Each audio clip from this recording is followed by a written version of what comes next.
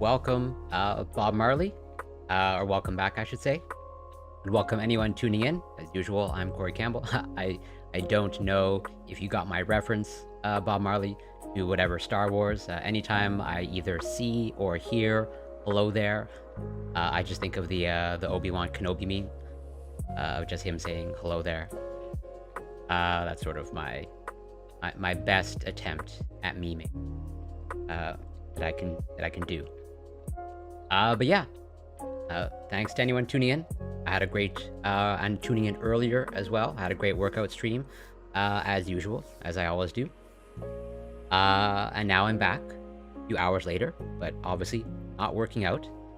At least not the body. Maybe the mind. We'll see.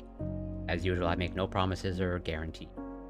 But, you know, I had sort of an original plan, what I wanted to cover, for my science stream, and then based off of some of the things or the questions that were brought up during the workout stream, yeah, I sort of modified my original plans of what to cover, where some great questions and great things were brought up during the workout stream, in terms of, you know, fatigue, overtraining, you know, appropriate rest and recovery. You know, I've spoken about overtraining many times, and I totally am prone to overtraining, and I've experienced it, or at least in my opinion, I've experienced it. You know, I've never been formally diagnosed with overtraining. There is kind of like a formal definition of overtraining, although it's, you know, not really, like, as you will likely see, no really like universally accepted definition of overtraining, or like how to diagnose it. It's just like, we seem to know it's a thing, but how exactly, or like what exactly is going on when you have overtraining syndrome, as the more technical term. You'll see there's a lot of unknowns. You're still that's totally fine. I technically haven't moved all that much either myself, since, well, I'm not that far from the private gym studio. Even though, you know, that might dox myself, but I think at this point, if someone was really wanted to put in the effort to find me, or at least, like, you know, triangulate my position within, like, I don't know, a 10-kilometer radius, they could probably do it. So whatever happens, happens. Oh, and Tetsu Paul, welcome. Thank you so much for passing by. And thank you for the follow. I definitely know you from all the fitness and health communities. From Ari's community, and Nancy's, and all over the fitness space. So happy to see you. And thank you so much for the follow. Super grateful. So as you probably have noticed, I am not currently working out. This is one of my other streams that I do. I was working out earlier today, and now I'm covering some, let's say, news and scientific research. And for this one's going to be mostly related to training and health stuff. So whether you find something of interest, I can't guarantee anything. But yeah, overtraining was brought up during the workout stream, and I think it's high time to actually cover overtraining, or like what we know of overtraining, since I think many people, understandably, don't believe that overtraining exists. Even when I first started working out, I totally was. Not only was I not aware of overtraining, but like when I first got introduced to the concept, this definitely can't be a thing. You know, how can you overtrain?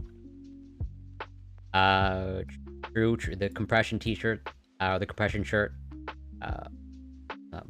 My clothing tastes really not all that sophisticated. It's either like a compression shirt or athletic wear, or like I have a t-shirt on that has like some sort of feline on it. This time it's a tiger. Usually it'll be a domestic cat. And I still plan on doing the stream, all in good fun, showing the science about why cats are better than dogs. Okay, that's a universal truth, that cats are better than dogs, and I'm gonna make the scientific case for why that is. That's an excellent question. I'll leave it up to the audience of whether I can do a handstand. I can totally hold a free handstand. It's just I have consistency issues. It's yeah, I'm still not quite, fully mastered the freestanding handstand. Every once in a while, I need a little bit of assistance from the wall, but I think I'm close. I don't want to make any false claims or spread misinformation. But I think in like the next month or two, I can be able to say that I've mastered the handstand, and then moving on to handstand push-ups. We'll see about the dog and cat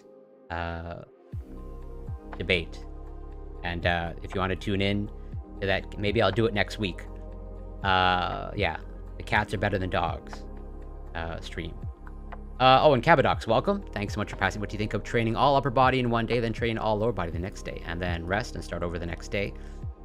So it's basically you want upper, lower, rest day, upper, lower. That sounds... So it basically seems like, based off of what you're describing, you have at least 24 hours, if not 48 hours, between, let's say, the groups that you train. Of like, you have upper body, and then like 24, 48 hours later, you have upper body again. Depending on the intensity of your workouts, on paper, that should be totally feasible, as long as like you're not going like super 100% intensity on your days. Like generally, if you have a more intense session, you want to at least give like 24, 48 hours for recovery. I think that's the window. I think that's totally a sustainable program. Again, if you work with appropriate intensity. But we're going to get right into it. I'm first going to start off with some stories. Some news stories about health and fitness. Since a lot comes my way, or let's say I curate a lot, since I follow so many things.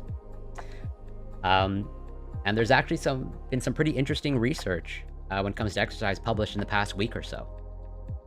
Interesting research when it comes to running. I talk about running a lot. And some interesting research about diet. And let's say surprising studies on exercise restriction and an exercise sweet spot. And this goes into, I guess, relates to the concept of overtraining. As usual, like, the dose of training and exercise matters. Pretty much like the dose of anything matters. And I'll even make that case when it comes to running. There's been some interesting research published about maybe the potential negative effects of running, or the way I would frame it, of like, high dose running. Like there's, running, I would argue, like one of the best activities, cardiovascular activities or aerobic activities that you can undertake. But as with anything, it's the dose that matters. In that there appears to be, just as with anything, a sweet spot for running. Too little running, obviously maybe not overly beneficial, but too much running, and maybe you increase your risk for some things. And that's why I generally advocate for, recreational running. And also, as I try to get the message across before, there is an appropriate way to run, not only when it comes to dose, but also when it comes to technique. There is an appropriate technique to running, and I would never recommend, at least personally, take it for what it's worth, I would never recommend anyone just dive into running.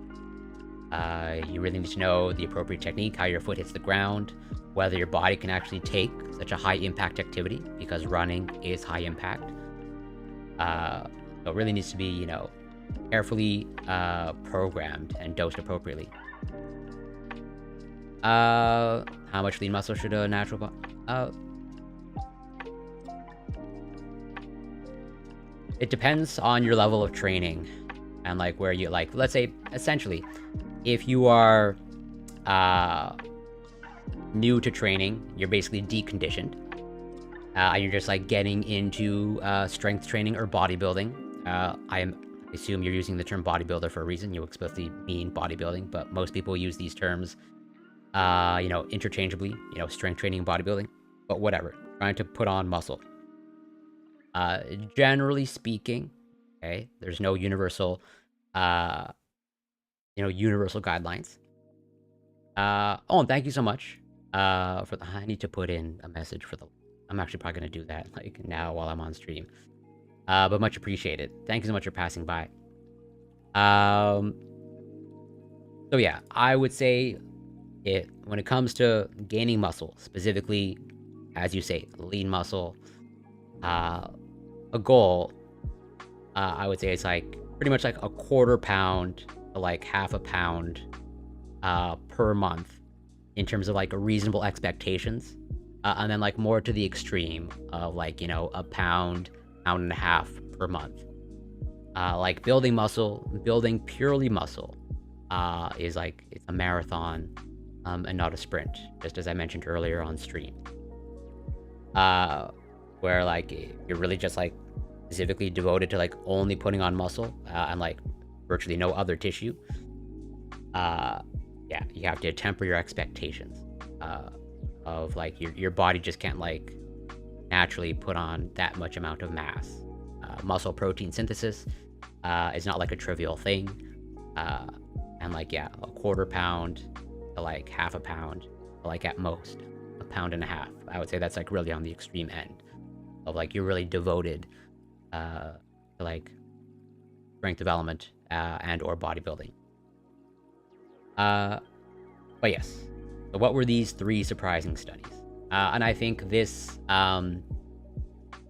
this set of studies, I would say, backs up some of my claims, or at least, I think it gives greater confidence that, exercise can be for everyone when programmed appropriately, when done, again, with appropriate dosing.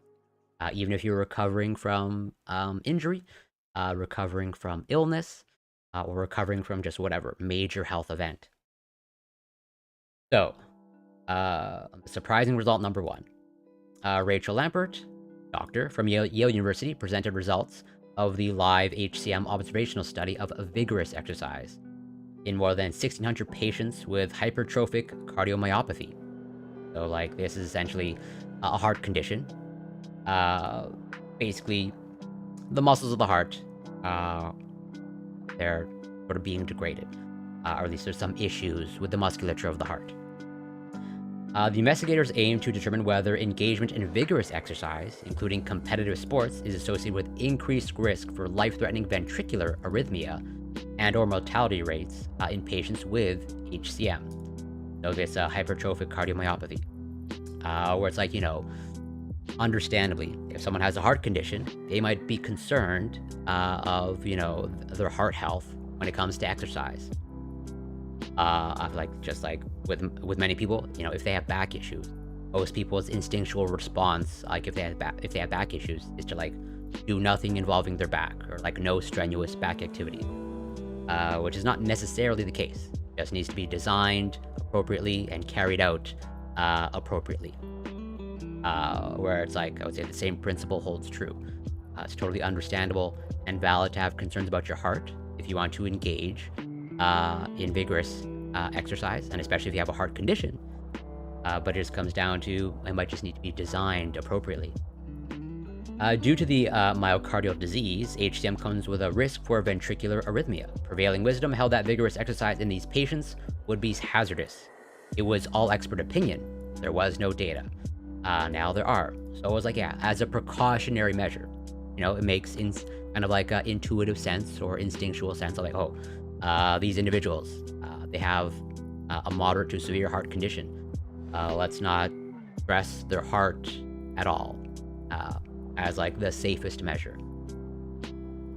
Lambert and colleagues recruited patients from 42 international HCM centers. Patients self-enrolled, and the researchers created 3 groups based on self-reported levels of exercise: vigorous, moderate, and sedentary. The main comparison was between vigorous versus non-vigorous exercises, between moderate and sedentary.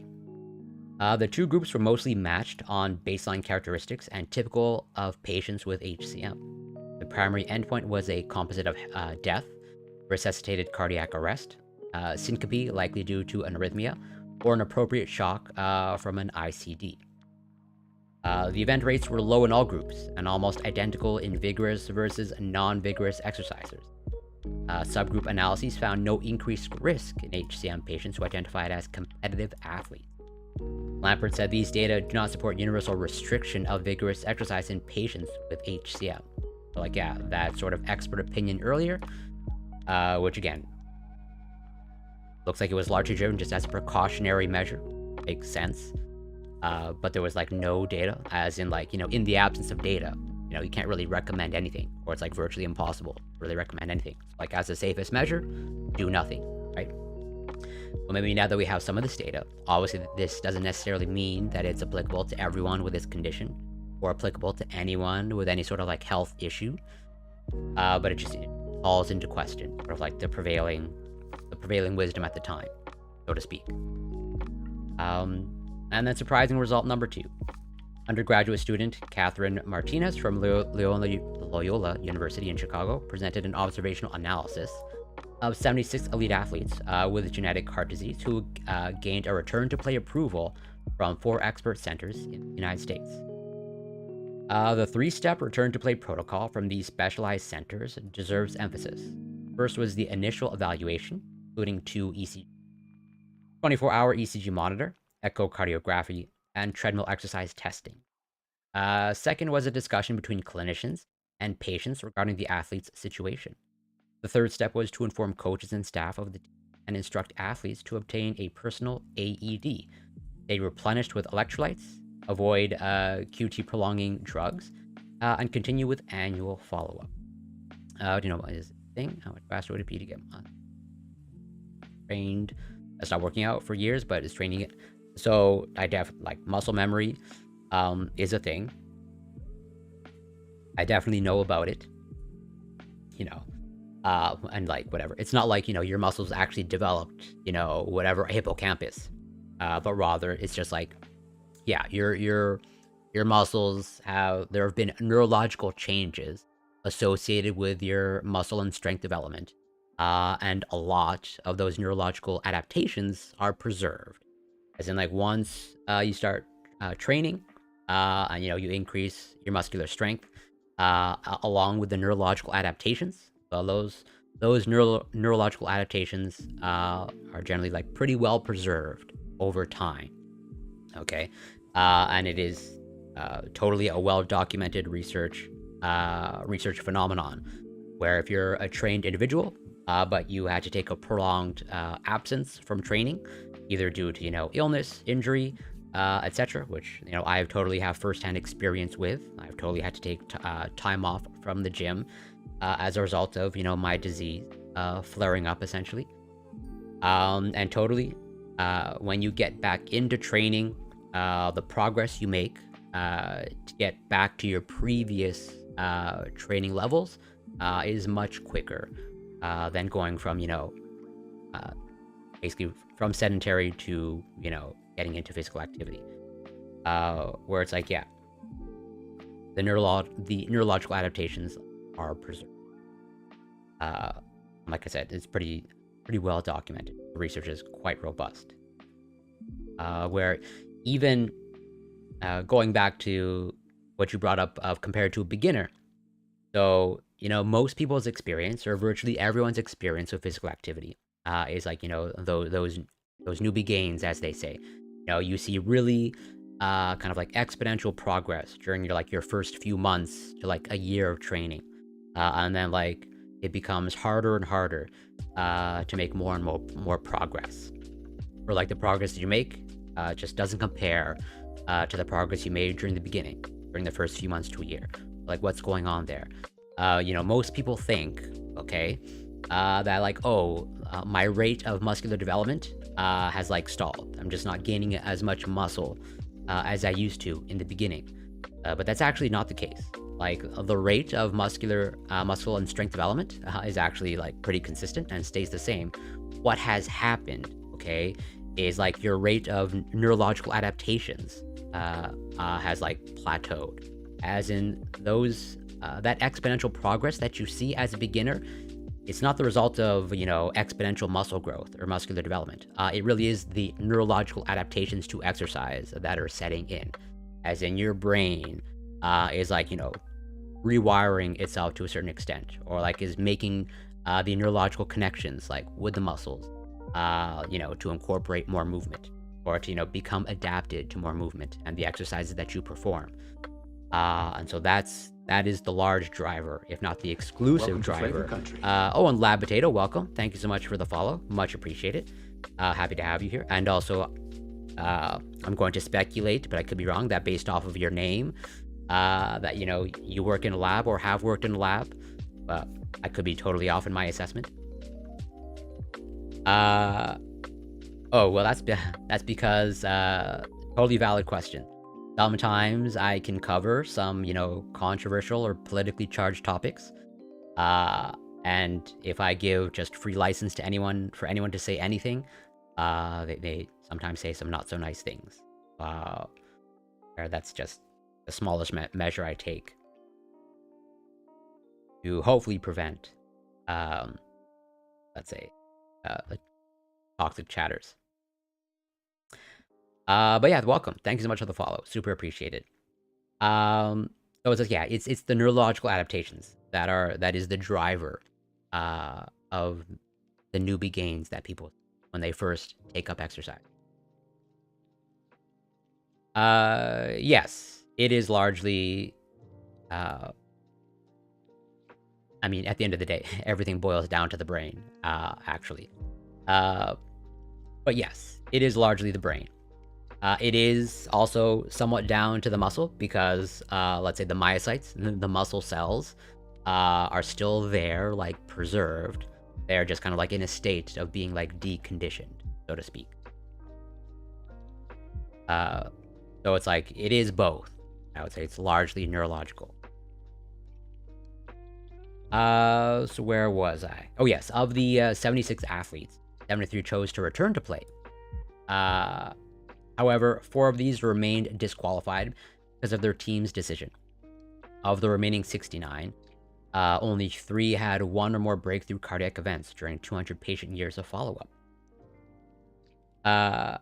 These comprised 1 male Division I basketball player with HCM who had an ICD shock while moving furniture, another male 1 Division hockey player with long QT syndrome who was taking beta blockers, experienced syncope while coming off the bench and while cooking, and a 3rd male professional hockey player with HCM on beta blockers had syncope without exertion.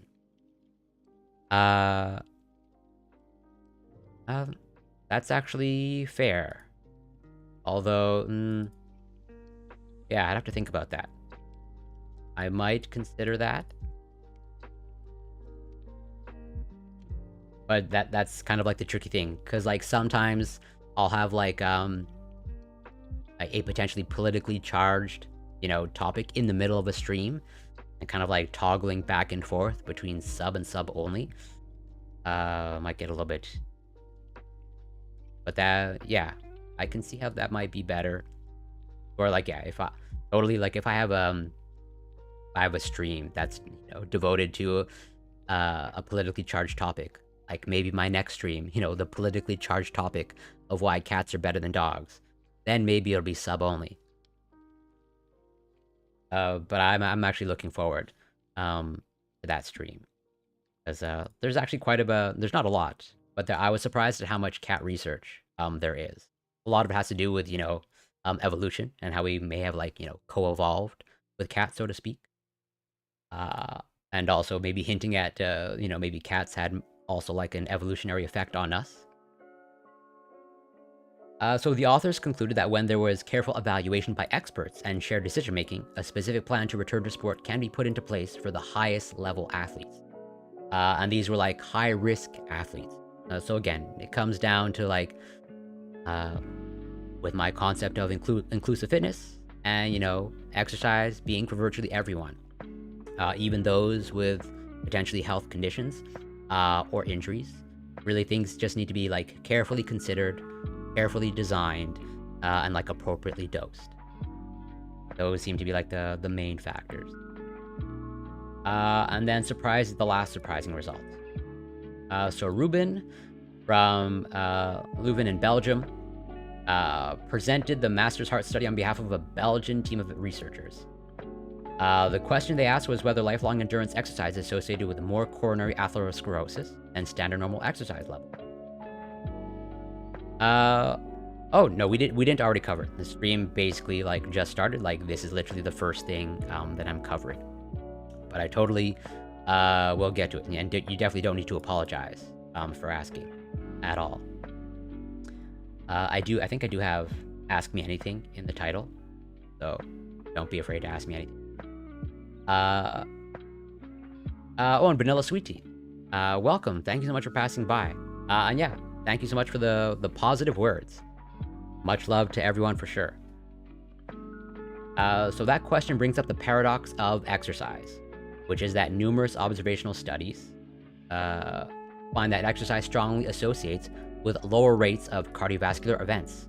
But imaging studies also report high rates of coronary artery calcium in endurance athletes, especially in those who have run multiple marathons. And I have multiple stories alluding to this, of like endurance exercise tied to more coronary atherosclerosis, which, I think many people will, come across that headline and saying, oh, cardio is bad. But again, as I'm going to try to get the message across, like it's the dose that matters. Oh, Noda Bud, welcome. I hope you're doing well. Thank you so much for passing by. Always a pleasure. Yeah, and, I'm always mixed. I'm always going back and forth. Originally, when I first started streaming, my chat was open to everyone. And I've kind of been swayed a little bit. Like, maybe just have a little bit of the barrier. I don't think having followers only is a huge barrier. Because I totally see it, that there are people that will follow just to say one thing, and then they will unfollow immediately afterwards. Like, I totally observe that pretty regularly. So, like, yeah, there appears to be maybe this paradox of, like, we know, or at least the research is robust, that cardiovascular endurance exercise is good for the heart, great for heart health, and yet, we have this recent finding where it's like, oh, these endurance athletes, it looks like they're having some sort of like negative effect on their heart. So like, what's going on? So the investigators sought to explore this paradox by performing detailed coronary imaging in 3 groups: lifelong athletes, late onset athletes after 30 years of age, and super healthy controls. Through advertisements, they obtained about 1,100 middle-aged male volunteers, mean age 55 years. Of these, 605 men were selected at random to participate to reduce the chance of enrolling people who responded to the ads because of health concerns. Yeah, that's fair. And at the end of the day, I'm totally glad that you chatted. Maybe I'll experiment with removing the followers only. But like, this is totally just my observation, and I'm totally biased, but like, I did notice a positive change when I implemented followers only. But again, that was not like a scientific evaluation. Investigators assigned those selected based on self-report of exercise. So this is a potential, maybe a flaw in the methodology. The control group was notable for their good health. They were free of any risk factors, took almost no meds, exercised regularly, but not excessively, about 3 hours per week. That's actually less than me. Uh, on average, I think I exercise about 15 hours per week, maybe like 18. And had a VO2 max of 122% of predicted. The groups were well matched on baseline characteristics. Cycling predominated as the exercise of choice. Belgian study, after all. All patients had an extensive evaluation, including coronary seat imaging. This is where it was published. So, what were the results? Lifelong exercisers had a significantly higher CAC burden than controls, which confirms previous work. They give the acronym of the CAC. Assume it's like cardiovascular something. I have this study anyway. I'm gonna dissect a little bit more. Lifelong exercises had a high percentage of multiple coronary plaques, plaques greater than 50%, and proximal plaques. There were no significant differences in the mixture of plaque types in the three groups. About 2/3 of the plaques in each group were calcified, and the remainder were deemed non-calcified or mixed.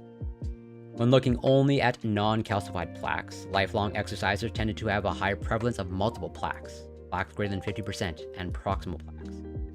Though named vulnerable plaques were extremely infrequent in all three groups. The authors concluded that lifelong endurance sport relative to a generic healthy lifestyle was not associated with more favorable coronary plaque composition. So it's like, yeah, there's, as mentioned before, like a sweet spot of exercise where, as the saying goes, more is not necessarily better. Where it's like, they looked at a population like kind of like the elite endurance runners. When it comes to, at the very least, it looks like heart health, there was no real perceivable advantage, like extra benefit, as opposed to the individuals that their goal in mind was to exercise on the basis of health. I have some experience in graduate school, so to speak, and I find that trainings, especially in the molecular field, is more technical, bench work based. So perhaps in terms of overtraining, I don't think such definition can apply to bench work level competence. I think most technique at a lab level can be taught with great efficiency. Perhaps that is a problem. I totally understand the point that you're trying to make. Although, maybe the conventional concept of overtraining doesn't apply to lab work. But overwork and burnout totally applies to lab work and graduate school. Entirely separate phenomenon, but still totally related. Just as you can become, physically taxed and burnt out, you can become, mentally and psychologically taxed and burnt out. So, wrapping up this thing, the comments, the comment from the author of this opinion piece. Each of these three studies provided data where there was none. That is always a good thing. The major theme from the first two studies is that expert opinion was too cautious. Doctors have long held the idea that patients with genetic heart disease, especially hypertrophic cardiomyopathy, are vulnerable, fragile even, when it comes to vigorous sport. This new evidence upends this belief as long as return to sport occurs in the setting of robust patient education and expert evaluation and surveillance. Paternalism in prohibiting participation in sport because of genetic heart disease has joined the long list of medical reversals. The Masters at Heart provides a slightly different message. It finds that lifelong, high-level exercise does not prevent coronary atherosclerosis in men. Right, and that's an important thing to keep in mind. If I remember correctly, this study, they recruited only men, 55, or mean age of 55 years. So, how this applies to everyone, or whether it applies to everyone, is still an open question. And given the fact that, slightly older population, also, again, this research may likely not translatable to every single individual. And more provocatively, if replicated, might even show that long-term exposure to the biochemical, inflammatory, or hormonal effects of endurance training may actually be atherogenic. Like all good science, these findings raise more questions to explore in the realm of atherogenesis. Right. So two of the main limitations of the Belgian study was that the control arm was quite healthy. Had the comparison arm been typical of sedentary controls, say the southeastern US, the coronary lesions found in long-term exercisers may have looked more favorable. The more significant limitation is the lack of outcome. Images of coronary arteries remain a surrogate marker. It's possible that, like statins, higher levels of exercise may stabilize plaque and actually lower the risk. The Belgian authors suggest, as many have, a J-curve of exercise benefits. Right. It's pretty clearly, at least in my opinion, the benefits of exercise, it's not perfectly linear. It's not just like the more you do, the more and more beneficial it becomes. Wherein too little exercise is clearly bad, but too much exercise may also increase risk. In other words, for maximizing health, there may be a Goldilocks amount of exercise. The problem with this idea comes in its pragmatic translation. The number of lifelong high-level middle-aged endurance athletes that cite heart health reasons for their affliction is almost zero. Right. So that's also another thing to take into account. Where, like, understandably, okay, the goals of elite endurance athletes, they are not health goals, or like their goals are not primarily driven by health. Understandably driven by performance, and or competition, or both. Somewhat similar. I have performance goals, but I also have health goals. And I'm always trying to balance, and I'm not perfect at it, but I'm always trying to balance, performance goals with health goals.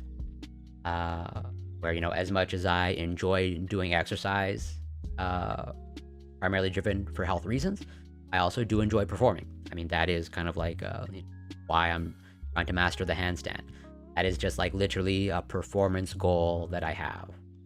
I can say with confidence that, as far as I can tell, I haven't looked into the research, but I'm reasonably highly confident that there are no health benefits to my being able to do a handstand, or to mastering the handstand. Or like no real significant health benefits.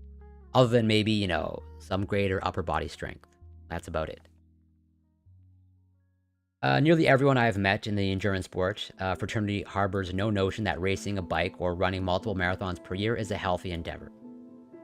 Paternalism, therefore, would also fall in the realm of limiting lifelong exercise in addicted middle-aged athletes. Deflux, welcome. Thank you so much for passing by. Always a pleasure. Hope you're doing well, and good to see you as well. Oh, I missed this. You probably signed a 20 hours contract when you started, but I'm sure most weeks you work more than 40, if not 50, if you want some quality work done within. Yeah, the 40 hours work as training it offers no training as most hours spent. But yes, all true. But everything's saying people are overtrained as you. They're pretty much agree with all of this. Although technically I did sign a contract that is full time. And I totally work more than 40, 100%. As most graduate students, at least as far as I can tell, virtually every graduate student that I've encountered works way more than 40. And it's definitely not the most balanced lifestyle, which is one of the reasons why I do not like that lifestyle.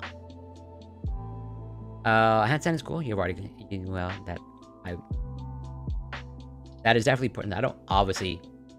I know that I'll never complete the gym, but it's I'm always trying to search for variety or new ways to challenge myself, as pretty much as you say there. As much as I love benching, as much as I love the squat and the deadlift, as much as I enjoy making progress in those movements, me adding on more weight to my bench press really doesn't give me all that much gratification at this point. Just as me being able to squat and deadlift more also doesn't really gratify me that much anymore. I enjoy doing it, but basically not as rewarding as it used to. Desolate Mirror, welcome. Hope you're doing well. Always a pleasure to see you. I hope. Well, first of all, even though I know you're joking, let's just say if you have that amount of strength, whatever, you're either driving the tiny clown car, you're just so exponentially strong, you're a literal strong man. who was like, pushing semi-trucks, or rather pulling semi-trucks. Let's see. Via email, sports cardiologist Michael Emery reiterated the main immediate message from Masters of Heart. Exercise does not make you immune from heart disease, which is a message a lot of athletes need to hear honestly. I, for one, cannot give up on endurance exercise. I won't likely race anymore, but I am like the lab rat who needs to run on the wheel. Whether this affects my coronary plaque burden matters not to me. Right. So, let's maybe take a little bit closer at that actual study. So, this is the study that they referenced here at the end, published in the European Heart Journal. This is the European Heart Journal, and included quite a few researchers. Looks like they're virtually all of them are MD, PhDs. There's at least like half a dozen MD. And you have one lowly master's student right here. I say that jokingly. Master's students are totally still highly qualified and well trained. So yeah, what was their conclusion? Lifelong endurance sport participation is not associated with a more favorable coronary plaque composition compared to a healthy lifestyle. Lifelong endurance athletes had more coronary plaques, including more non-calcified plaques in proximal, than fit and healthy individuals with a similarly low cardiovascular risk profile. Longitudinal research is needed to reconcile these findings with the risk of cardiovascular events at the higher end of the endurance exercise spectrum. Let's take also a closer look at this nice graphical abstract. So, key questions, and I'm all in favor of more and more of these graphical abstracts. They're nice. Seeing more and more of them. So, the key question that it looks like they tried to address: does lifelong exercise result in less and or more favorable plaque composition? Basically trying to answer that question. Is just more better when it comes to endurance exercise? To explain the presumably lower risk of cardiovascular events in individuals with high cardiorespiratory fitness. So yeah, the key findings pretty much reiterating the same thing. Lifelong athletes had more coronary plaques, including more risk-prone non-calcified plaques in proximal segments than fit and healthy individuals with a similarly low cardiovascular risk profile. Yeah. At the very least, there does not appear to be any real significant benefits, at least when it comes to this study and just looking at the heart alone. There may be some actual other benefits that weren't measured, or we just haven't asked the appropriate questions, or we don't have the tools to measure them. But at least when it comes to heart health, it doesn't look like there's any real, tangible benefits when it comes to heart health in pushing cardiovascular exercise to the extreme.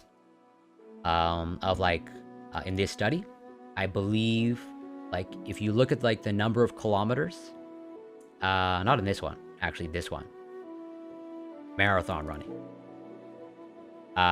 where again, I'm a runner, but if you compare the distance that I run per week, actual marathon runners, it's it pales in comparison. They are running 10 times the distance, or maybe not 10, but 2 or 3 times the distance than I run in a week.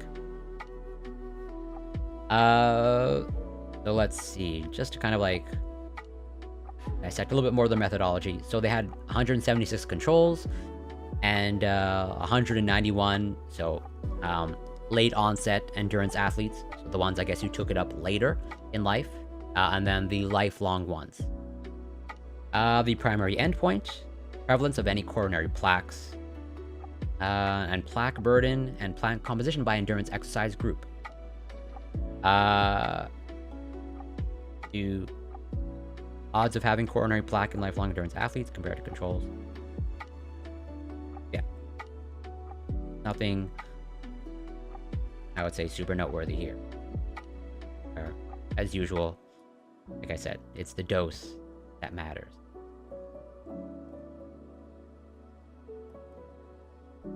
I think I do have access to this full study. Although clearly not in its finalized, published form.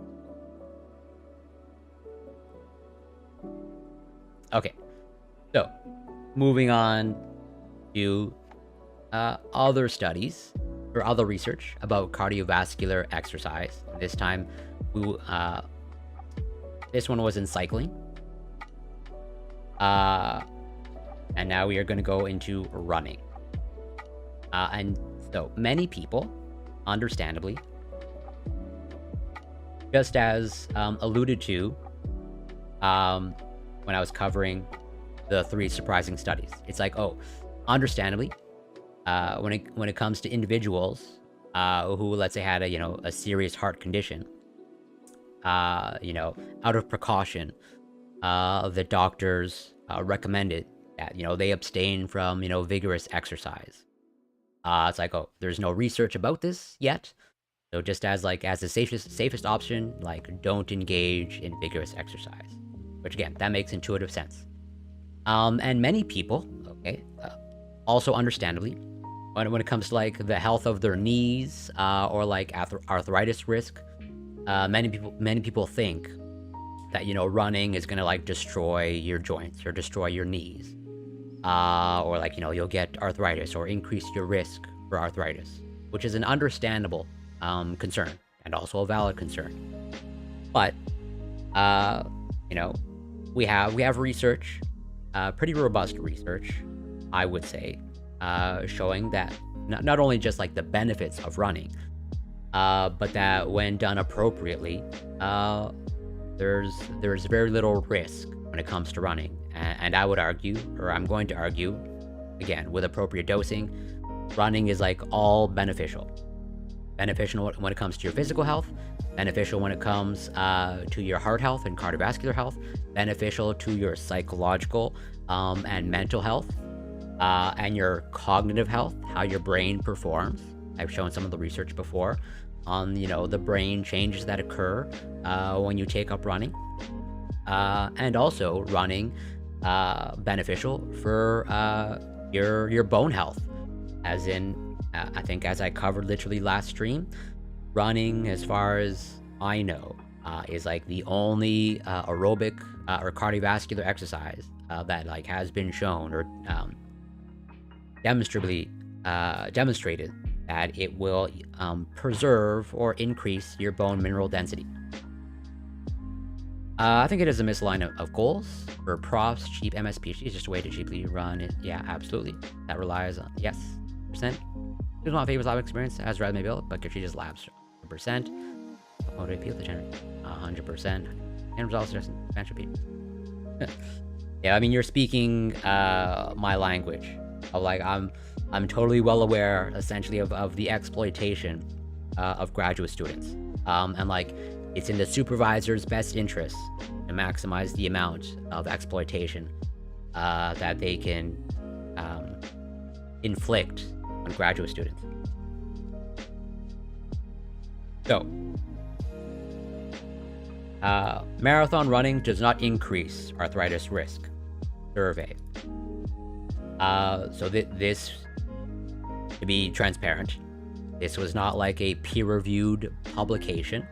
Okay, this was data presented at essentially a conference, the American Academy of Orthopedic Surgeons 2023 annual meeting. So it's basically just a medical conference. So take it with a grain of salt. But I will show some other research, at least pointing to the benefits of running. Long-distance runners are often warned that they are wearing out their joints, but a new study found that running mileage, frequency, and pace were not associated with an increased risk of osteoarthritis. Runners who had undergone knee or hip surgery had a previous hip or knee injury that prevented running were most likely to have arthritis, researchers found. Family history of arthritis, higher body mass index, and older age were also associated with increased risk of the condition. The study was presented, well, I already read that. It has generally been thought that running may increase risk of osteoarthritis because it puts more load on joints than walking or standing. Noted Grace, I can never pronounce that, MD, an assistant professor of immunology, allergy, and rheumatology at the Baylor College of Medicine in Houston, who was not involved with the work. Research in this area has yielded mixed results. A 2017 analysis of multiple studies found that competitive runners did have higher rates of arthritis than recreational runners. I think the keyword there is competitive runners. Just as in this story/study, when they looked at elite endurance athletes, the ones who appear to be competing, it's the dose is so much that it looks like they might have some negative effect on their heart. I think the same principle holds true. If you compare competitive runners to recreational runners, I put myself in the category of recreational runners, even though I run a lot. But if you, like I said, if you compare the amount of running that I do to an actual competitive runner, there's no comparison. While another study conducted by Lowe found that runners did not have an increased risk of knee osteoarthritis compared with non-runners. A 2018 study showed that marathon runners had lower instances of arthritis compared with the general population. In this new study, researchers surveyed 3,800 runners who participated in the 2019 or 2021 Chicago Marathon about their running history, average mileage per week, and average running pace. The survey also asked about known risk factors for osteoarthritis, including BMI, family history of arthritis, and past knee and hip injuries that prevented running.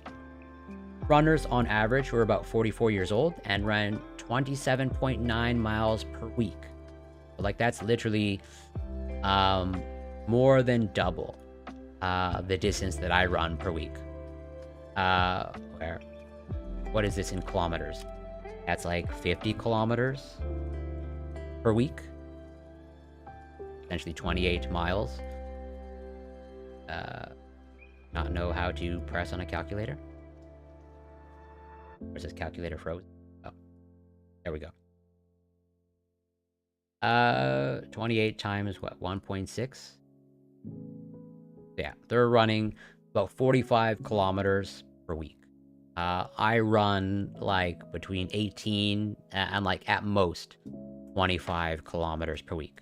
And like me running 25 kilometers per week, that's really on like the extreme end. I maybe do that like, whatever, once a month or every other month.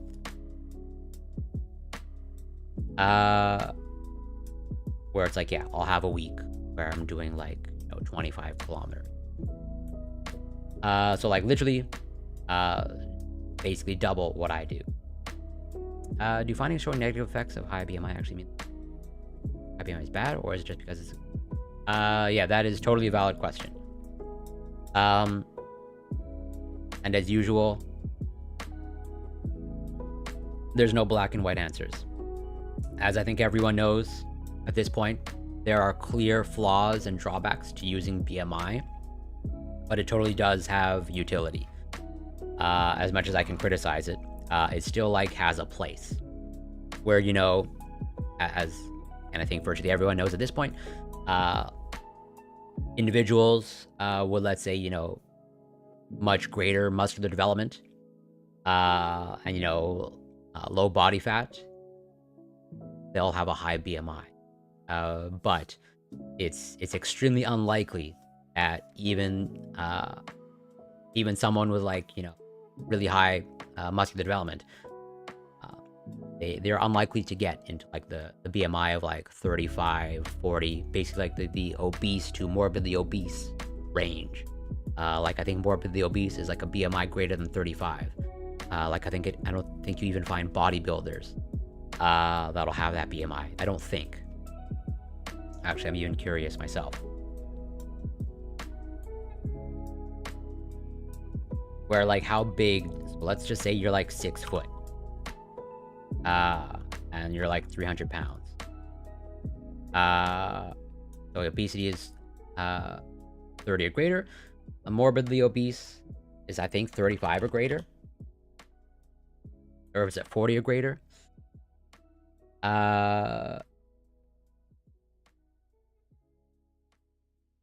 Yeah, so it's a BMI above 40. So like if you're 6 foot 300 pounds, like yeah, maybe some bodybuilders, like I guess really the elite, like massive, but like I think this is like that's like bigger than Arnold type of thing. So like yeah, like I think it's pretty safe to say, it's like if you have a BMI greater than 40, and even if you are a bodybuilder, I would still argue that you're still unhealthy. Since I do put bodybuilding in the category of unhealthy, personally. It's just my opinion. My BMI is 24, something like that, but my body fat is healthy. Yeah, so in that case, like, so you pretty much have, like, technically, I'm also in, like, the overweight category. Of, like, I think I'm just, like, at 25. Or, like, maybe, you know, 24. But basically, yeah, I'm either, like, the upper end of normal weight or, like, the lower end of overweight. So, like, yeah. In your case, and in my case, like, I am not concerned about my BMI. It really is, like, once you get to, like, greater than 35 BMI and, like, 40 plus, like, I don't think you can make any case, that you're in the category of being healthy. But I'm not a medical doctor. But that's sort of, like, how I view it. Like, on the extreme ends, like, I think it's pretty clear that you cross into a threshold, of unhealthy. But yeah, I would say take it for what it's worth. But well, we pretty much have, like, the same BMI. And I'm not concerned, but that doesn't mean that, you know, I'm not a medical professional. But I'm highly confident that I have a healthy BMI. I personally don't like this type of studies or data summary method. If they can show a regression between how much you run and risk, with factors accounted for by variance, is probably more clear. Like, we know there are genetic factors. Yeah, totally.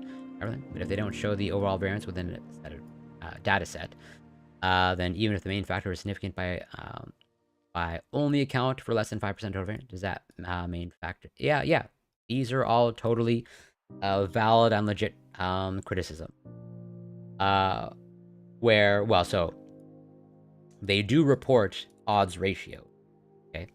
And like for this, I am reading data summaries, but we will get into like some of the nitty-gritty details of some actual studies, where not everyone can dissect a study, or, you know, cares about overall variance, or even really knows what variance is, right? These are largely designed to be more like accessible. Where was I? Oh yeah. So the largest proportion of respondents had completed 2 to 5 marathons, which is like, yeah. Well, first of all, I have ran 0 marathons. Around 21% of respondents had finished 6 to 10 marathons. That's a lot. And 17% were running their first marathon.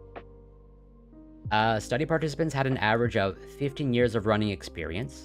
About 1,900 reported a previous hip or knee injury, and 413 had undergone knee or hip surgery. Overall, 36.4% reported experiencing hip or knee pain in the past year, and 7.3% had been diagnosed with arthritis. And also, speaking to this point, this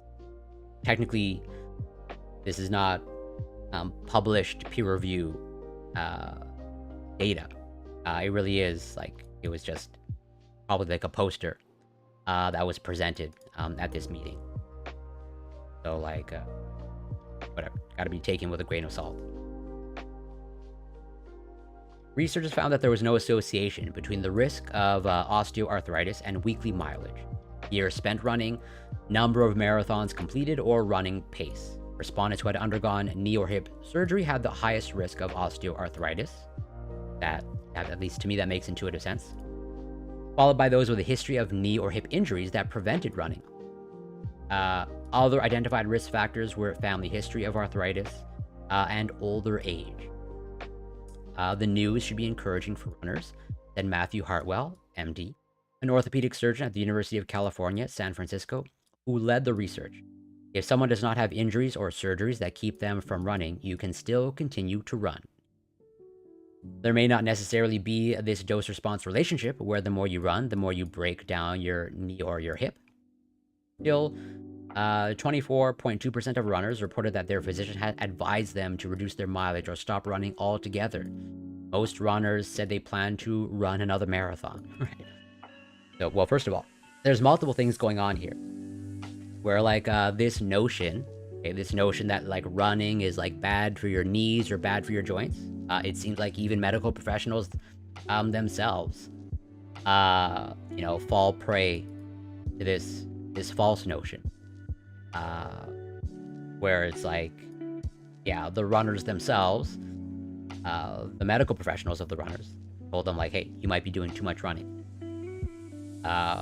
Which that does not appear to be an evidence-based opinion or advice.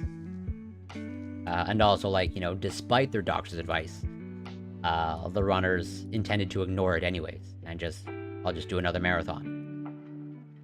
The results of this study are consistent with the experience of many lifelong runners and observations of sports medicine professionals that osteoarthritis is not an inevitable consequence of distance running, said Brett Torsdahl, a sports medicine physician at the Hospital for Special Surgery in New York City, who was not involved with the study. As much as I run, I don't have any plans to run a marathon. I think at most,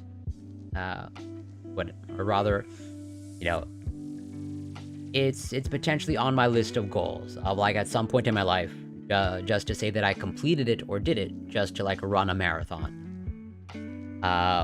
And I think at most, my more immediate short-term goal is, like, to train and run for, like, a half marathon as, like, a starting point.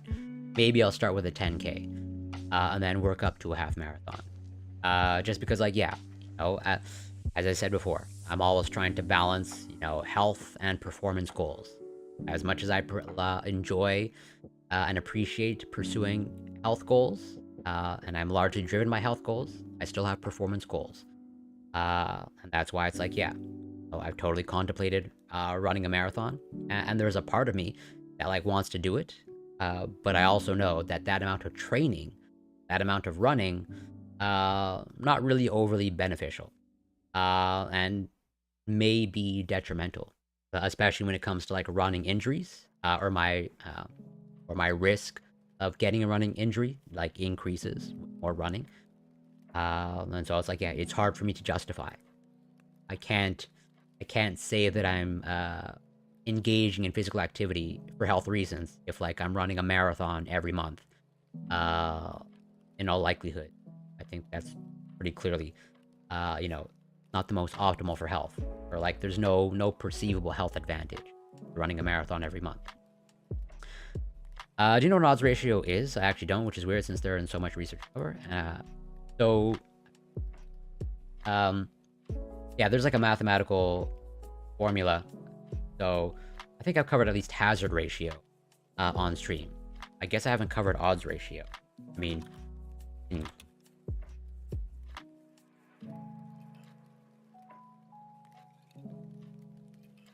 this is from the CDC. Yeah, I think this looks very familiar to me. I think I've brought this up on stream before.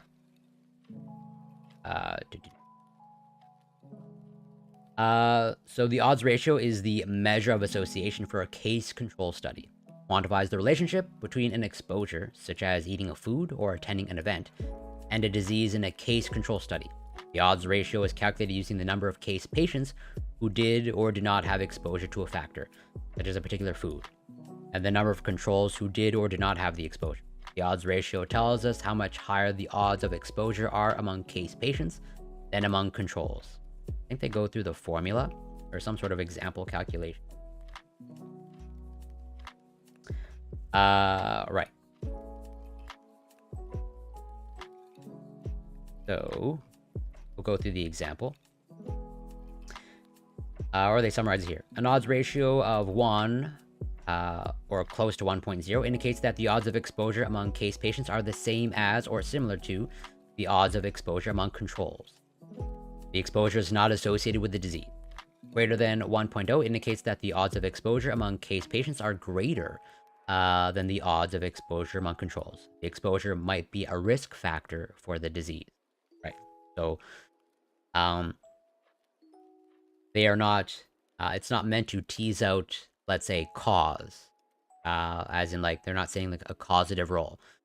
I think there's good reasons as to why the words risk factor are in bold. Because these types of case control studies, they are not designed to determine cause. Less than 1.0 indicates that the odds of exposure among case patients are lower than the odds of exposure among controls. The exposure might be a protective factor against the disease. The magnitudes of the odds ratio is called the strength of the association. The further away an odds ratio is from 1.0, the more likely it is that the relationship between the exposure and the disease is causal.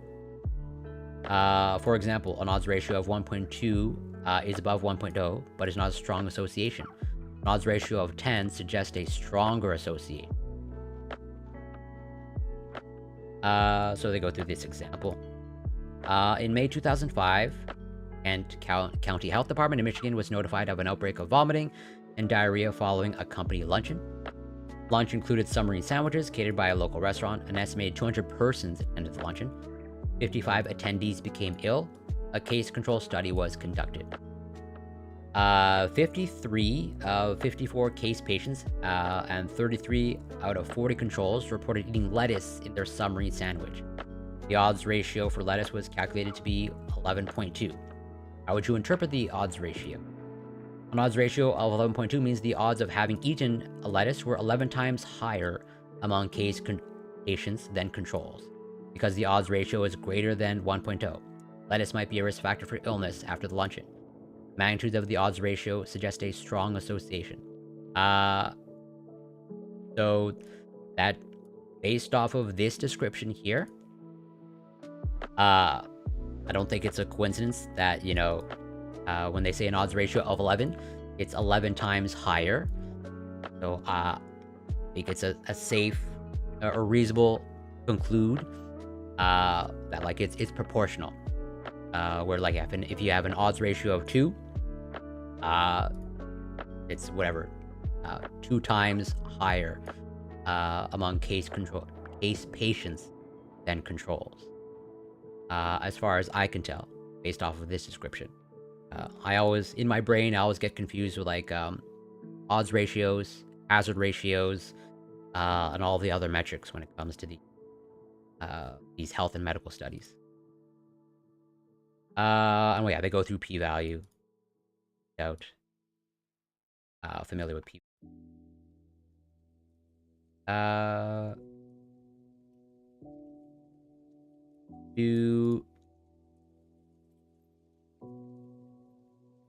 They go through the calculation of p-value.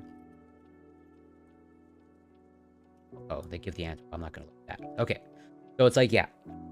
Basically, you know, 1 is like no association, or just like whatever, neutral finding, so to speak. And then the further away you are from 1, you know, and depending on the direction, basically, you know, strong association higher than 1, and then, well, protective factor if it's less than 1. What would an odds ratio of 0 mean? The question is it possible to get an odds ratio of 0? Based off of how they're describing it, don't think it is possible.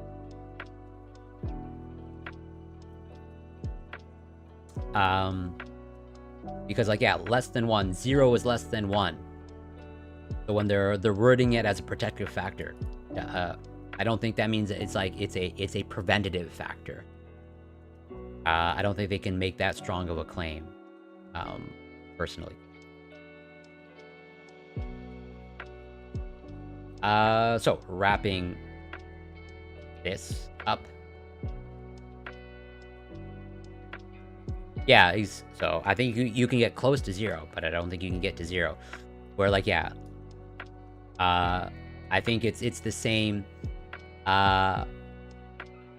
in like the direction as in like if you go to the extreme of like greater than 1, 11, I think as many like decimal points that you are is akin to like, the factor of like, 0.1 versus 0.01 is like twice as much of a protective factor. That is what my instinct says. Where was I? Oh yes, right here. The results of this study are consistent with the experiences of many lifelong runners and observations of sports medicine professionals that author. Yeah, not inevitable. Still, he emphasized that more research is necessary to understand whether running contributes to the risk of developing osteoarthritis. Right. So, like, this is one set of data, and like I said, this is not a peer-reviewed publication. It was just reported or presented at this meeting. So, let's just say this is not like a meaningful contribution to, the peer-reviewed data that's out there. The participants in the study were current marathoners. Noted, so it is likely they have healthy joints that can tolerate running longer distances. If there is a subset of people who have joints that are negatively affected by running, they wouldn't likely be registering for a marathon, at an email interview. Lowe added that comparing these marathoners to a group who did not run would help assess whether running can be harmful to joints. To be fair, this is a challenging subject to study. Osteoarthritis has a long natural history, and so it is difficult to evaluate this kind of question over many years of running and many years of evaluation of arthritis. While the research does not answer the question of whether running can lead to osteoarthritis, it helps show the need for long-term research on how running affects joints over time, as well as one's general health, Forrestal noted. I would not be surprised if future longitudinal research will come to the same conclusion that running for the majority of patients is a net benefit for overall health and at least net neutral for joint health when done in moderation. Right. I think moderation is the key. Where it's like, yeah, I think it comes down to dose. And I'm going to start making that case. Before I bring that up,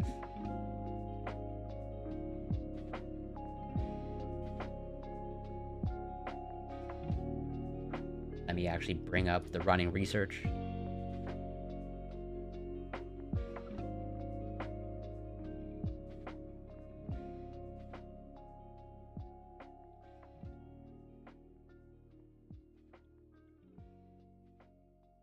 Okay. Sorry about that.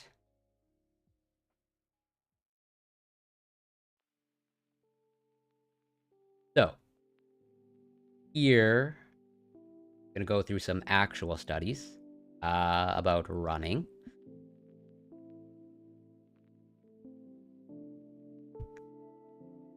Research report. This is like the Journal of like Sports Health or something from her. No, Journal of Orthopedic and Sports Physical Therapy. So, just a few things.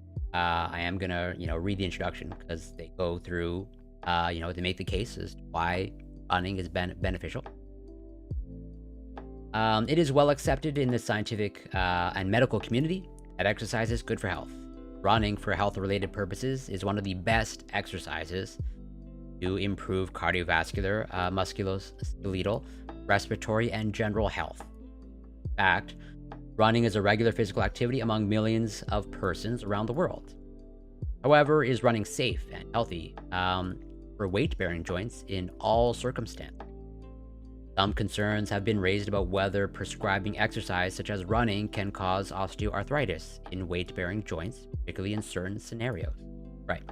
So, even though there is an abundance of research showing the benefits of running, that means it's good for everyone and good in every context or every scenario? Open question. And as I, again, try to get the message across, like, I don't think anyone should just like dive into running. They should learn how to run. There's a proper technique. and a proper way to go about getting to run, it is a high impact activity. So approach it with caution. Given the fact that osteoarthritis may cause severe impairment to the patient's quality of life and require joint replacement, clarification of the influence of running on the development of osteoarthritis is warranted. This clarification may help determine whether healthcare providers can safely prescribe running for health-related purposes. A clear distinction must first be made between running and other sports. It has been observed that the risk of osteoarthritis may not be equivalent among exercise activities. It has been demonstrated that, in general, previous injury or a heavy occupational workload increases the risk of osteoarthritis. Level of sports participation, whether elite, professional, or recreational, may play an important role in the development of osteoarthritis in sports. Right. So I would make the case that, if you're engaging in, let's say, sports or physical activity, more in the recreational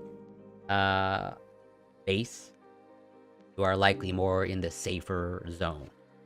I think it really is kind of like in the competitive or like elite level. Do you increase your risk of injury? Moment.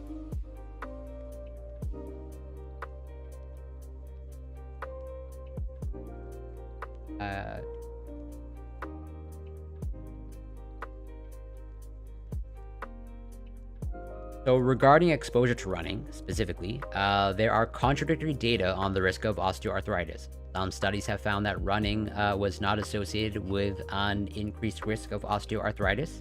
In fact, some researchers have even found that it was protective. But a fair number of studies have observed a higher risk of osteoarthritis or abnormal cartilage changes in animals and humans. And there's like this huge list of citations. A likely explanation for these controversial results is the presence of differences in the type of running, right? Level, intensity, and length of exposure, and the presence of confounding factors, that is, other risk factors for osteoarthritis, not considered in the risk analysis for osteoarthritis in runners. However, the influence of the level of exercise, elite professional versus recreational, and the influence of other potential risk factors for osteoarthritis, particularly body mass index, occupational workload, and previous injury, on the risk of osteoarthritis from running have not been well studied. The relevance of better knowledge of the influence of these factors on the risk of osteoarthritis in runners is to obtain a better definition of the patients who could acquire health-related benefits from running, without increasing the risk of joint damage that would result in the impairment of their function and quality of life. So it's like, yeah, there is a lot of studies, but as they kind of allude to, let's say the quality of the studies, or like what each study is looking at, highly variable.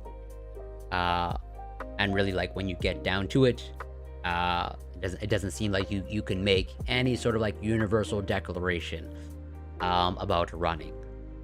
And like multiple factors have to be taken into account. Basically, if you want to take up running, you likely need some sort of like customized running program, like get you started and become a runner.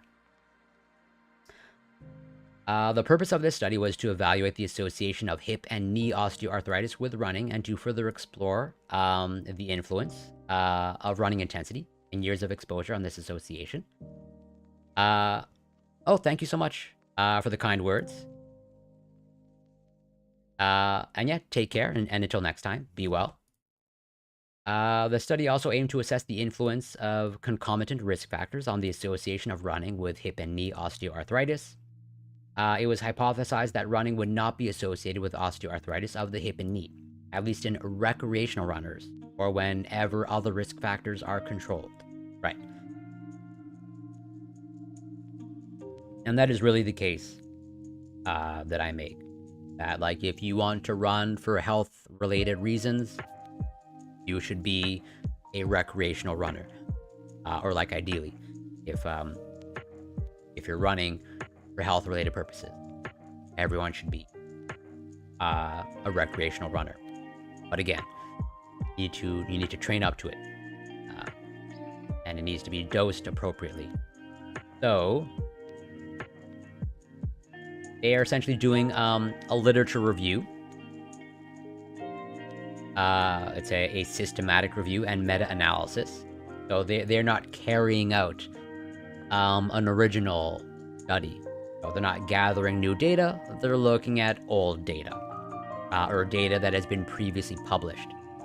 That's why they go through like their information sources. They do a search. They're basically curating a bunch of data, and they're trying to summarize it. So they go through kind of like all the methodology of like, okay, which studies to include, which ones to exclude, a whole bunch of statistical analysis. That like I'm certainly not fully qualified to dissect all of their statistical analysis. Assessment of the risk of bias. Okay, yeah. And they assess the quality. So, summarizing the findings.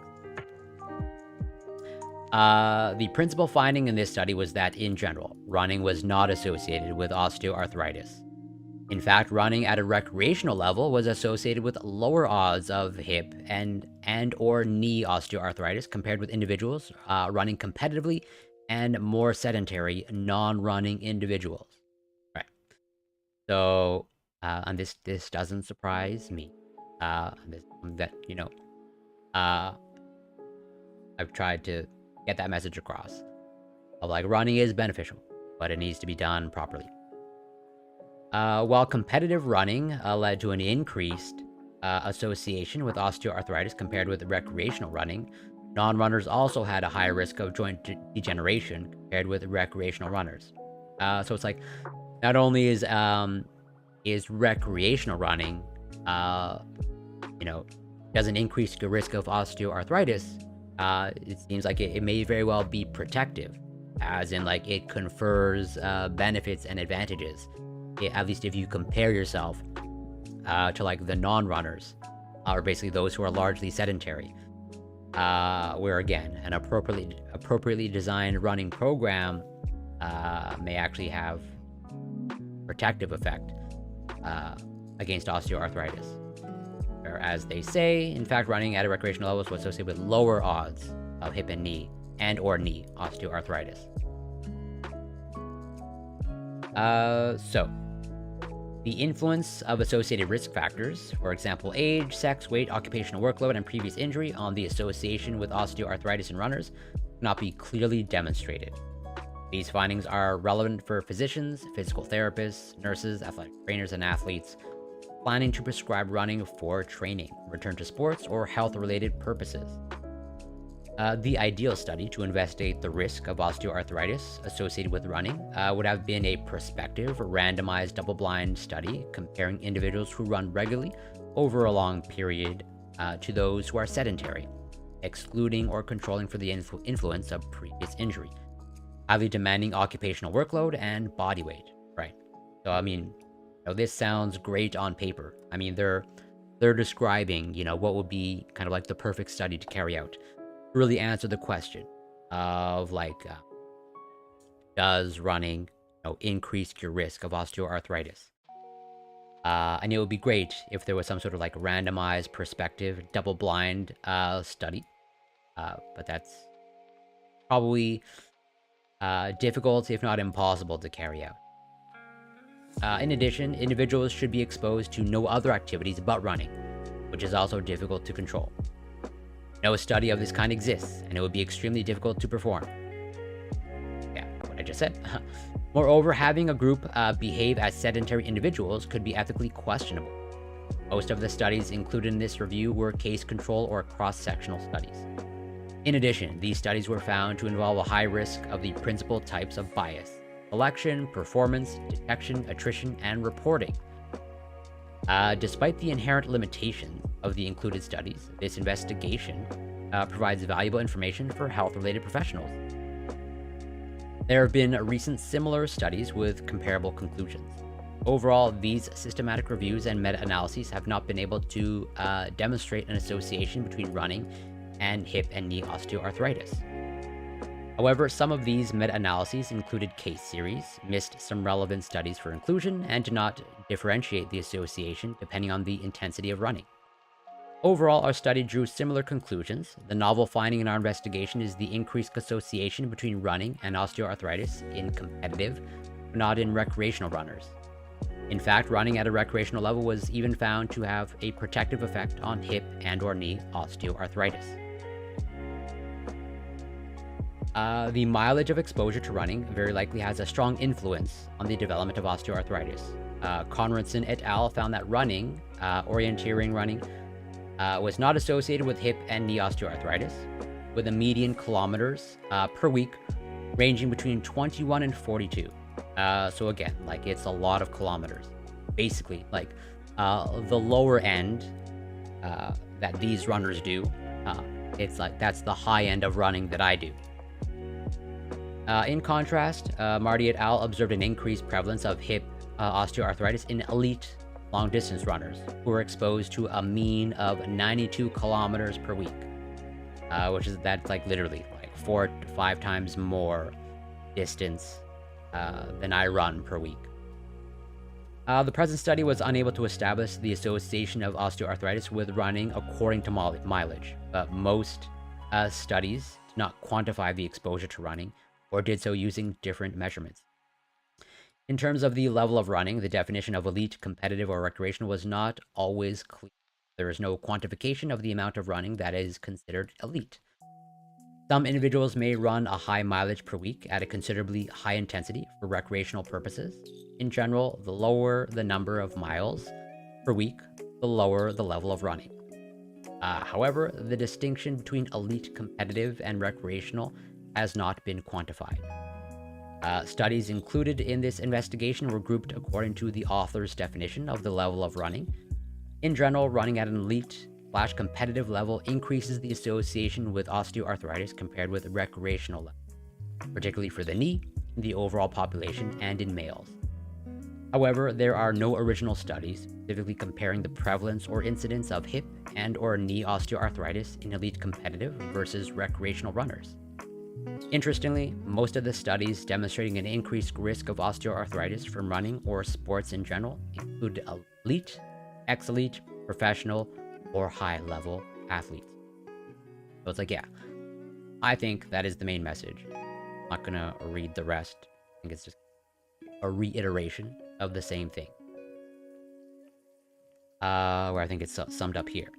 And I do want to get like the main topic and leave enough room for that of like overtraining, self-compassion.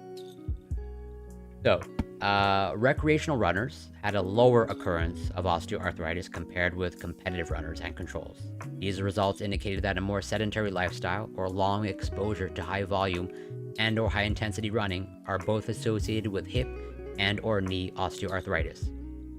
However, it was not possible to determine whether these associations were causative or confounded by other risk factors, such as pre-injury.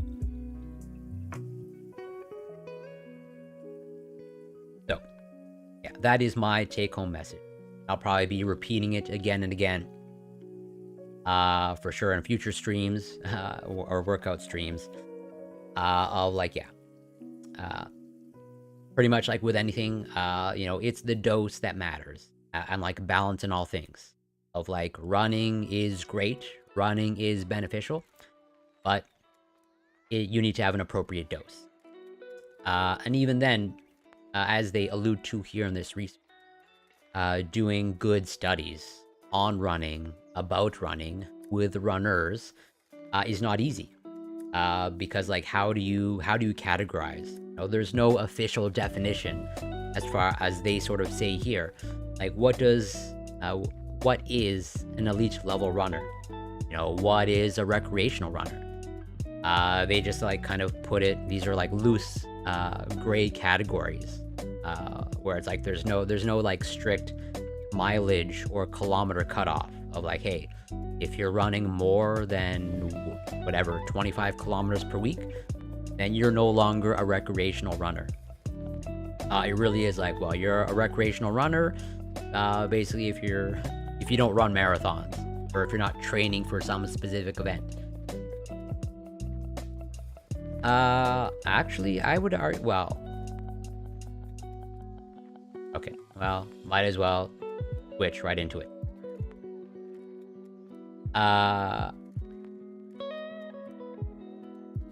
Well, the question is,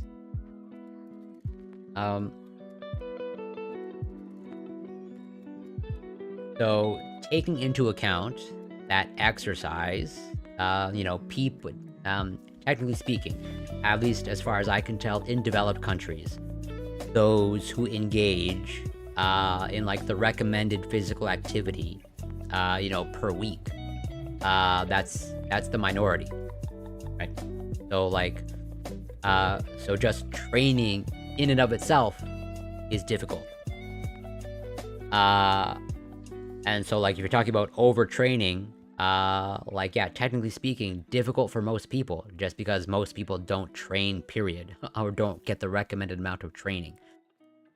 But if you're talking about people, people who are, let's say, self-motivated to engage in physical activity, the ones who do actually engage in regular physical activity, and they do so over long periods of time, these are the, consistent exercisers, then I would say it's actually not difficult to overtrain. Especially if going back to what we just covered, of like running. If you're talking about elite runners, I would say it's not difficult to overtrain. And that's one of the reasons why, there's multiple reasons, but it's one of the reasons why, like, you see, as you engage more and more in running, the injuries tend to accumulate. And so it's like, yeah, once you get to the elite level, it's actually not hard to overtrain at all. And that's why, like, for when it comes to like the training of most athletes, like you need to build into their training program, like, deloads or like recovery periods. Like, hey, you're so used to like, pushing your max or like training at a high level, that, we need to make a conscious choice to like take a step back and allow for appropriate recovery.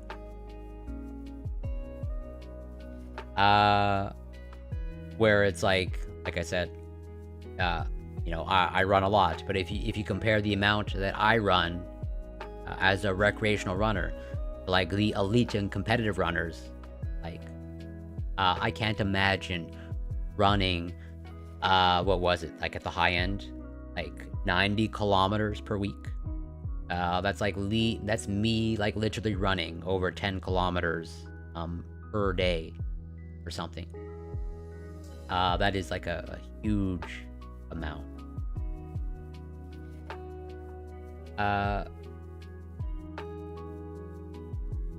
Overtraining.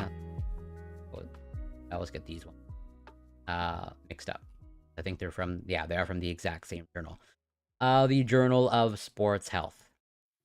So we have Overtraining Syndrome, a practical guide. Okay.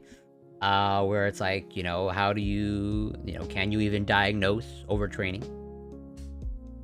Or like, what is it? And then you have, diagnosing overtraining syndrome, a scoping review. Even the average guy in the gym. Well, so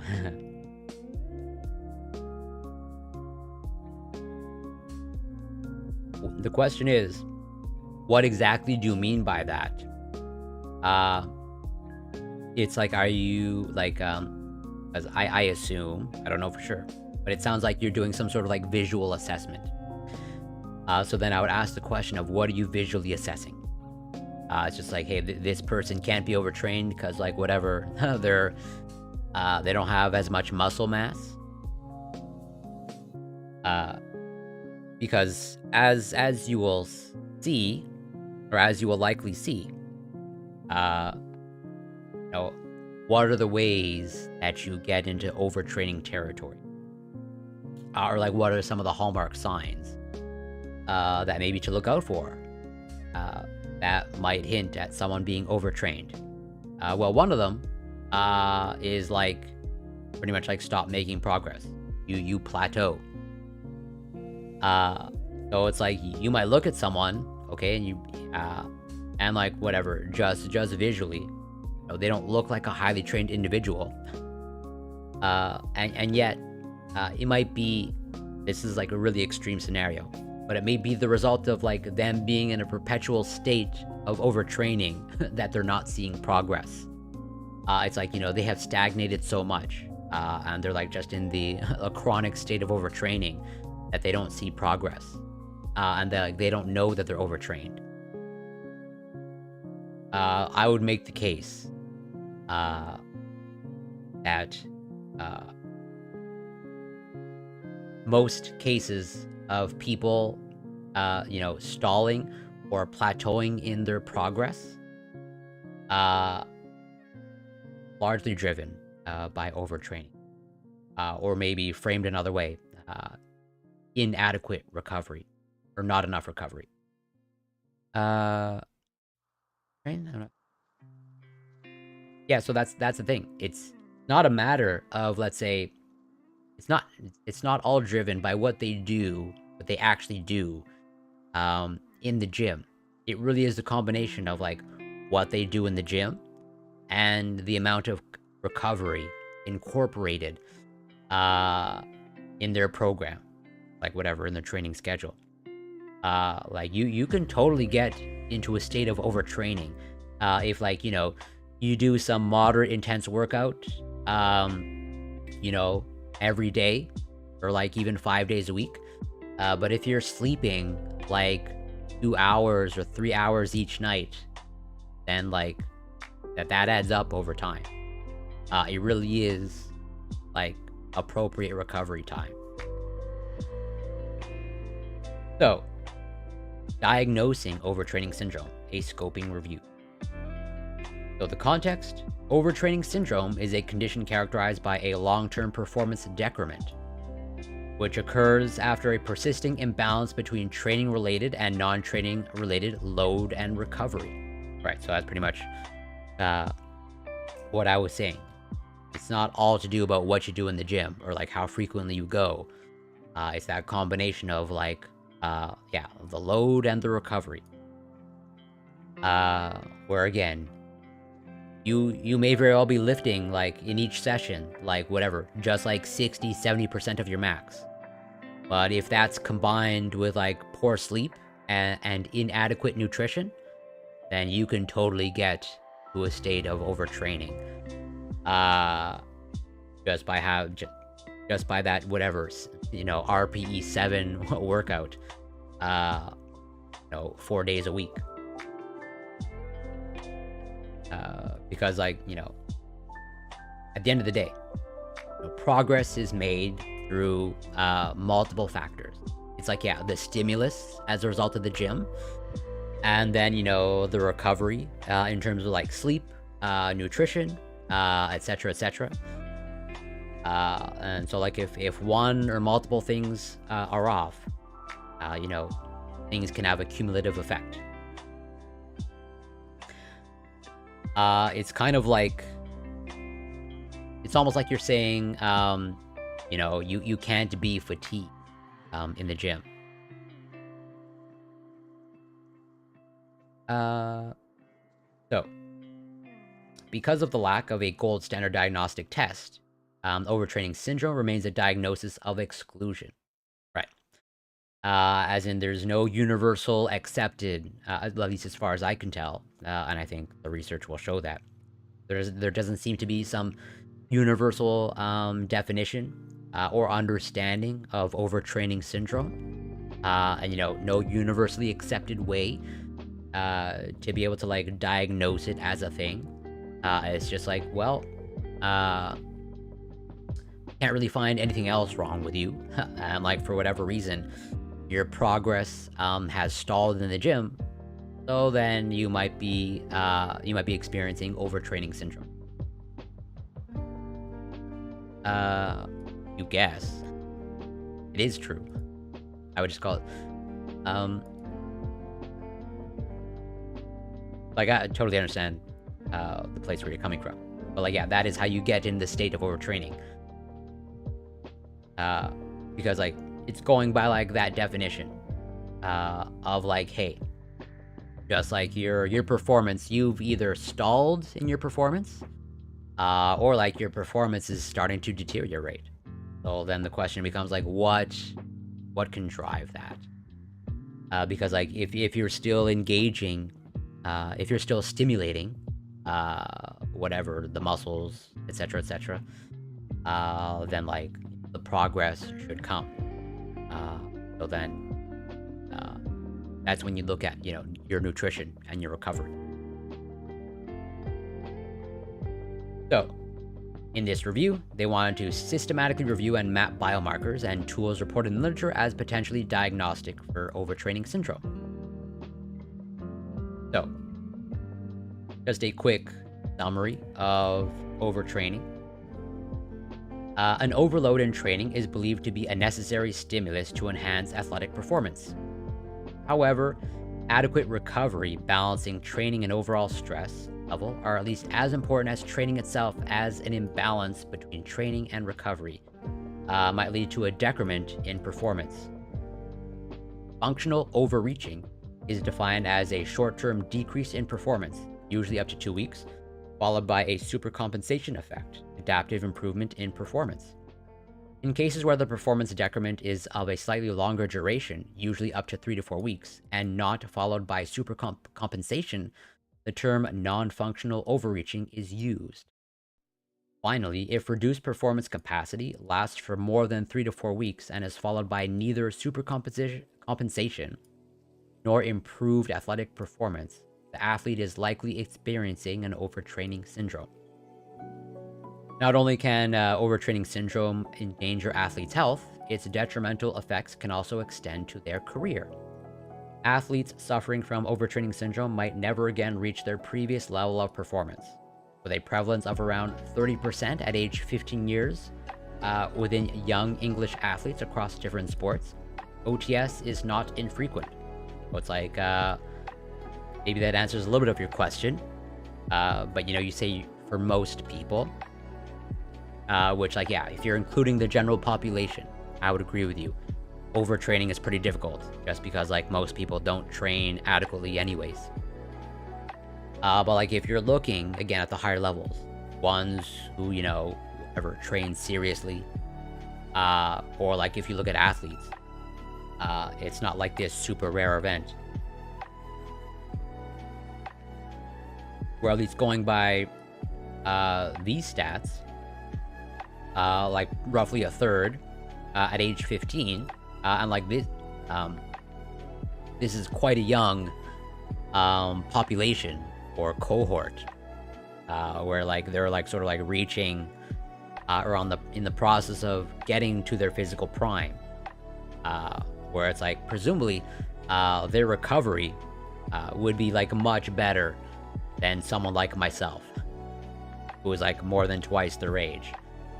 And so it's like, yeah, like, if you're looking at athletes, the ones who are maybe a little bit too obsessed with performance, not that difficult to overtrain. Because of the lack of a gold standard diagnostic test, diagnosis of exclusion. While systematic reviews aim to answer precise research questions, scoping reviews are appropriate to systematically summarize a field of research that has not been comprehensively reviewed yet. With only one systematic review investigating the hormonal aspects of overtraining syndrome, this field has exclusively been narratively reviewed to date. Therefore, our study aims to systematically review the current literature and map biomarkers and tools reported as potentially diagnostic of overtraining syndrome. In agreement with pertinent guidelines, this scoping review will not assess individual study quality. So it's like, yeah, this is another review. They are not doing any original data collection.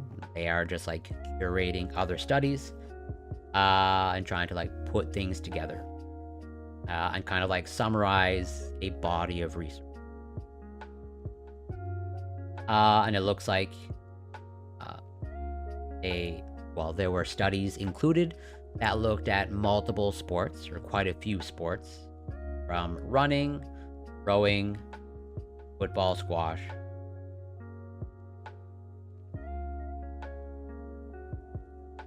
So,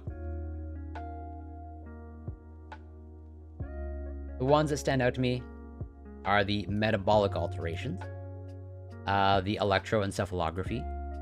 If I can those. Yeah, psychological. So yeah, we'll start here. Basal hormone levels, defined as hormone levels in a resting state, were the most frequently assessed biomarkers, as they were used to identify overtraining syndrome in 17 publications. As indicated in Appendix 3, the most common hormonal alterations observed in overtraining syndrome affected, compared with healthy athletes, were the following: diminished serum testosterone to estradiol ratio, diminished circulating testosterone level, elevated serum estradiol, elevated plasma and salivary cortisol, the stereotypical stress hormone cortisol, elevated nocturnal urinary catecholamines, elevated plasma adrenocorticotropin hormone, diminished serum prolactin level, and diminished serum growth hormone. A lot of these stand out in terms of, circulating testosterone. Like, makes sense. At least in terms of how that can affect performance over a long period of time. Responses to stimuli. Hormonal response to stimuli was evaluated in a total of 11 publications, using either ITT or two-bout exercise test, TBE, which consists of 2 consecutive incremental exercise protocols to exhaustion with 4 hours of rest in between. Blunted response to ITT in OTS affected compared with healthy athletes was reported for ACTH, cortisol. Oh yeah, this is like the prolactin stuff. Response to the first and second bouts of TB was respectively reported to be increased and blunted for both. Growth hormone response to both bouts was reported to be blunted. Cortisol response to both bouts was described as slightly increased.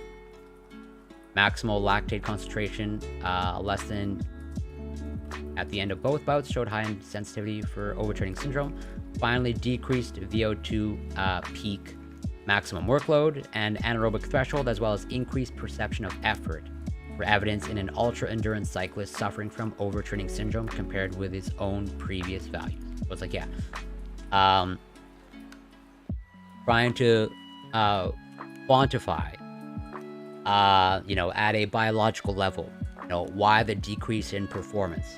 As alluded to here, there's a whole bunch of, there appears to be, it doesn't look like these are like large sample sizes. You have n equal to 3, n equal to 4, although these are like the studies. So I don't know the samples in each particular study. So basically, 3 studies showing elevated serum estradiol level, 4 studies in salivary cortisol level. So there are biochemical changes that are occurring, okay, and those biochemical changes that are occurring appear to be affecting athletic performance. Where it's like, yeah, you have this decreased VO2 peak, maximum workload, and anaerobic threshold, and as well as increased perception of effort, where just like it feels, basically it looks like it feels like it's subjectively more difficult. Ideally, I'd agree with you that they should, but I imagine, usually it's like in a table form. Yeah. So here it's like stratified by sport, where it's like, yeah, in the running, it's n equal to 40, endurance exercise, 43.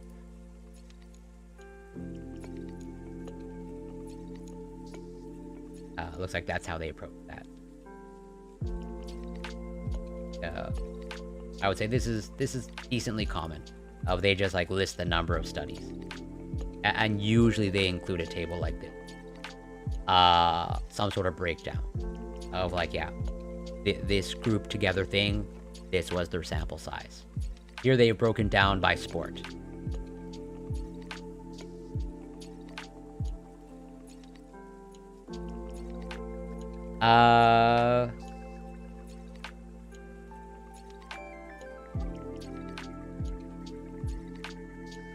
So yeah, the metabolic alterations.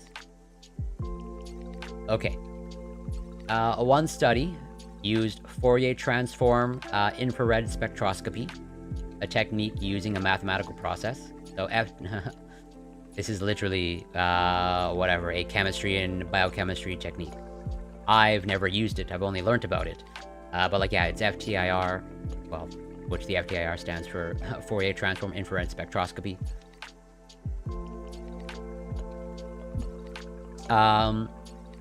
To obtain an infrared absorption spectrum of a solid, liquid, or gas, to investigate serum metabolic alterations in response to exercise.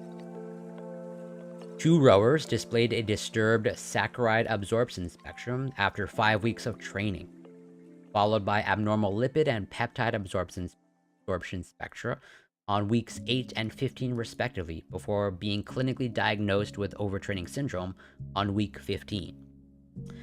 The disturbed peptide metabolism persisted until the end of the study.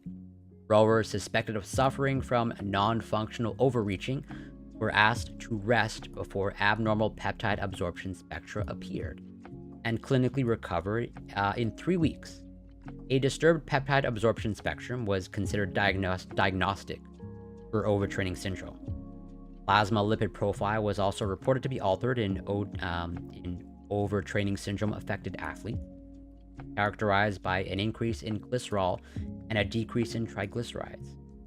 Very low density lipoprotein and apolipoprotein C3 concentrate. Diminished glutamine levels, elevated glutamate levels, as well as diminished glutamine to glutamate ratio were evidenced in plasma in resting. Additionally, higher levels of serum creatine kinase were also reported within overtraining syndrome affected compared with healthy athletes. Okay, so yeah, they're just quantifying more kind of like biochemical changes that are occurring.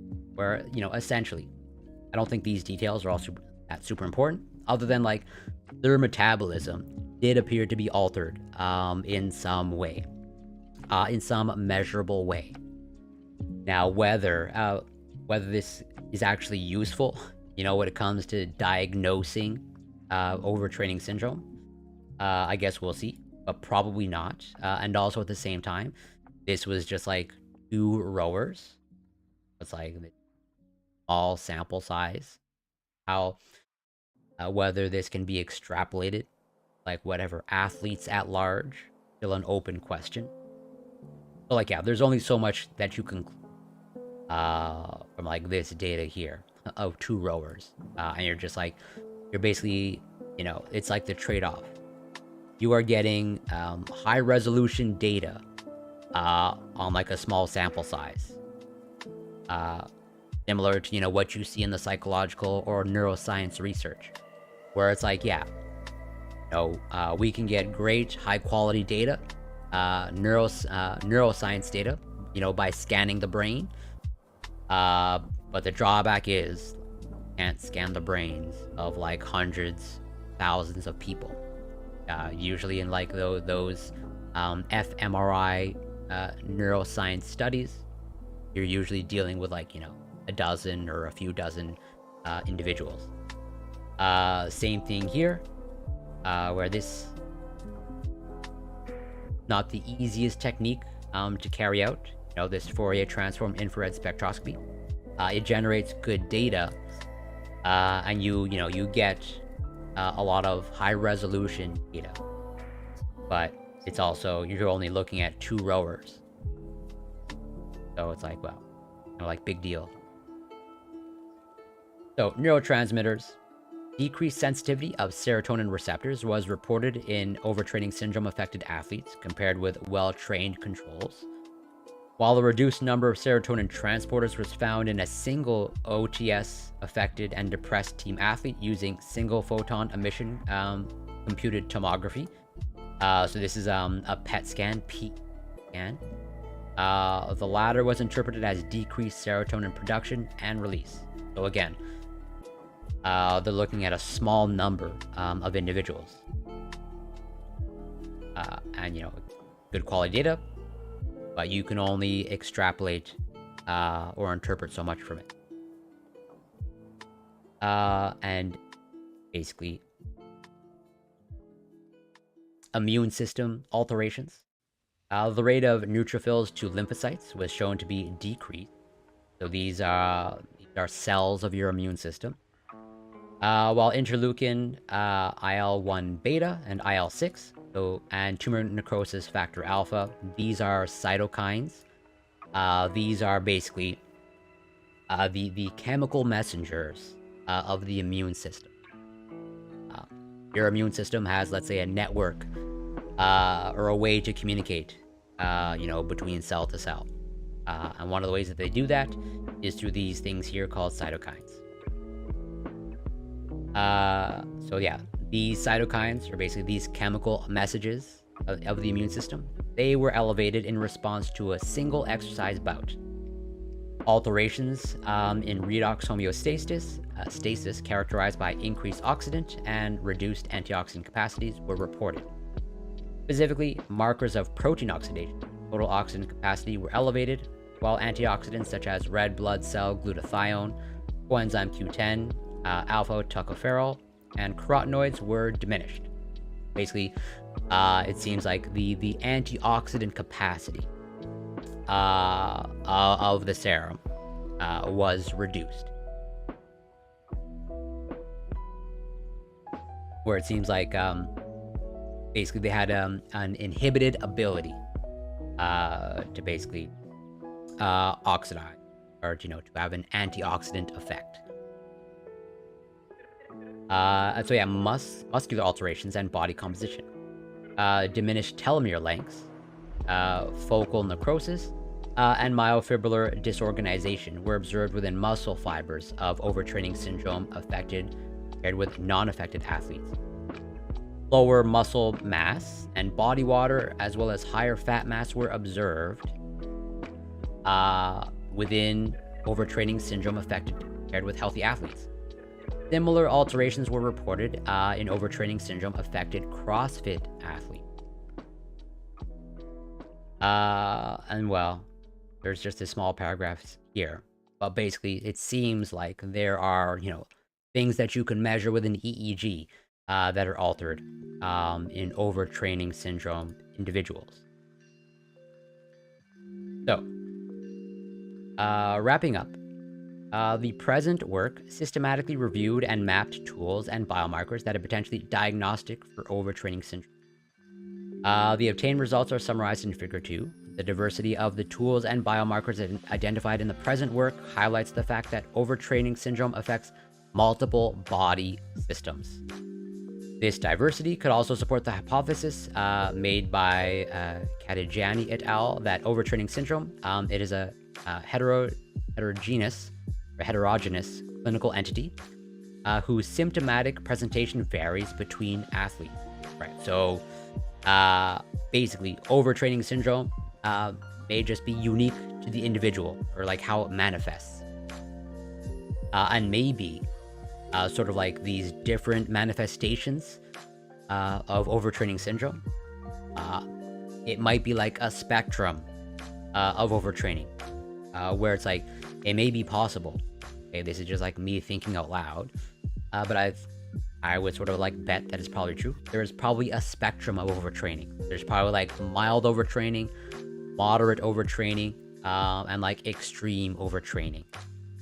And like these kind of like sort of like mixed results, or like results that are all over the place, that might just be driven by the fact that like they're grouping all overtrained individuals together, where it's like, hey, you fit the category of overtraining syndrome, so like we'll evaluate you, as opposed to, well, maybe we just need to classify them based off, well, you might be mildly overtrained, you might be moderate, and someone else might be more.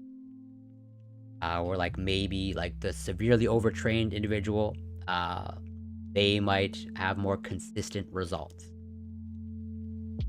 That is me literally thinking out loud. So Katijani et al. Conducted the endocrine and metabolic responses on overtraining syndrome study, which resulted in 11 publications. They evaluated 117 potential overtraining syndrome markers and concluded that individually, none of the markers accurately distinguished overtraining syndrome affected from healthy athletes.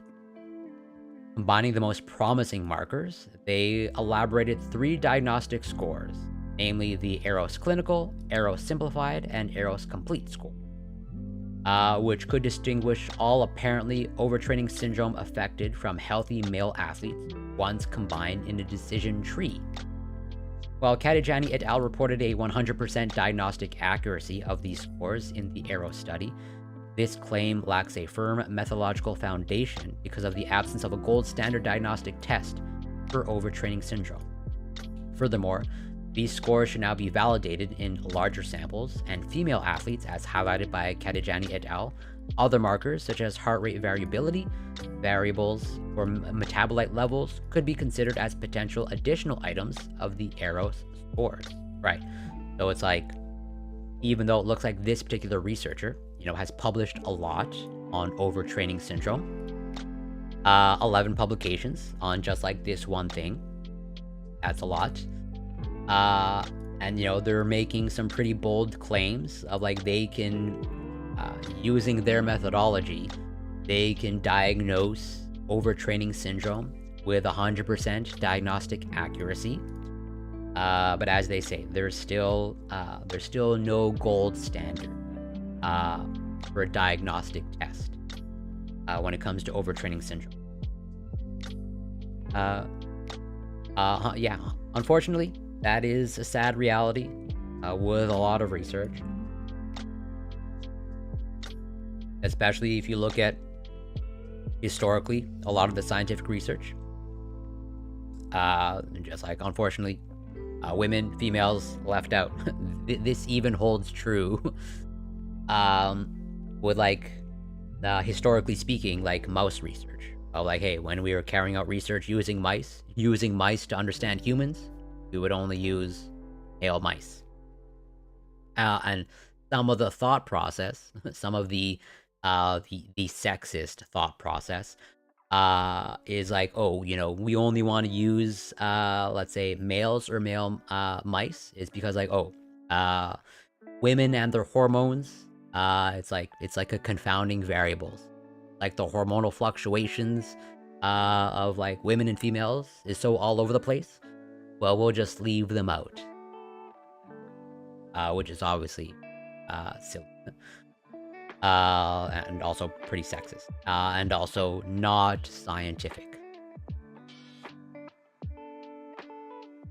The autonomous nervous system hypothesis posits dominance of parasympathetic activation and decreased sympathetic activation to be the underlying cause of the symptoms experienced in overtraining syndrome. 100%. And a lot of it still occurs today.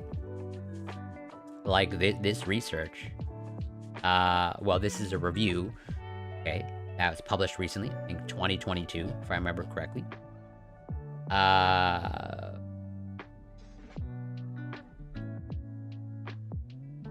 Really annoys me, and like basic information is just hard to find. But whatever, copyright 2021. So it's not like super old research, but it's a review article, so they're looking at past research. But it's like, yeah, pretty sad state of affairs. Right, so like as they're alluding to here, and this is hypothesis, okay, so requires further confirmation, or like any confirmation. This is just a hypothesis, but this is kind of like what I lean towards, of like, essentially overtraining. A lot of it essentially boils down to uh, central nervous system fatigue. It's not like there's kind of like physiological changes in the muscle where like they're becoming weaker. You're not like losing muscle cells when there's like decrease in performance uh during overtraining syndrome. It's more like your ability to generate force appears to be inhibited in some way. And like so what could be driving that force inhibition? Where it's like, yeah, the muscle is there, like like that is essentially overtraining of like, hey, you've plateaued or like your performance has started to decrease. Like unless like something has really gone wrong where like, your diet has just like gone off the rails. It's like, oh, you at some point you've developed the strength and then like your performance starts decreasing. Like it's highly unlikely that, your muscles are just like starting to atrophy and that you're actually like losing muscular development or strength. It's like, oh, your ability to output force is just like gone down for some reason. And just that they're sort of saying here, the hypothesis, it's like probably something to do with the central nervous system. Of like at the end of the day, your ability to generate force comes from the brain. Okay, the signals from the brain. When you go to lift something, when you go to lift anything, it's not like when you go to bench press a weight. You are not telling your muscles like, hey, bench press this 225 pounds. Like, oh, recruit enough muscles to bench press 225 pounds. It really is like as a result of what your brain, the feedback that your brain gets from like the weight of the bar. And as you start engaging your muscles, or like more specifically, your motor units, like that signal comes from the brain. And so like, the hypothesis is, it's like, oh, essentially your central nervous system or some part of your central nervous system is basically taxed or like stressed too much. And so like that signal is coming from your brain or like being altered where it's like, yeah, the signals to generate force are just not coming the same as they once were. And that's why, when it comes to recovery, not necessarily that your muscles need to recover, but maybe like your brain and your nervous system needs to recover to be able to like get back to sending the usual signals of, recruiting your motor units. Whereas like, yeah, reading it again, the autonomous nervous system hypothesis posits dominance of parasympathetic activation and decreased sympathetic activation to be the underlying cause of the symptoms experienced in overtraining syndrome. Although comparing heart rate variability data from different studies is challenging because of methodical heterogeneity, the findings of the present work support at least partly the autonomous nervous system hypothesis. Namely, elevated high-frequency power and reduced low-frequency power were observed within overtraining syndrome affected compared with healthy athletes. Alteration in metabolite levels represents another promising field of research. In addition to their roles as building blocks of cell components and fuels in cellular energetics, metabolites also act as signaling molecules and driving force the pathophysiology of human diseases.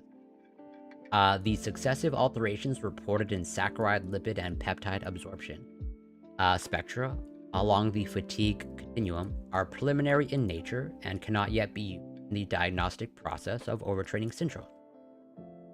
These findings should pave the way for future research investigating the metabolic determinants of overtraining syndrome.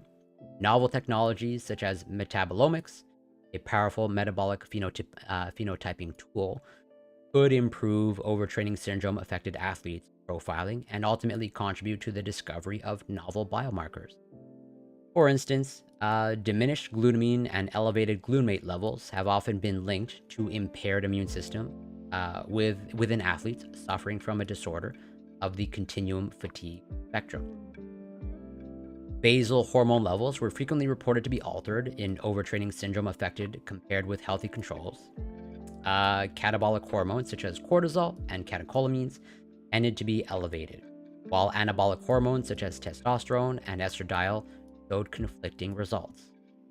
Several authors believe that hormonal responses to stimuli are more accurate than basal hormone levels in diagnosing overtraining syndrome. Hormone levels did behave more homogeneously on stimulation, with ACTH, PRL, growth hormone, and insulin-like growth factor. This is the acetylcatecholamines. This is like the prolactin, if I remember correctly. I want to get that right, though.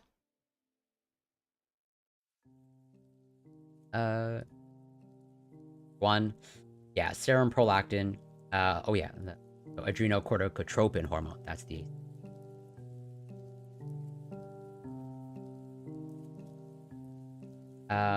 Those are being blunted in response to ITT or exercise stimuli within OTS affected compared with healthy and overreached athletes. Only cortisol levels showed varied responses.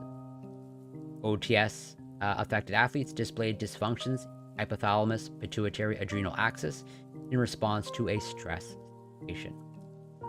And so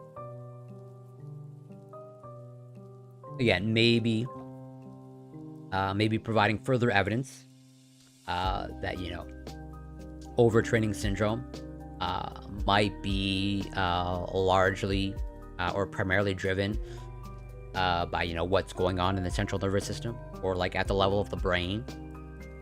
It's like, as they're sort of saying here, the athletes that are experiencing overtraining syndrome display dysfunctions in the hypothalamus pituitary adrenal axis in response to a stress situation, where it's like kind of like some sort of neurological effect. It's like how they're responding to a stress situation at the level of the brain appears to be altered if you're in an overtrained state. These dysfunctions are likely to be central, either in the hypothalamus and or the pituitary, since the adrenals were reported to respond physiologically to that adrenocorticotropin hormone stimulation tests in OTS-affected athletes. Psychological questionnaires have long been used in the overtraining syndrome research field, as mood disturbances are common in overtraining syndrome-affected athletes, right? Where, again, one of the reported hallmark features of overtraining syndrome is like a lack of motivation, or like, your motivation starts to decrease. But, it's hard to tease out cause and effect of like, well, one of the ways that we diagnose overtraining syndrome is like, oh, you've plateaued in your progress for like a prolonged period of time, like whatever, more than like 4 to 6 weeks. And then whatever, understandably so, if like you've plateaued in your progress or like your performance has started to decrease, that will affect your motivation as well. Like, hey, if you're part of the motivation process, or like being able to stay continually motivated is to, reap some of the rewards, or, continuously reap the rewards of physical activity, of like, you see your performance improve gradually over time. But like if it plateaus, and like you feel like you're not making any more progress, that understandably affects your motivation. So these athletes tend to display higher total POM score. What POM stands for?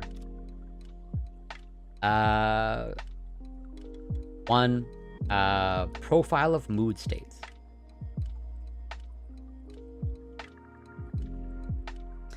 Higher fatigue, tension, depression, anger, and confusion subscores, as well as a lower vigor subscore.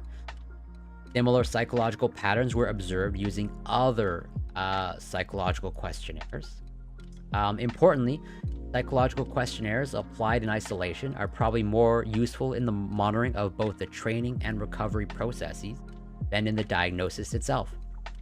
Neurobiologically, the reported diminished serotonin receptors sensitivity and transporters number are compatible with the observed psychological patterns.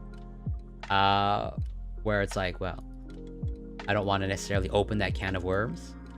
But let's say depression. Discount Seth Rogen, welcome. Thank you so much for passing by.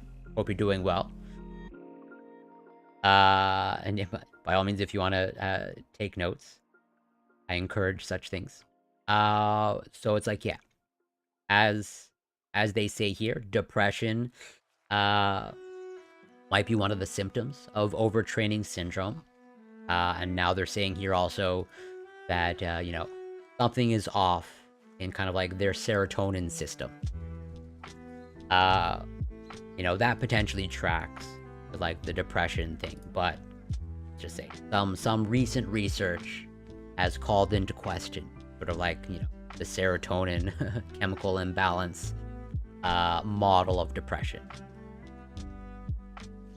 A potential diagnostic tool that has not received much attention so far is the EEG, or the electroencephalogram, which is basically just, measuring something, basically brain waves, as far as I can tell. A variety of EEG patterns were reported to be different between overtraining syndrome-affected athletes and healthy subjects. As EEG is non-invasive and relatively inexpensive, further research in this promising field is warranted. Right, as far as I can tell, EEG is just like you're sticking fancy stickers on the person.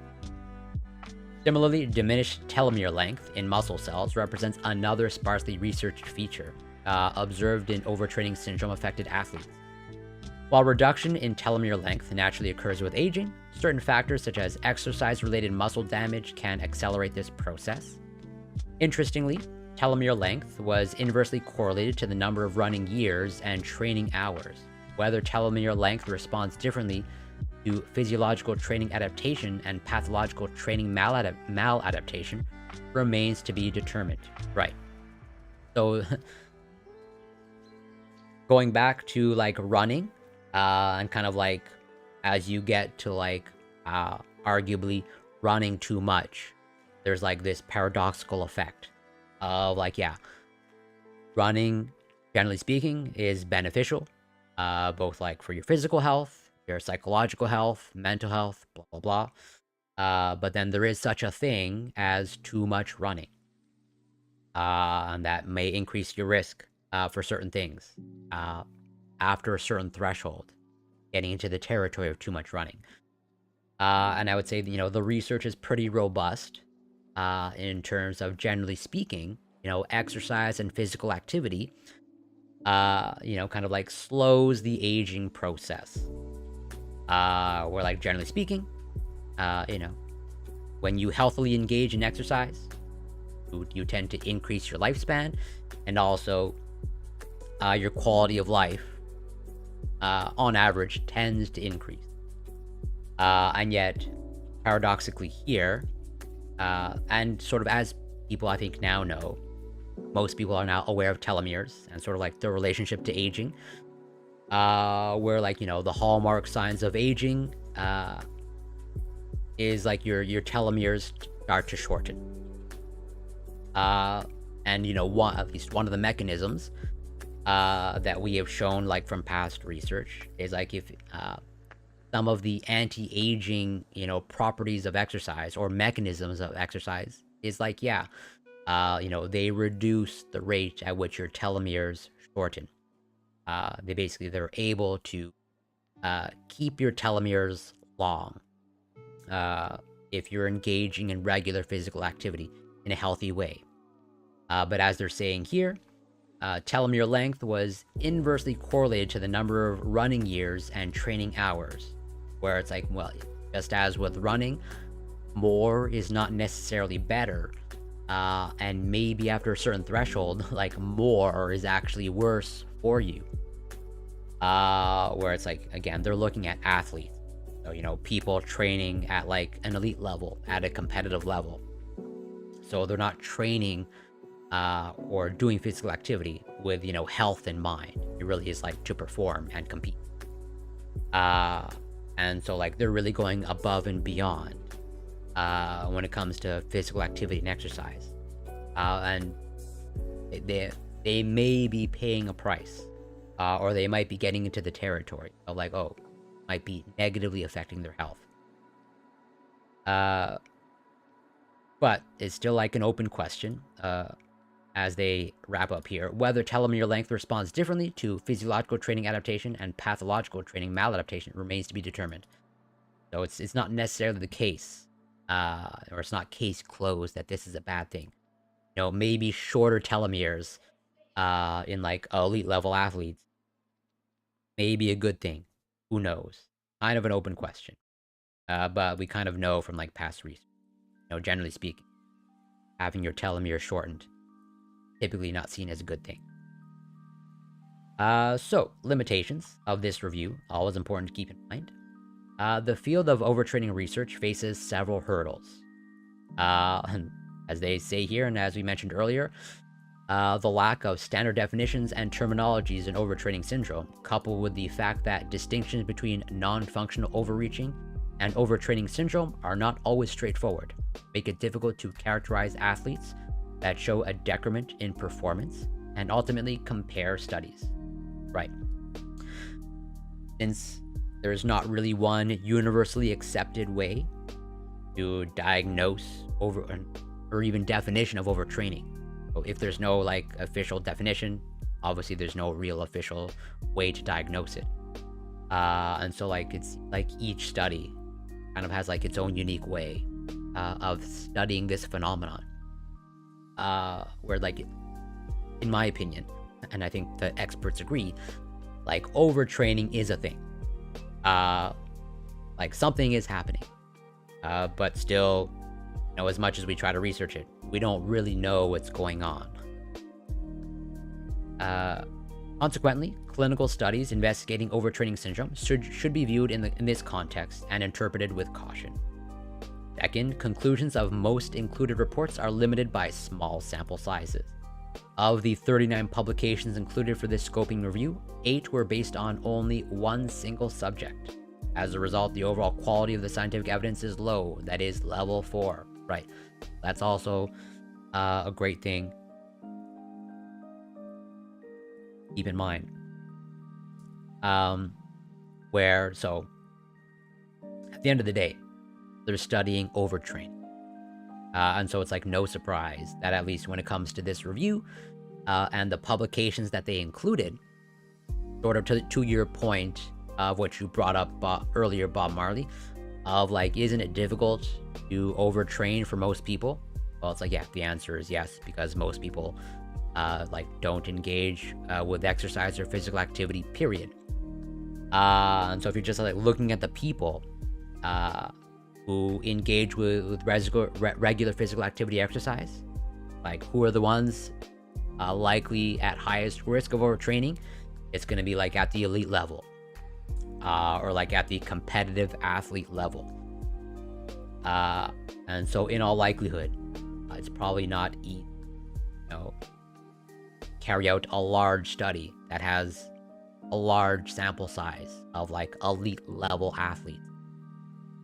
Not only do you have to like, you know, find enough elite level athletes, you know, you have to find enough that are willing to participate in a study like this, which is not an easy thing. And so it's like, it's understandable that pretty much like most of the studies, if not all of them, have like a very limited sample size. Athletes engaged in endurance sports were clearly overrepresented in the included publication. Although both endurance and non-endurance athletes are at risk of overtraining syndrome, this overrepresentation is common in the overtraining research field. Interestingly, differences were observed between overtraining syndrome affected athletes engaged in endurance and resistance sports, with catecholamine levels being decreased in the former, but increased in the latter. So it looks like maybe even overtraining syndrome looks different when you're comparing endurance versus resistance. Therefore, diagnostic tools and biomarkers for overtraining syndrome might need to be specific to the type of. And yeah, as alluded to earlier and as pointed out clearly, female athletes are underrepresented in overtraining studies, as is the case in much of sports and exercise medicine research. The study of female athletes with overtraining syndrome is complicated by the biological complexity of the menstrual cycle, right? Like, just like what I was saying earlier. It's like, oh, we don't want to deal with the hormonal issues of women, so we'll just like leave them out of the studies. Like, really, obviously sexist and silly. Both the phases of the menstrual cycle and the use of oral contraceptives can affect hormonal testing in female athletes. Therefore, to provide female-specific biomarkers and normal values, it is necessary to not only investigate more female athletes suffering from overtraining syndrome, but also consider the hormone fluctuations throughout the menstrual cycle, as well as the intake of oral contraceptives. Yeah. I say this is a cop-out. That's just my opinion. So, conclusion, this scoping review included 39 publications reporting biomarkers and tools potentially diagnostic for overtraining syndrome. The quality of evidence available was low, as indicated by level 4 rating. The diversity of the identified markers and tools is in line with the fact that overtraining syndrome affects multiple body systems. Moreover, it supports the hypothesis that overtraining syndrome might be a heterogeneous syndrome consisting of different clinical phenotypes. Thus, rather than using parameters in isolation, there's a trend toward combining multiple variables to diagnose overtraining syndrome. This is demonstrated by the recently developed AROS Clinical, AROS Simplified, and AROS Complete score. Basically, it looks like, some sort of survey that an individual can take that'll give them like a score and probably like classify them as overtrained or not, or like somewhere on the spectrum of overtrained. These scores must now be validated in larger samples within female athletes. Finally, omic scale profiling of overtraining syndrome affected athletes might contribute to a better understanding of this condition. So it's like, yeah, basically, we know very little about overtraining. Like I said, this review article is pretty recent, at least 2021, although I'm pretty sure it's published in 2020. And so, they included a lot of publications. I think they said 39 to be specific, if I remember correctly. Yeah, 39 publications. So that's not a small number. But as they say, like, a lot of the publications, they had a small sample size. And like, only really applicable, if at all, to male athletes, right? Because as they say, they don't really study female athletes for silly reasons.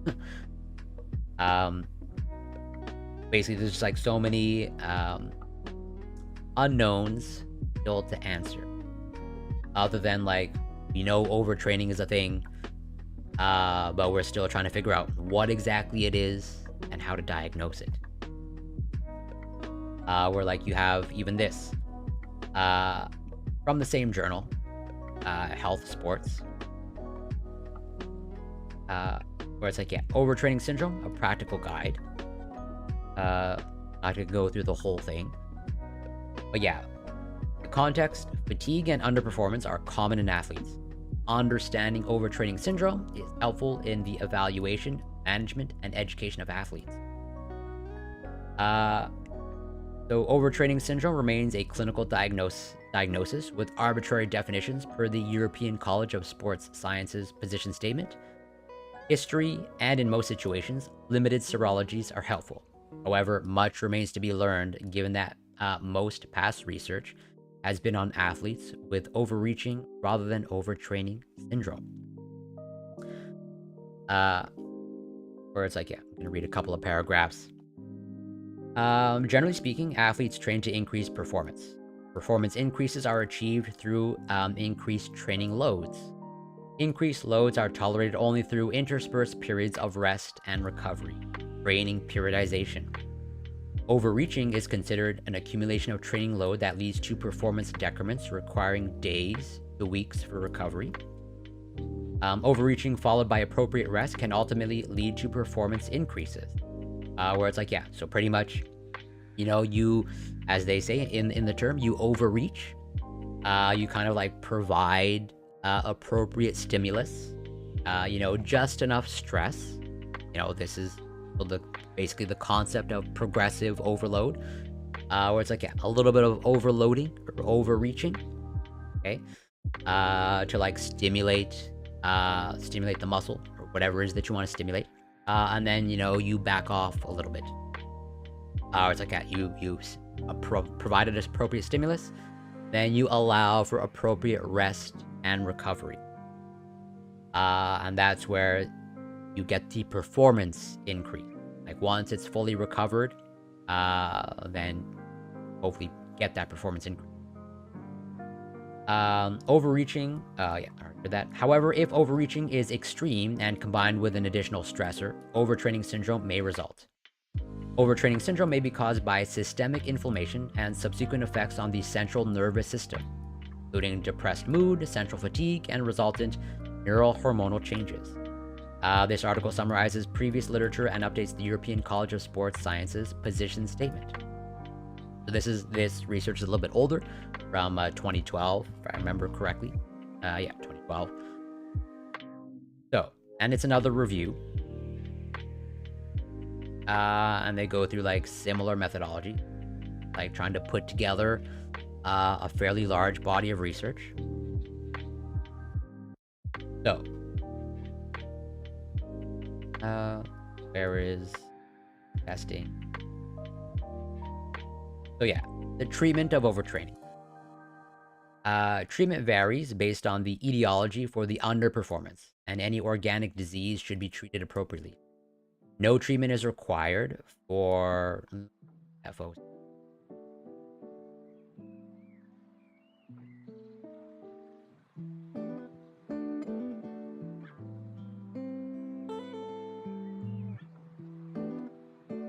I have gotten number 1. Okay, yeah. So it's functional versus non-functional overreaching. Right. That makes total sense.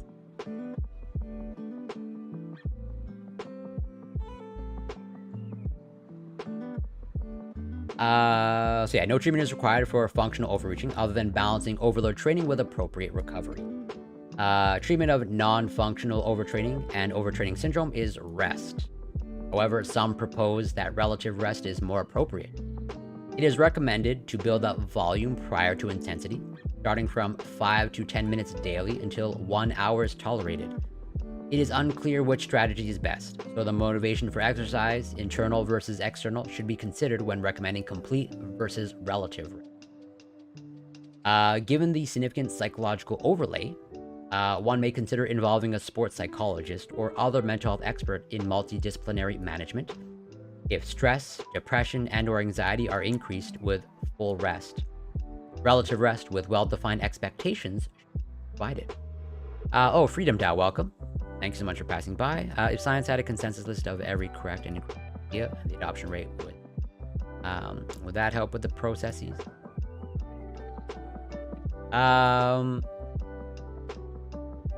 Actually, I'm not sure. So, you're asking a really great question. And actually, rewinding to last stream, okay? I'm gonna bring up the research again. Of like, second. So like last stream, I brought up this research. Also in the health and fitness world, of like, so this research or this consensus statement was basically saying like, hey, we got to end the stigma of obesity. Shaming individuals, stigmatizing them, criticizing them, not only not helpful or beneficial, but detrimental in motivating behavior change. Like basically you are actively harming other individuals if you are stigmatizing or shaming someone, for their weight or their health status. And yet, despite this consensus statement, by a list of well-qualified experts, as I showed last stream, these are all the experts, the international experts that were involved in this consensus statement. From Cornell Medicine to Stanford to Columbia to Penn State, and I believe you have Harvard as well. So it's like really, Harvard Medical School right here. Really like, the experts of the expert. Where like the whole purpose was literally to come out and as they say here, speak with one voice, saying, hey, let's come together to get the message that we should stop like shaming and stigmatizing individuals for their weight or like their health status. And yet despite this, the idea that shaming is good, still the bad idea that shaming is good still is pervasive. The bad idea that shaming is any sort of effective tool in motivating behavior change still is pervasive. Where I covered this last stream because literally I observed on a panel, a discussion panel or debate panel, multiple people expressing the idea that, hey, shame, it might be useful to shame people for their weight. That might get them more motivated to be healthier.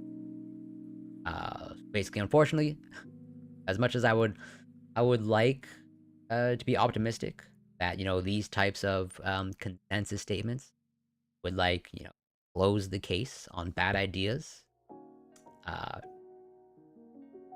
actually happen in reality, unfortunately. Where was I? Right. But yeah, it's a great question, for sure. So, going back to recovering from overtraining syndrome, kind of how do you do that? So, they're sort of putting forth two ideas of hey, can you recover if you're overtrained? Do you just completely rest, or just no exercise whatsoever, or as they allude to here, can you do relative rest? Where it's they might still be able to engage in exercise and physical activity, or still train for their sport. They might just need to dial it back a bit. Which it's that may be appropriate. Because especially, so I can only speak from my experience. I've never been a competitive athlete or trained at the elite athlete level. But as someone who's still highly physically active and enjoys it, it is difficult for me to consciously take time off, take a break from exercising or physical activity. So I can only imagine, if you're an elite athlete and you are used to training for performance, it might be difficult. If you have someone or whatever, a medical professional come along saying, hey, you're overtrained. You have to stop exercising completely for whatever, 2 weeks, 3 weeks, whatever. So with that context in mind, maybe it might be appropriate that, you know, a relative rest strategy uh, might be good. Where it's like, okay, you can still train, you can still be physically active, but you just can't train with your usual intensity. Treatment with selective serotonin reuptake inhibitors, so SSRIs, is suggested by some based on similarities between endocrinologic changes between depression and overtraining syndrome. I've never seen it spelled this way. Endocrinologic changes. However, one should be cautious of increased heat stress and possible decreased performance with antidepressant treatment in athletes. In addition, if sleep complaints are prominent, treatment with trazodone or amitriptyline could be considered. Interesting. I know amitriptyline. Trazodone is some sedative. Now I'm curious.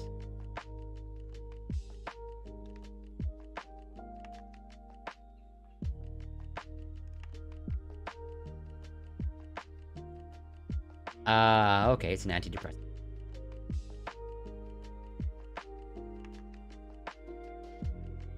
So, prevention. Given the unethical nature of inducing overtraining in athletes, yeah, understandable, and uncertain pathogenesis, there are no evidence-based means of preventing overtraining syndrome. However, observation of training load, performance measures, and mood questionnaires can help interrupt the progression from functional to non-functional overtraining/overtraining syndrome.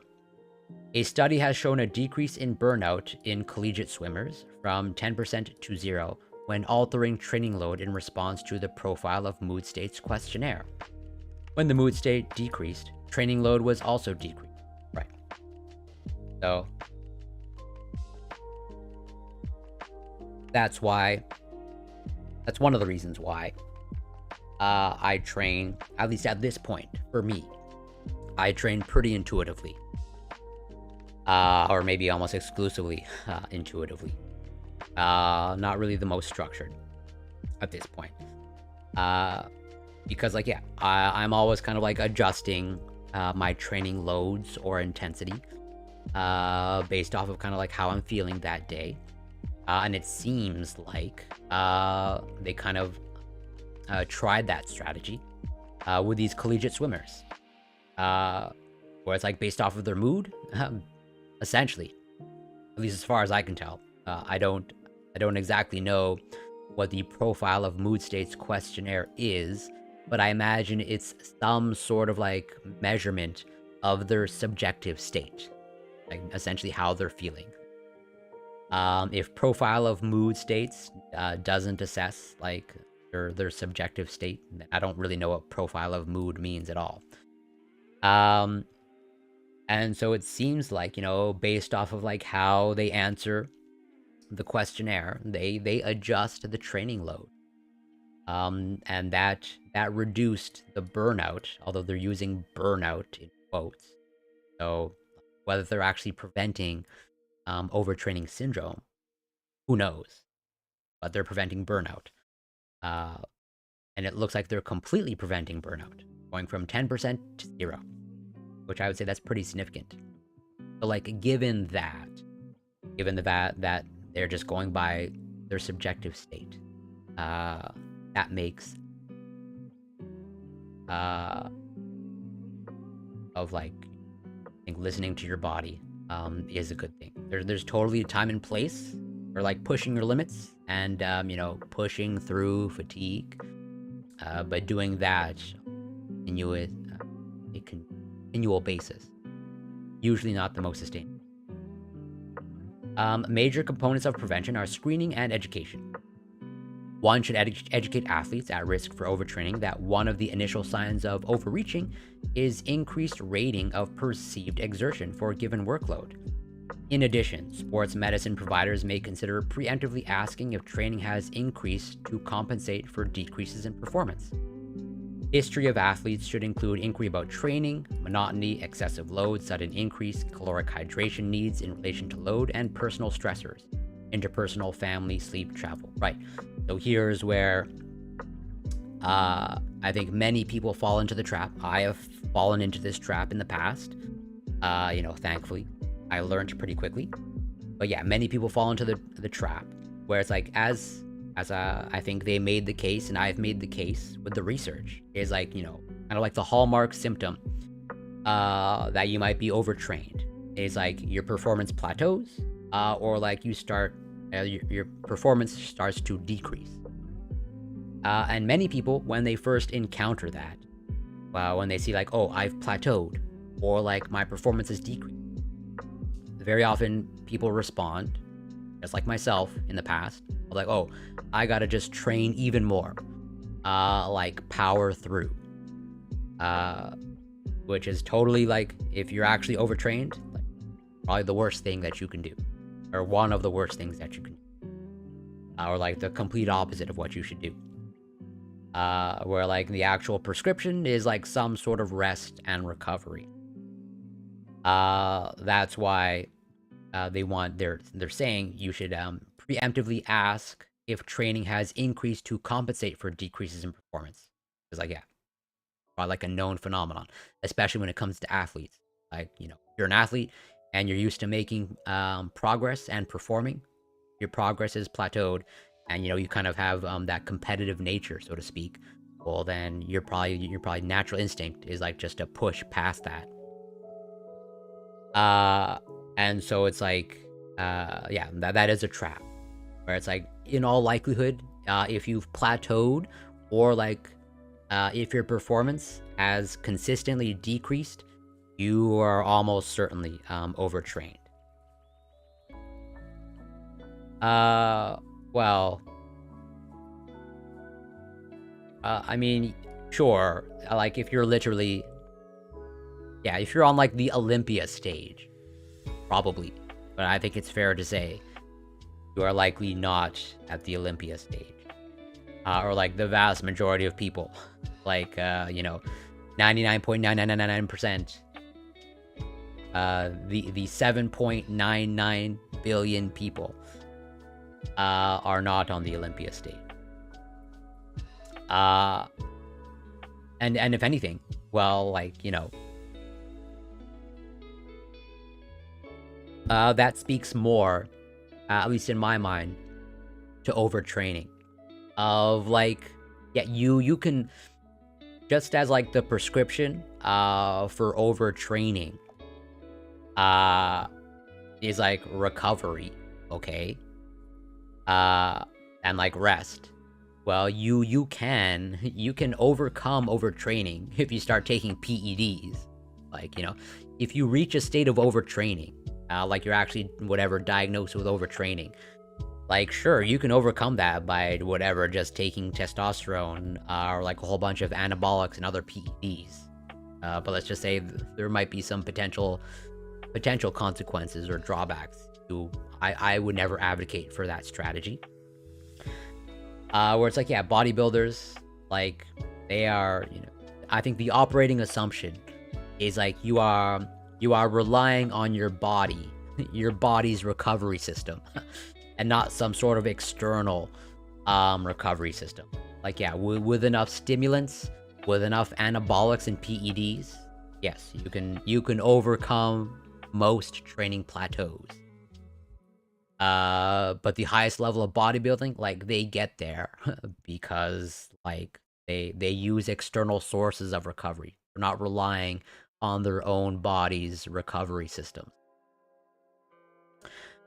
I thought even people that have been training at 6 years to get to a 6 years to get to a stage where it'll take years to go up significantly. Well, yeah, even this might go down the rabbit hole of like anybody who steps on stage, or like the vast majority of people who step on stage are like taking something.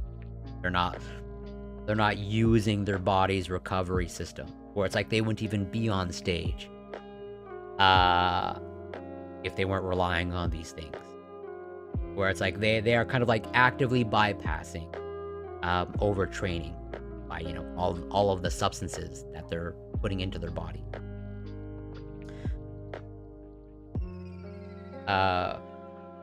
where it's like, even quote unquote, natural bodybuilders.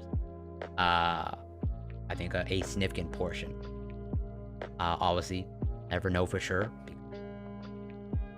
Unfortunately, no one's really ever transparent in the fitness and bodybuilding world.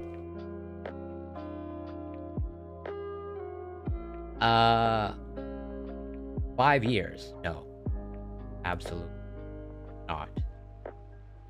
I like there have totally been people, like, I've been training for way more than 5 years, and I continually make progress. I make progress even today. And what I can say is, I can say with confidence, I am absolutely not genetically gifted at all. At least I don't think so. Obviously, I've never had my genome sequenced or compared to anybody else's. But let's just say I'm highly confident. I have like no genetic gifts whatsoever. And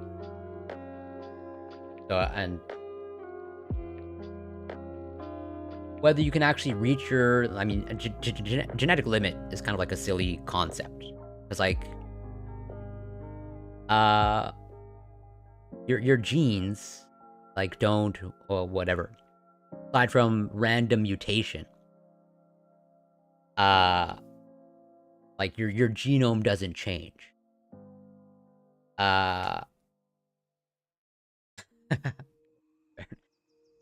Clip it and ship it as proof of my conservatism. Or my not conservatism. Still progressing. Where it's like, yeah, your genome doesn't change. Like, what determines your genetic limit is like your also how your genetic background interacts with your environment. Of like, so where I'm at currently, like, yes, that's the combination of my, genetic background, or what's on my genome, but it's in combination with my diet and, my rest and a whole bunch of other external factors. Where it's like, would I have the same physique now if I kept the training program the exact same? Obviously, I can never run this experiment because this is an alternate timeline. But let's just say it's the exact same, workout regimen. Like, I'm able to, generate this alternate timeline where I have Corey now, and then Corey who did the exact same physical activity. But then, my diet was only potatoes and a multivitamin. I don't think I would have the exact same physique. Whatever, I would bet what little money I have, but all of it, that, take that Corey, same exact training amount, but like their diet was totally different, it would not be the same end result. And so, like, this concept of like genetic limit, I would say, people, you hear this talk of genetic limit in bodybuilding spaces, because people use that just as justification to take their performance enhancing drugs. Of like, oh, I just want to maximize my genetic potential. It's like, well, no, you just want an excuse to inject that into your body or whatever, take that substance. When they say that, they have not arbitrarily chosen testosterone. They didn't like flip a coin. Oh, am I going to inject testosterone or estrogen to maximize my genetic potential? It's like, no, you specifically are interested in this. And yeah, I'm totally still making strength gains over time. At least based, unless I'm, I track my numbers. At least my numbers of the lifts that I care about. And I still make progress, for sure. Well, I even have like videos showing it of like, hey, 2 years ago, this is what I was deadlifting. Not 2 years ago, whatever, 5 years ago.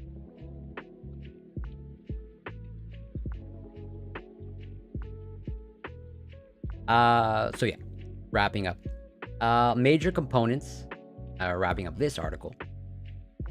Major components of prevention are screening and education. One should educate athletes at risk for overtraining that one of the... Oh, I already read that. Sorry. I think I read that. Yeah, preemptively, history, blah, blah, blah. So, future directions. Some hope that a recently developed animal model of overtraining may help guide further hypothesis testing of non-functional overtraining, or overreaching, and overtraining syndrome. A very promising technology being studied in elite athletes is Fourier transform infrared spectroscopy. A group of researchers are monitoring athletes prospectively, and they propose that changes in metabolism can be appreciated by Fourier transform infrared spectroscopy before symptoms and objective performance decrements are clinically appreciated. Their results are very thought-provoking but require independent validation. Others are suggesting further investigation of psychomotor speed testing as a means of diagnosing overtraining syndrome. In a survey of the literature, psychomotor speed is known to be decreased in many different pathologies, most notably major depression and chronic fatigue syndrome, which share many characteristics with non-functional overreaching and overtraining syndrome. One study showed differences in psychomotor speed between non-functional overtraining and overreaching and overtraining syndrome athletes and control athletes. However, a decrease in psychomotor speed was also found in overload training without functional overreaching, and in a second group that did show functional overreaching. So, in conclusion, OTS, overtraining syndrome, remains a clinical diagnosis with arbitrary definitions per the European College of Sports Sciences position statement. History and, in most cases, limited serologies are paramount. Many pathophysiologic hypotheses have been proposed. Currently, it appears that overtraining syndrome represents a systemic inflammatory process with diffuse effects on the neurohormonal axis affecting host immunology and mood. Overtraining syndrome is a maladapted response to exercise when excessive and not matched with appropriate rest. So yeah, main message, still the same. Overtraining is a thing. Still lots of unknowns. And like whatever, the hallmark of overtraining is like, yeah, your performance has like plateaued, or your performance has decreased over like, you know, a prolonged period of time, or it's like, you know, you're really plateaued, you know, at like, you know, 4 to 6 weeks. It's just like, yeah, you're not making any progress. That is probably like the best way to tell, at least for yourself personally, if you're overtrained, of like, hey, I'm no longer making progress, and I haven't made any progress for like the past month or two. Maybe need to reevaluate. Maybe need to back off and make sure I'm getting adequate rest and recovery. And on that note of like overtraining, rest, and recovery, and like how little we know about these things and phenomenon, it's like, you know, the concept of fatigue. Of like, we know fatigue is a thing, okay? Everyone feels fatigue, okay? Either like, whatever. They know what it's like to be tired and fatigued, and they also know what it's like to work a muscle to fatigue. But like, what does that even mean, right? Like, what is fatigue? I'm not going to go through this entire study now, but this is a fairly recent study, okay, just last year. This is a review article, and it's like still like the main message, or the same message as overtraining, of like still a lot of unknowns when it comes to fatigue. Like, we know something is happening, okay? Then like everyone has some sort of subjective experience with fatigue, and like fatigue accumulating, but we don't really know what's going on, or it's like still an open question of like, when it comes to fatigue, is there actually something that's accumulating when it comes to resistance exercise? Do you make so much gains that you not increasing? Yeah, 6 weeks. Like, so if I don't make any performance in anything, okay, that would totally be concerning to me, 100%. So, switching gears to the last topic of the stream, the last main topic of the stream. Still basically in the same vein of, let's say, physical activity, health, fitness, etc. Since, okay, you know, everyone, virtually everyone knows that engaging in regular physical activity is like good for your health, right? And everyone, I think everyone agrees with the prescription of like, hey, you should exercise, or like if you're not currently physically active, you should be physically active. But as most people know, or like have struggled with at some point, like it's a challenge to implement the prescription. It's like, you know, the advice to like be more physically active is useless if you don't have the motivation to, you know, engage in physical activity exercise. So basically, you know, at least to me, the question becomes, it's like, you know, can you become self-motivated? Are there ways to, let's say, increase motivation? Are there ways to, you know, increase discipline? Or like, I guess to use the more technical term, to increase self-control, which I think is synonymous with discipline. Where it's like, you know, is there a way to kind of like, you know, inspire motivation or self-control within you? Where again, even when it comes to like exercise, this not only extends to exercise, but also extends to like, you know, in combination with exercise as part of the healthy lifestyle. There's also diet as part of healthy lifestyle. And like, I think virtually everyone universally knows that, you know, following a healthy diet is healthy. You know, I think virtually everyone agrees with the prescription. You know, ideally, we should all eat healthy without defining what that is. But like the prescription, like eat healthier, is useless. If like, you know, you don't have either the self-motivation or the discipline to, you know, to be disciplined with your diet, right? It's not like, you know, most people, as far as I can tell, at least in my experience, especially when it comes to like, you know, coaching other people, not like they struggle with a healthy diet, you know, for 24 hours, or that they struggle with a healthy diet for, you know, 48 hours or a week. It's really like over the long term. You know, same thing with exercise. You know, most people, like this is the whole concept or like the phenomenon when it comes to, you know, New Year's resolutions. It's like, yeah, people are typically, you know, super motivated to lead a healthier lifestyle January 1st, New Year's Day. But then, understandably, a lot of that motivation wanes or decreases. Where it's really, you know, how can you maintain that long term? Or like, are there ways to increase the chances and maintain these healthier habits long term? And so maybe cultivating more self-control might help with that. And many people, understandably, you know, think or of the mindset that, you know, they can kind of like logically beat themselves into having more self-control. Like, oh, if I'm just like hypercritical towards myself, that will somehow make me, you know, a more disciplined person. One, I think basically the research is clear, or at least pretty robust, that the opposite is true. That generally speaking, you should lean more towards being compassionate towards yourself, as a way to maybe cultivating you know, more self-control, or, you know, a more disciplined lifestyle in adopting healthier, where this is replicated across multiple studies, as I will attempt to show. I gotta close some studies that I already have open.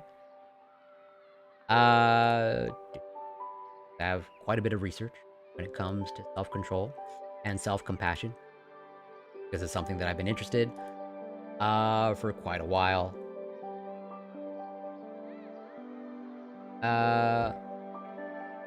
It up.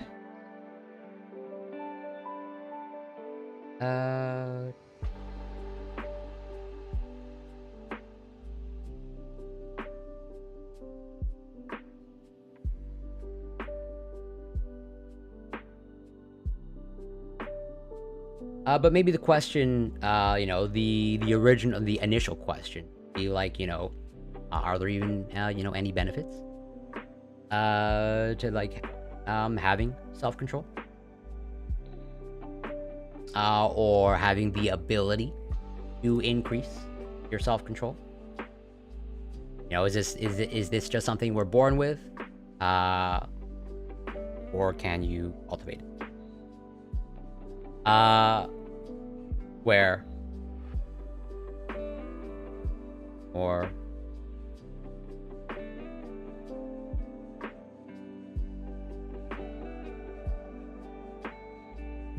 Yes.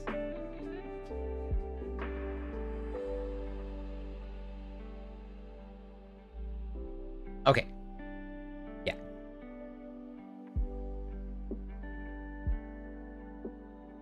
So, generally speaking, okay. Well, it's in the title of the study, or this like kind of like review article, of like, if you're high in self-control, this has positive benefits to many dimensions of your life.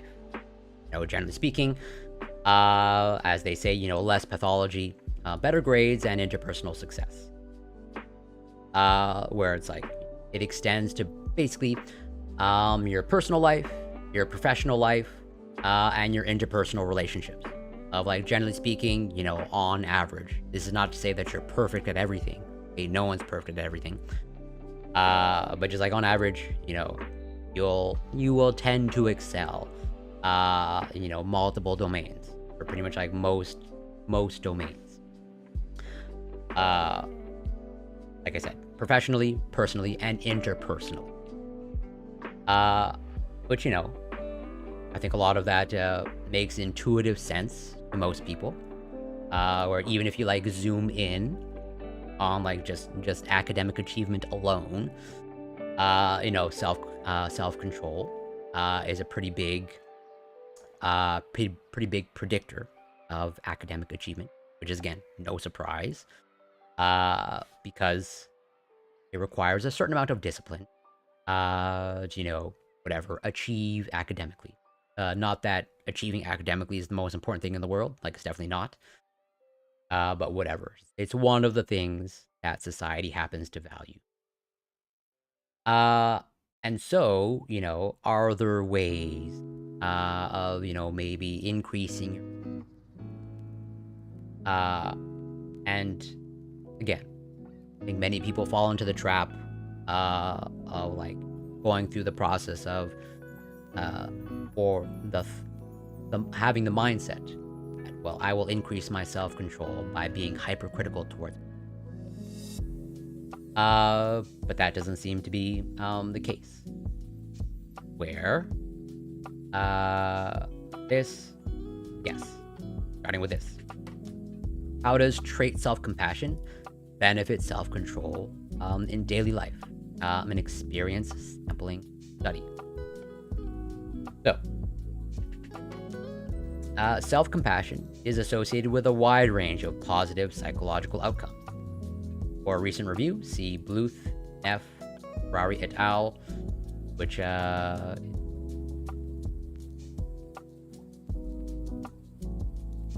study. Although past studies suggested that self-compassion improves self-control, little has been known about the mechanisms that underlie the effects of trait self-compassion on momentary self-control measures. Moreover, past studies primarily focused on health-related domains. The impact of trait self-compassion on self-control in other life domains was seldom tested. According to Neff, self-compassion consists of 3 interrelated components: being kind and understanding to one's suffering, recognizing one's vulnerability as part of the universal human condition, and recognizing and accepting one's present experience, whether it is positive or negative. Right, so I think that's a good starting point of like, what is self-compassion? Just as, when we start, when we just spoke about overtraining, we try to define what overtraining is. Even though, based off of the research or the experts, there is no universal definition of overtraining syndrome. But when it comes to self-compassion, whatever, strangely enough, there's something more well-defined or more universally accepted.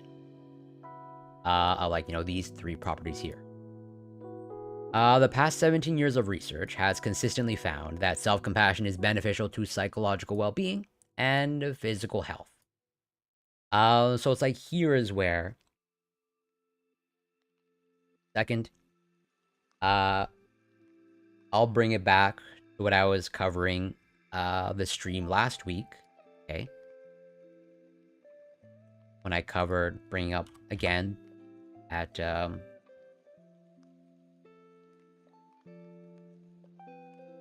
that joint consensus statement on ending the stigma of obesity. We're again moving away from this notion that you can shame or hyper criticize someone into changing their behavior. Generally speaking, like, not true. And if anything, like the opposite. Like, hey, if you're shaming or being hypercritical towards someone else, in all likelihood, you are actively harming that other person and sabotaging them. So, like, if you're a friend, or you claim to be a friend, in that instance, I would say you are being anti-friend, personally. So yeah, I was here. So, like, with that in mind, this is why I bring up this research of self-compassion, of like, hey, that joint international consensus statement, like, hey, don't shame people because, like, it's harmful. So, like, if the experts say, hey, the people around you shouldn't shame you and be hypercritical, then I would say, at least and I would say the research is pretty robust and clear that your inner monologue, okay, what you say to yourself, also should not be hypercritical, or ideally not hypercritical. Easier said than done, for sure, since we are all our own harshest critics, myself included. I think I have fallen into the category of being hypercritical towards myself. But at the same time, I don't have access to other people's internal world and what they say to themselves. But as, let's say, hypercritical as I can be to myself, I definitely know some people personally that, like, when they share some of the, which I'm grateful that they share these things with me, but let's just say when I get a window into their own inner critic, I'm actually, like, I'm very surprised or caught off guard of, let's say, how harsh their inner critic can be. Where it's like, I thought I sometimes have a harsh inner critic towards myself, but it's kind of been an illuminating experience to learn that, oh, some people have, like, a super harsh inner critic, which I understand, there are complicated reasons to why that is. That's why I say, easier said than done to be passionate towards yourself. So, in general, a self-controlled behavior involves prioritizing a long-term goal when it competes with a less desirable short-term goal. Kind of like that classical example, or like, the classic scientific example of, that marshmallow experiment of, like, with children. You put 2 marshmallows in front of a child, and you say, hey, you can have, like, you can either have 1 marshmallow now, or if you can wait 5-10 minutes, you can have 2 marshmallows. The more, I guess, technical term in psychology is what they call, temporal discounting. Basically, short-term more long-term gains. It sometimes includes impulse control, such that people need to override dominant responses and align their behaviors with long-term goals. Successful self-control is critical to goal pursuit and well-being. Despite its appeal, sustaining self-control can be very difficult. During self-control, people have to focus on the long-term goal pursuit rather than shift to immediate hedonic goals. Moreover, a difficult self-control task can undermine self-efficacy, which in turn impairs self-control performance. And that is kind of like the typical trade-off, where it's like, especially when it comes to health and fitness, it's kind of like, hey, and you say no to this food for the sake of your long-term health and well-being, or like your health goals, physical activity goal. Past research has demonstrated the facilitative effect of trait self-compassion on self-control performance. Trait self-compassion is positively associated with successful self-control in the health domain, such as healthy eating, exercising, reduced bedtime procrastination, and medical adherence. A recent review further suggested that self-compassion intervention is comparable with other theory-based interventions on self-control outcomes. For example, Kelly et al. Found that a self-compassion intervention reduced cigarette smoking more than a self-monitoring intervention and was comparable with a self-control intervention that emphasized effortful inhibition. Nevertheless, how trait self-compassion facilitates momentary self-control performance remains underexplored. So, and here is where it's kind of like, we know that from the research, it appears that these things are like linked or associated, where it's like individuals who appear to be more self-compassionate towards themselves appear to have this greater ability on average to exercise more self-control. But then, like, what's going on there, or like what is the mechanism? How does one influence or cause the other? How does self-compassion actually affect, or what's the mechanism in which self-compassion affects self-control? It is likely that trait self-compassion protects self-efficacy when handling difficult tasks. Self-efficacy refers to judgment of how well one can execute courses of action required to deal with prospective situations. There is some indirect evidence regarding the association between self-compassion and self-efficacy. First, Gilbert suggested that self-compassionate thoughts stimulate the soothing affiliation system in the brain in a way that is similar to the presence of warm, supportive, compassionate others. As encouragement and support from others can boost self-efficacy, self-compassionate thoughts can make people feel supported and self-efficacious when handling demanding tasks. Right. So kind of like you're acting like your own support system to a certain extent. Where it's like, hey, we know from past research that when individuals or people feel kind of like externally supported by, as they say, the presence of warm, supportive, compassionate others, they basically have a greater sense of self-efficacy. They probably make better choices when they feel supported by other people. Well, maybe maybe that's what's occurring when it comes to self-compassion. As you're like, let's say, in the absence of other people, those compassionate others, you might be acting as your own support, maybe self-sustaining support system. Second, difficult tasks often trigger aversive feelings, like frustration and fear of failure, resulting in additional demand for emotion regulation. Nevertheless, self-compassion reduces these regulatory demands by enabling people to experience negative emotions in a mindful and non-judgmental manner, and be open towards failures. As a result, self-compassionate people may find a difficult self-controlled task more manageable than self-compassionate people.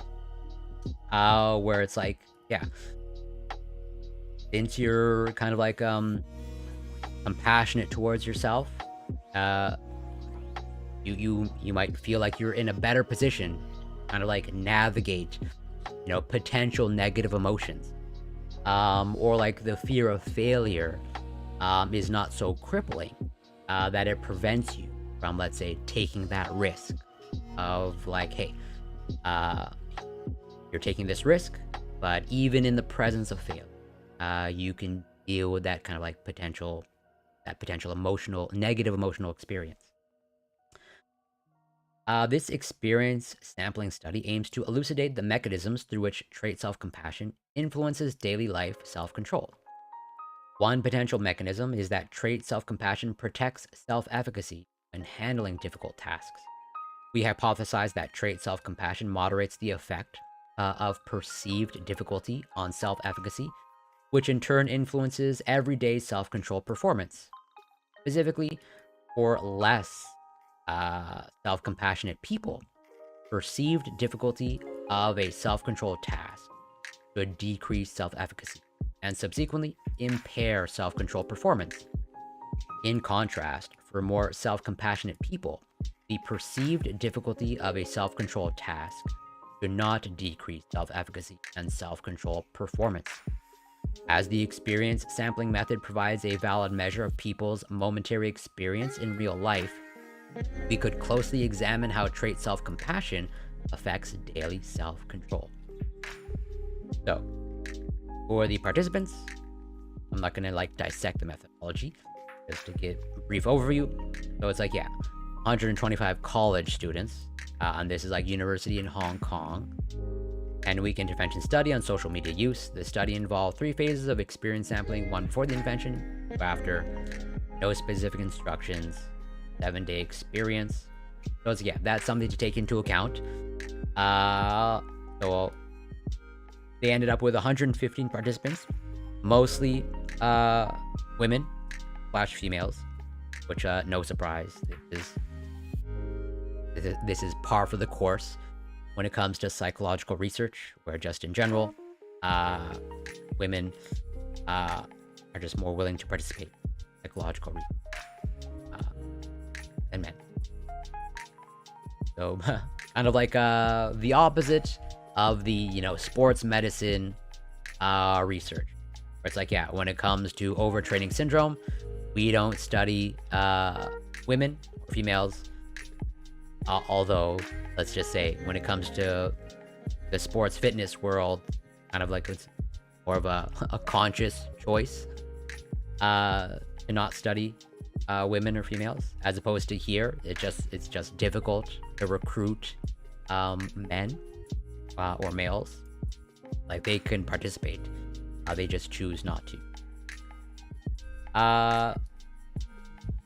So they measure trait self-compassion, they measure trait self-control, and they do their experiencing sampling survey. What was it? In each experience sampling survey, participants were first asked, in the past 30 minutes, have you exerted self-control? They were allowed to choose between 3 options. Yes, resisting a desire. When you have a desire, you want to fulfill or enjoy something immediately. Yes, persisting on a task. And no. If they chose option 3, no self-control conflict, they would then be directed to a survey about their surrounding environment. If they chose option 1, they were asked to name the desire they were resisting. They chose option 2, they were asked to name the goal they were persisting on. Participants who chose option 1 and 2 then answered a set of additional questions regarding their self-control experiences. Central to our research questions, we measured perceived difficulty of self-control. How hard was it to completely focus on resisting? Nominated desire, persisting on nominated goal. Self-efficacy, how confident were you that you would succeed in resisting?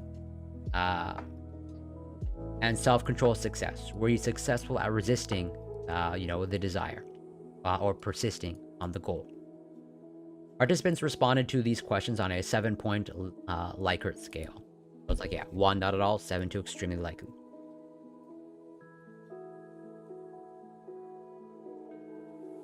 So,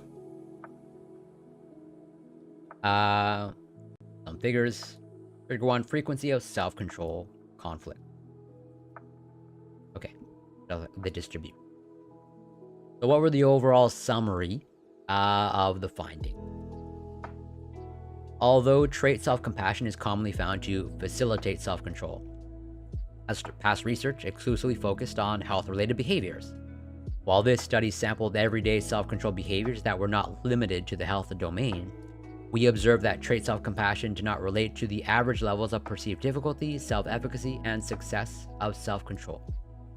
The current study provides a more nuanced view regarding the relationship between trait self-compassion and everyday self-control. In particular, we observed that trait self-compassion moderated the impact of perceived task difficulty on self-efficacy. When people evaluate their efficacy to sustain self-control, they may take into account information such as mastery experience, feedback from others, emotional and physiological states, while perceived difficulty generally undermined self-efficacy and subsequently self-control performance. Trait self-compassion appeared to mitigate the negative impact of perceived difficulty on self-efficacy. Right. So it's like, the results are kind of like complicated, or as they explicitly say, it's a more nuanced view when they're comparing it to past research. Where, so this study was fairly unique, because they're attempting to kind of like measure self-compassion and self-control in a more real-time, in a more real-time aspect of like kind of like just like in the moment, kind of like how are you feeling? Like, are you engaged in self-control right now? Yes, no. Like if you are, what are you doing? Really trying to take snapshots when, let's say, self-control or self-compassion is happening. So it's understandable that they would get sort of like a more nuanced result, as opposed to like bringing people to a lab and like running this self-control experiment, or like assessing their self-compassion and self-control in a lab setting. But it seems like there is still this positive aspect of trait self-compassion, where it seems like essentially it makes things feel easier, or like the perceived difficulty is less, and so it might be more, you might be in a better position to engage in the behavior. Basically, not as much effort. So there are two possible reasons. First, self-compassion inspires self-soothing thoughts. Second, self-compassion reduces demands for emotion regulation by enabling individuals to accept and reappraise aversive experiences, including frustration, fear, and failure, in a different light. Right, so you are, through self-compassion, you might be reframing things of like, hey, maybe despite these negative fears or this negative emotional experience, like this is all okay. Like this is, I can deal with all of these things. Although self-control has long been recognized as a pivotal factor in human well-being, people usually find it very difficult to sustain. Yeah, this is almost a universal human experience. While failure to sustain self-control may be considered immoral, individuals may feel both strong needs for self-control and anxious about potential failures. Here is where kind of like this paradoxical effect.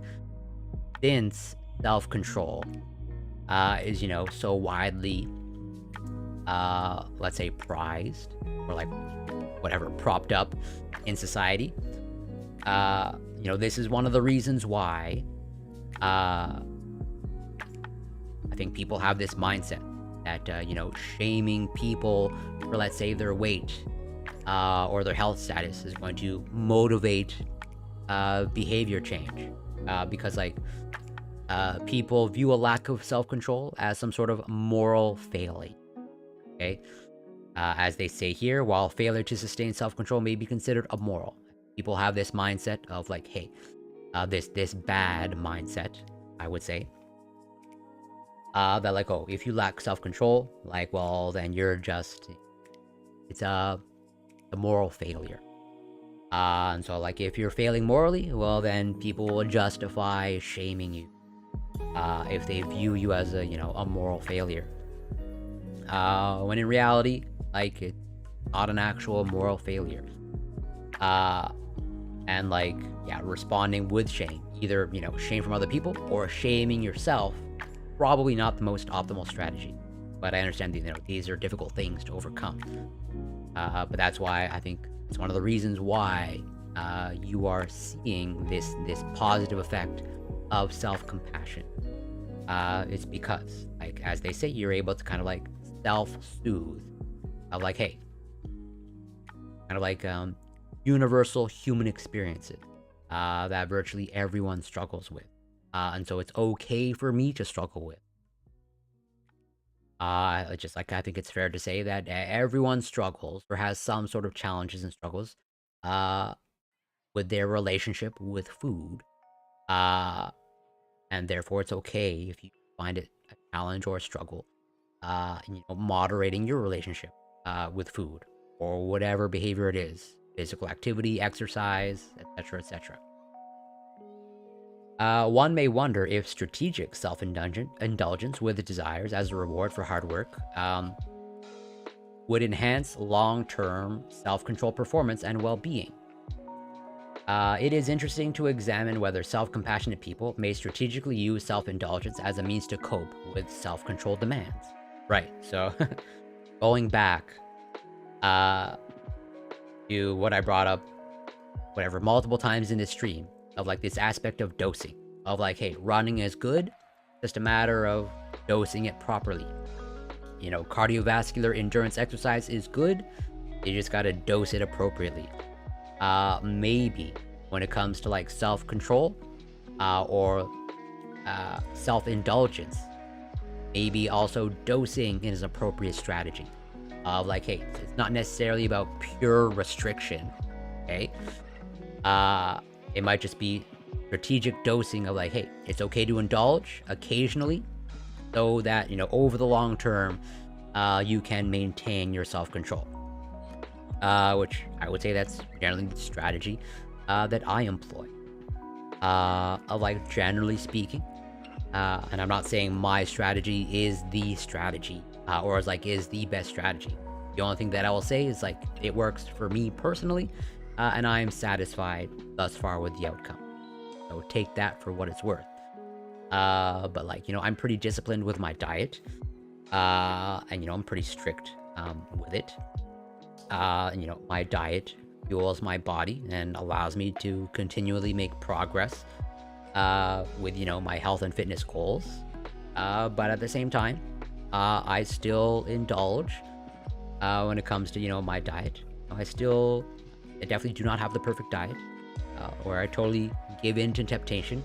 There are totally times where I just want to eat a bag of potato chips or whatever. I have many things that I want to indulge in.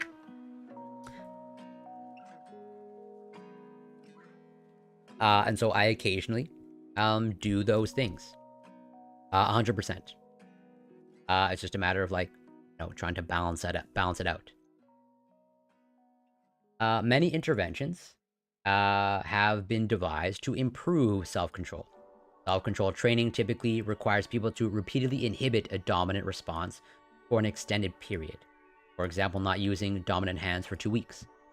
These tasks are usually perceived as difficult and unlikely to succeed. In light of the present findings, inhibition training may not benefit individuals low in self-compassion, as they are more likely to feel inefficacious while completing the training. Future research could investigate whether self-compassion moderates the effects of these inhibition training. Also, it may be a worthy endeavor to study the incremental benefits of self-compassion induction on the traditional self-control training program. So, limitations and research directions. The present research tested a multi-level moderated mediation model to explain when and how great self-compassion facilitates momentary self-control in everyday life. Although the experience sampling method allows more accurate assessments of daily experiences that are less prone to memory bias, this study could not eliminate the inherent limitations associated with self-reports. Right? That's another factor to take into account. There's multiple criticism when it comes to this study, where it's like, this is a sample of undergraduate students in Hong Kong, so a particular demographic in a particular location, and also at the same time, they're using survey data based off of self-report, and self-report is common, and it totally has utility, and you can get good data, but as they say, there's still inherent limitations associated with self-reports. For example, self-enhancement bias may motivate participants to perceive their self-control behaviors as more successful. Right? They might inflate, whatever behavior that they're trying to moderate. Where it's like, when they're prompted of like, hey, are you engaging in the self-control, whatever behavior now? They might be inclined to answer yes. That's kind of like an ego boost. Therefore, future research should also examine whether trait self-compassion relates to relates to performance in standard self-control tasks. For example, the Stroop task. Due to the correlational nature of the data, the present research cannot establish the causal relationship between efficacy belief and perceived difficulty. In the future, researchers could experimentally manipulate task difficulty to evaluate the causal sequences further. The present study suggested that self-efficacy is an underlying process through which trait self-compassion benefits everyday self-control. Trait self-compassion may also influence self-control through other mechanisms. For instance, self-compassionate individuals are more likely to use adaptive emotion regulation strategies to manage aversive feelings. Future research may illuminate further various processes underlying the effect of trait self-compassion on self-control. Finally, the present study only considered the trait level of self-compassion. In reality, the state level of self-compassion could change momentarily. Future studies could measure or manipulate state self-compassion to study how state self-compassion can contribute to self-control success. Okay. So what does that mean? And they're also making this distinction between trait level self-compassion and state level self-compassion. Like, what are the differences? Well, generally speaking, at least when it comes to kind of like the psychological research, a trait usually refers to something like kind of like as a part of you, as opposed to like a state that, well, it's like a state. It is temporary. Where it's like, when it comes to like this aspect of self-compassion, those who have trait level self-compassion, it's like that just appears to be part of kind of like their personality. Maybe something you're born with or whatever that's been cultivated, and that's like part of who you are. As opposed to like state self-compassion, you might be able to induce someone to be self-compassionate towards themselves, but it's just this temporary state where it's like, in the moment, let's say if you say the right thing, or like you give them some sort of prompt, then they might be induced in a state of self-compassion, but it might be temporary. Those are usually the distinctions of like a trait, kind of like a permanent thing as part of who you are, and a state, well, it's a state and it's temporary. So, this was, let's say, a nuanced study about self-compassion, with, let's say, some caveats to take into account, where it's like, 115 college students from Hong Kong, and like, it wasn't the most robust finding.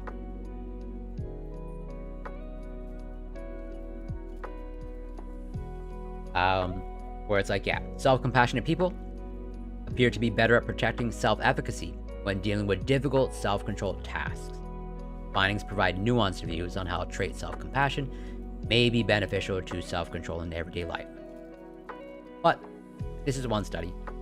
And again, let's say some flaws to the study. But there's other research showing how self-compassion is important, or can be important, or maybe a part of, let's say, behavior modification, or cultivating healthier habits, and being maybe a little bit more disciplined when it comes to cultivating healthier habits. Whereas, like, yeah, this is specifically in the context of self-compassion, self-regulation, and health. So it really is kind of like, can you kind of like regulate your behaviors and choices for the promotion of healthier habits.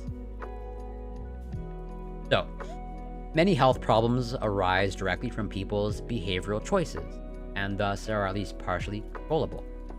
Yet, despite the fact that up to 40% of morbidity can be traced to controllable factors, people often do not behave in ways that could improve their health and extend their lives. For example, healthy eating and regular exercise are linked to lower risk of heart disease, diabetes, and obesity. But many people fail to eat and exercise in ways that would lower the risk of these problems. Likewise, the use of condoms lowers the risk of sexually transmitted diseases, and many cancers can be detected with screening tests, but many people do not practice safe sex or get screened for cancer. Despite the fact that simple actions such as these could improve their health and quality of life, people engage in behaviors that directly threaten their health and fail to engage in behaviors that would promote it. Failures of self-regulation are a general and widespread problem, but failing to manage health-related behaviors can have particularly pernicious consequences. Right. So, like, obviously, everything that they've outlined here is true.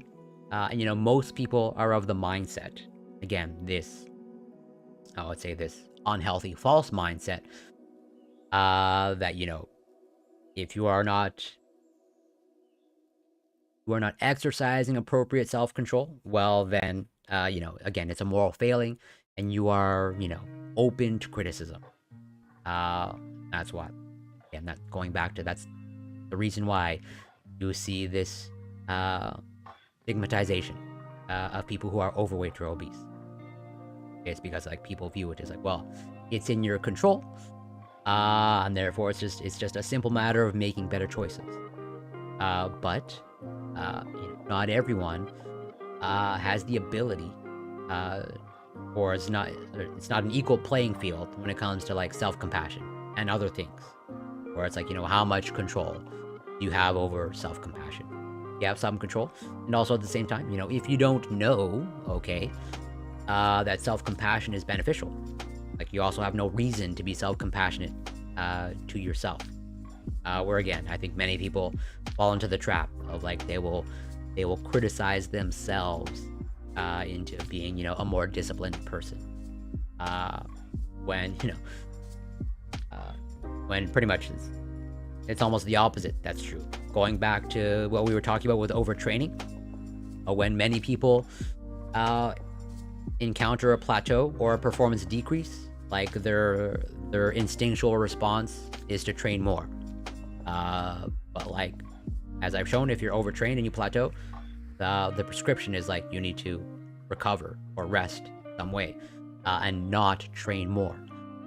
I think the same thing holds true here, of, like, hey, if you want to maybe cultivate more discipline or more self-control, it's not through more criticism and being more harsh towards yourself. It's like, appears to be the opposite, or at the very least, the opposite is in the more better direction, which is why you are seeing this effect of self-compassion. Most models of self-regulation agree that, in its most simple form, self-regulation involves setting a goal, engaging in goal-directed behavior, monitoring progress toward the goal, and adjusting one's behavior when sufficient progress towards the goal is not being made. Right. This is just like a summary of any goal pursuit. You know, defining the goal, where you want to go, the path on which you want to get there, and also adjusting as like you go along that path, because like basically all of the planning in the world doesn't actually, things virtually never, at least in my experience, never go according to plan. And you need to make appropriate adjustments because, life happens. Just as like with an exercise or workout program, again, you can have like, the best, perfectly designed program, and it might be great for a little while, but, as you progress, or let's say other things start happening in your life, maybe that program needs to be adjusted. In my experience, and I think it's fair to say, that moving towards any goal, progress is, as I say, the progress is never linear. There should always be room for small adjustments along the way to whatever goal that you have. A variety of practical factors may limit a person's ability to self-regulate successfully with respect to health-promoting behaviors, including insufficient time, knowledge, or access to health-promoting resources. Yet, even with sufficient time, knowledge, and resources, people may have difficulty regulating their health-related behaviors. The purpose of this article is to explore how self-compassion, a recently identified predictor of coping and well-being, may play a role in effective self-regulation. As we will see, each of the steps involved in effective self-regulation may be influenced by how compassionately people treat themselves when facing distressing situations, such as those that are associated with medical problems. So, self-compassion. Ironically, people who experience negative events often treat themselves far more critically and unkindly than they would treat a loved one in similar circumstances. Right, as I was alluding to. Of like that, that harsh inner critic.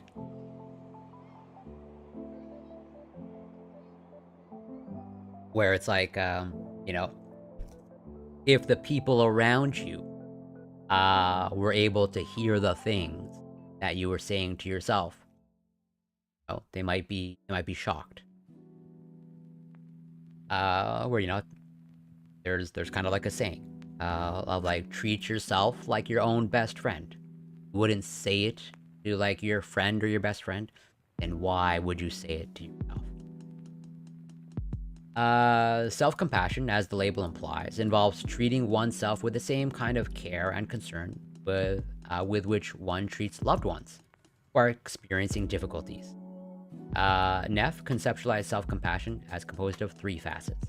Are the same facets as before: self-kindness versus self-judgment, common humanity versus isolation, and mindfulness versus over-identification. When life circumstances are problematic or painful, self-compassionate people respond with self-kindness and are comforting rather than judgmental.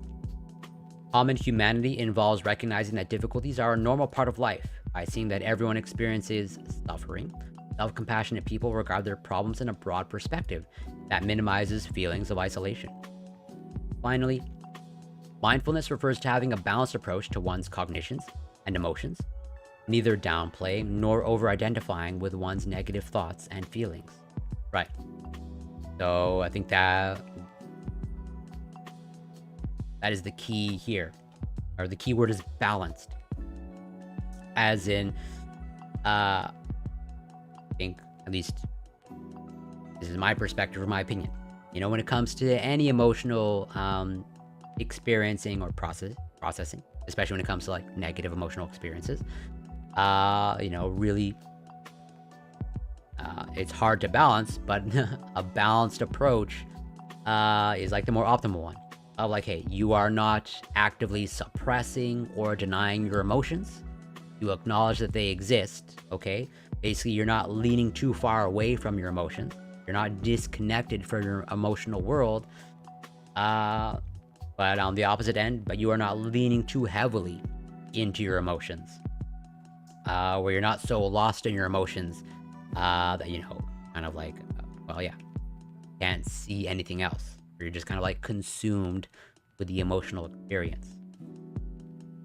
But again, I understand why, and there are complicated reasons as to why. There are people that, don't lean enough into their emotions, and there are people that lean too much into their emotions. Just saying, take a balanced approach to your emotions. Again, easier said than done. Studies show that self-compassion is associated with many indices of psychological well-being. People who are high in self-compassion respond less strongly to negative events, have higher positive affect and better mental health, and report greater life satisfaction than people who are low in self-compassion. Most research has focused on the moderating effects of self-compassion on reactions to academic and social events, but there are strong reasons to suspect that self-compassion may have important implications for health-related behaviors as well. When a loved one is ill or injured, people offer support and kindness, take care of the person who is indisposed, and encourage the patient to rest and to follow doctor's orders. Yet, when ill themselves, people often ignore doctors' recommendations, fume about the inconvenience of being incapacitated, and blame themselves for the illness or injury. These counterproductive reactions undermine their own physical and emotional well-being. In contrast, people who are higher in self-compassion should treat themselves with care and concern when they are sick or hurt, and their compassionate reactions should enhance their ability to self-regulate in ways that promote their physical and psychological well-being. Self-compassion should facilitate each step in the process of self-regulation identified by Baumeister and Heatherton. Specifically, people higher in self-compassion should more effectively select health goals, engage in behaviors to reach their goals, including seeking medical treatment and adhering to treatment recommendations, monitor their goal progress, and adjust their behavior or goals when sufficient progress is not being made. Self-compassion should also aid in emotional regulation when dealing with disease, illness, and injury. In the following sections, we explore the role of self-compassion in the self-regulation of health-promoting behaviors. So, to behave in ways that promote health. People must have a goal or reference point to work toward, such as the goal of eating 5 servings of fruits and vegetables every day, maintaining a healthy weight, or getting an annual physical exam. Self-regulation research suggests that inappropriate goals constitute a major cause of behavioral regulation. Well, so here's where it gets nuanced. At least for me, in my opinion. Because, goals are totally important. Clearly well-defined goals, generally pretty critical. And yet at the same time, as I share on stream, as of right now, I don't have the most well-defined goals when it comes to, my health and fitness. I continue go to the gym. I continue going to the gym. I continue to make progress. And my goals are just whatever, just to get stronger. We're kind of pretty nebulous, or not well-defined goal. Just saying get stronger doesn't automatically show you the path on how to get there. And my other goal is mastering the handstand. So it's that's a performance goal. But as they're outlining here, inappropriate goals constitute a major cause of behavioral misregulation. So it's how am I able to get away, or why am I not clearly defining my goals? Hey, I want to increase my bench press by whatever 10 pounds. Nothing clearly defined, other than whatever kind of happens. But that is largely driven by the fact that through whatever a wealth of experience, I happen to know what works for me. And also, I'm not super committed to my goals. At the very least, I know, my bare minimum goal is to maintain the status quo. Or at least maintain the status quo for as long as possible. At some point,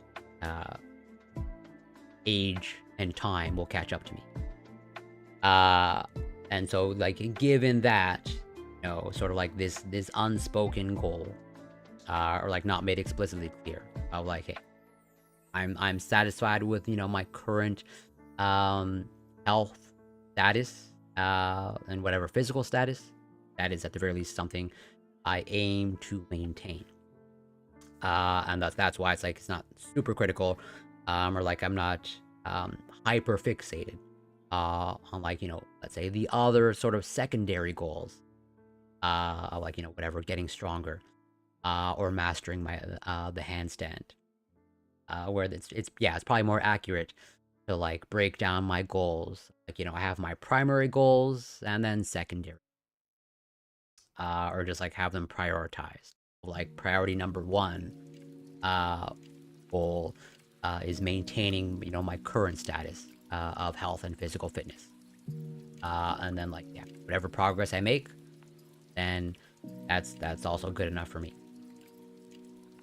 So, in the context of regulating health relevant behaviors, lower order goals, such as losing weight or eating more vegetables, are a means to achieving higher order goals, such as being healthy. So, like, yeah, they're alluding to what I just touched upon, of, like, you know, prioritizing goals, of, like, you know, there's some larger goals, or like higher order goals and lower order goals.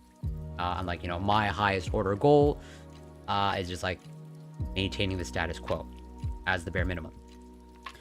Although little research has examined the goals of self-compassionate people directly, evidence suggests that self-compassion is probably unrelated to people's broad, higher-level goal. For example, self-compassion is not related to the tendency to set high personal standards, nor to the value that people place on being healthy.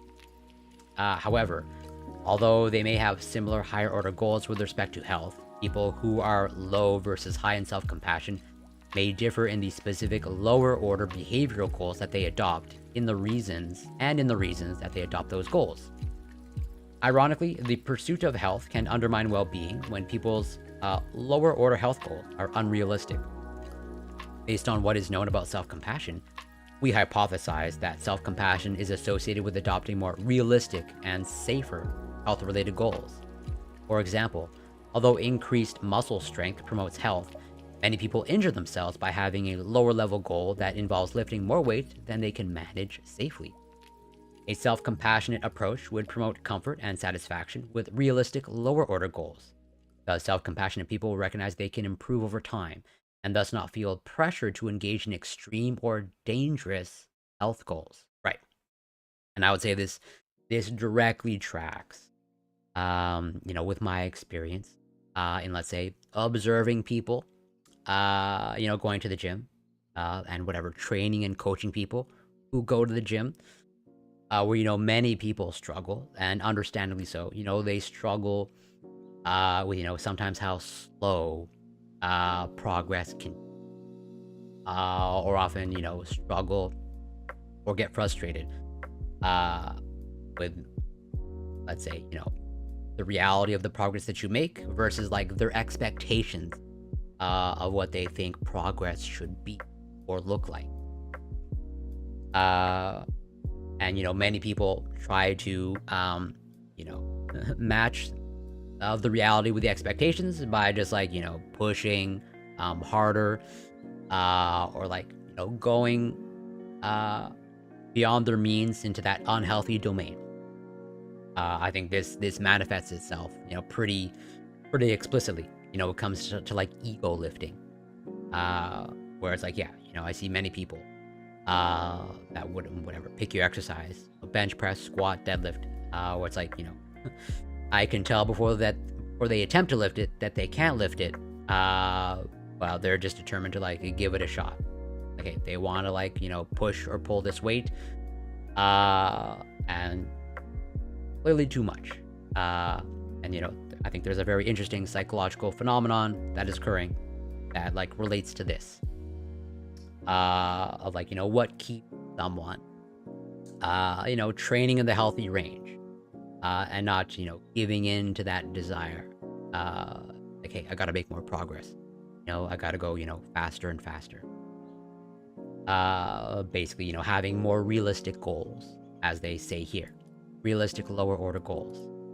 It seems like, you know, the self-compassionate are in a better position to set more realistic. Furthermore, self-compassion is associated with setting goals that are targeted toward enhancing one's well-being and happiness, as opposed to goals that focus on bolstering feelings of self-worth or making impressions on other people. Right. That's also another thing. Of like, not all goals are motivated by the same thing. The goals that you have, and the path that you choose to achieve those goals. As I would say, and I think they're alluding to that fact here, like it speaks to your psychological state. It says something about you psychologically. Of like, if your only goal, or like if your goal is to like get as big as possible, in the shortest amount of time, and that might say something about you psychologically. In a study of women's reasons for exercising, Magnus found that higher self-compassion was associated with stronger endorsement of exercise goals involving the intrinsic benefits of exercise, and weaker endorsement of extrinsic and ego-related goals.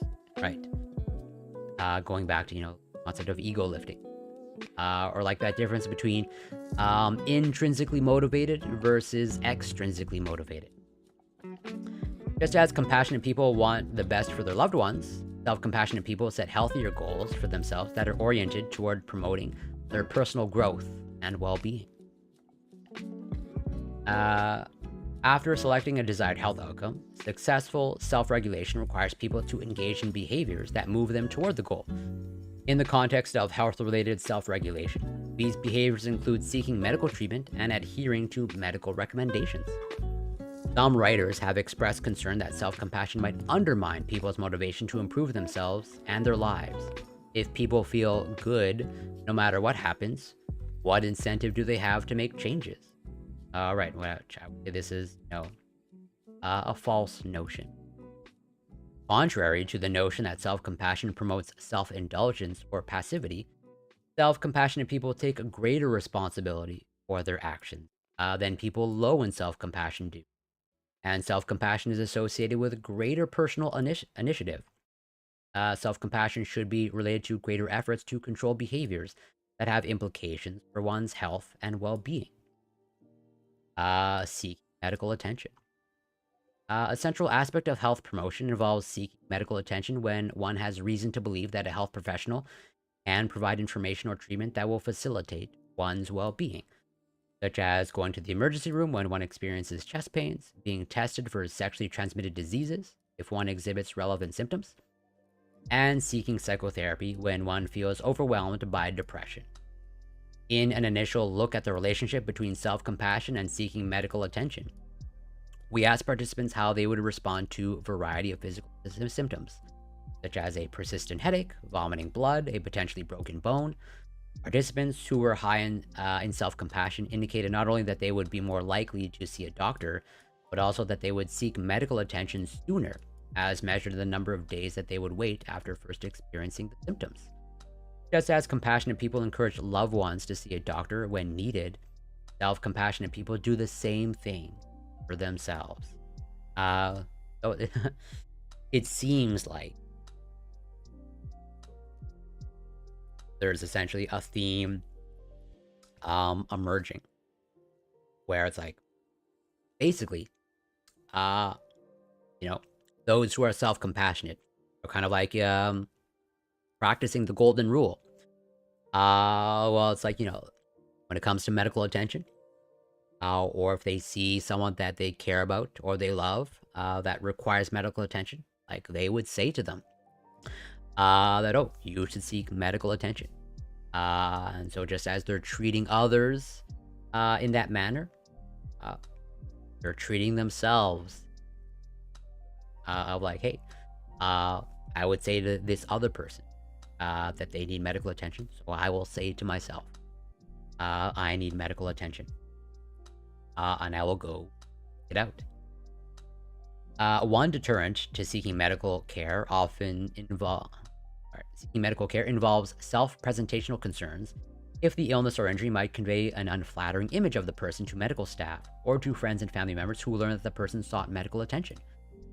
Some illnesses and injuries are stigmatized so that many people hesitate to seek help for problems with sexual organs and function, such as erectile dysfunction and vaginismus, sexually transmitted diseases, symptoms involving the rectum or anus, psychological difficulties. I think this is a big one. This is one of the huge barriers for those seeking mental health help, and injuries that were sustained in the course of doing something embarrassing. Self-presentational reasons for avoiding medical testing and treatment are fueled by two concerns that may be attenuated by self-compassion. First, people probably overestimate the uniqueness of their medical problems and fail to realize how common such problems are. For example, getting tested for an STD could be viewed either as a commonplace and responsible action, or as an indication that one is promiscuous or not sufficiently careful. To the extent that self-compassion involves an acknowledgement that whatever problems one has are common and shared with millions of others, self-compassionate people should be less troubled by the sense that their medical problems are unusual.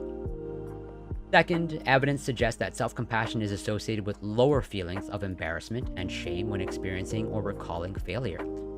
Likewise, elderly people who are high in self-compassion are less distressed by the prospect of other people knowing that they need assistance with mobility. To the extent that self-compassion attenuates concerns with other people's judgments, self-compassionate people should be less deterred from seeking medical help out of a concern with how others will view them.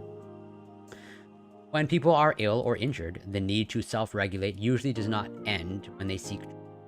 In fact, even more concerned, self-regulation may be needed to follow doctors' orders, take medicine regularly, and make lifestyle changes that are needed to improve one's health. After all, most medical regimens are unpleasant, time-consuming, or costly, requiring people to make themselves do things that they find unpleasant or refrain from behaviors that they find enjoyable. People often fail to follow their physician's instructions, for example, by not taking medicines as directed or pushing themselves too hard physically. Right, so this is a big thing in the medical world, is treatment adherence. Again, just as the prescription to exercise is useless if you don't have the motivation to exercise, the prescription from a doctor is also useless if you don't actually adhere or follow prescription recommendations. Medical adherence rates are estimated at less than 50%, and researchers have had difficulty identifying factors that are reliably linked to adherence.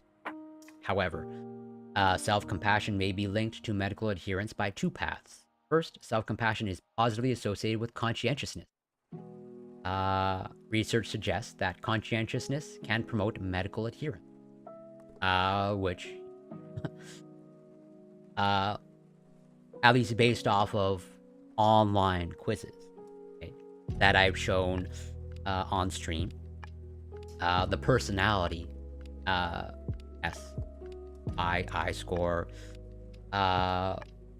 quite high. It seems like, well above average when it comes to conscientiousness.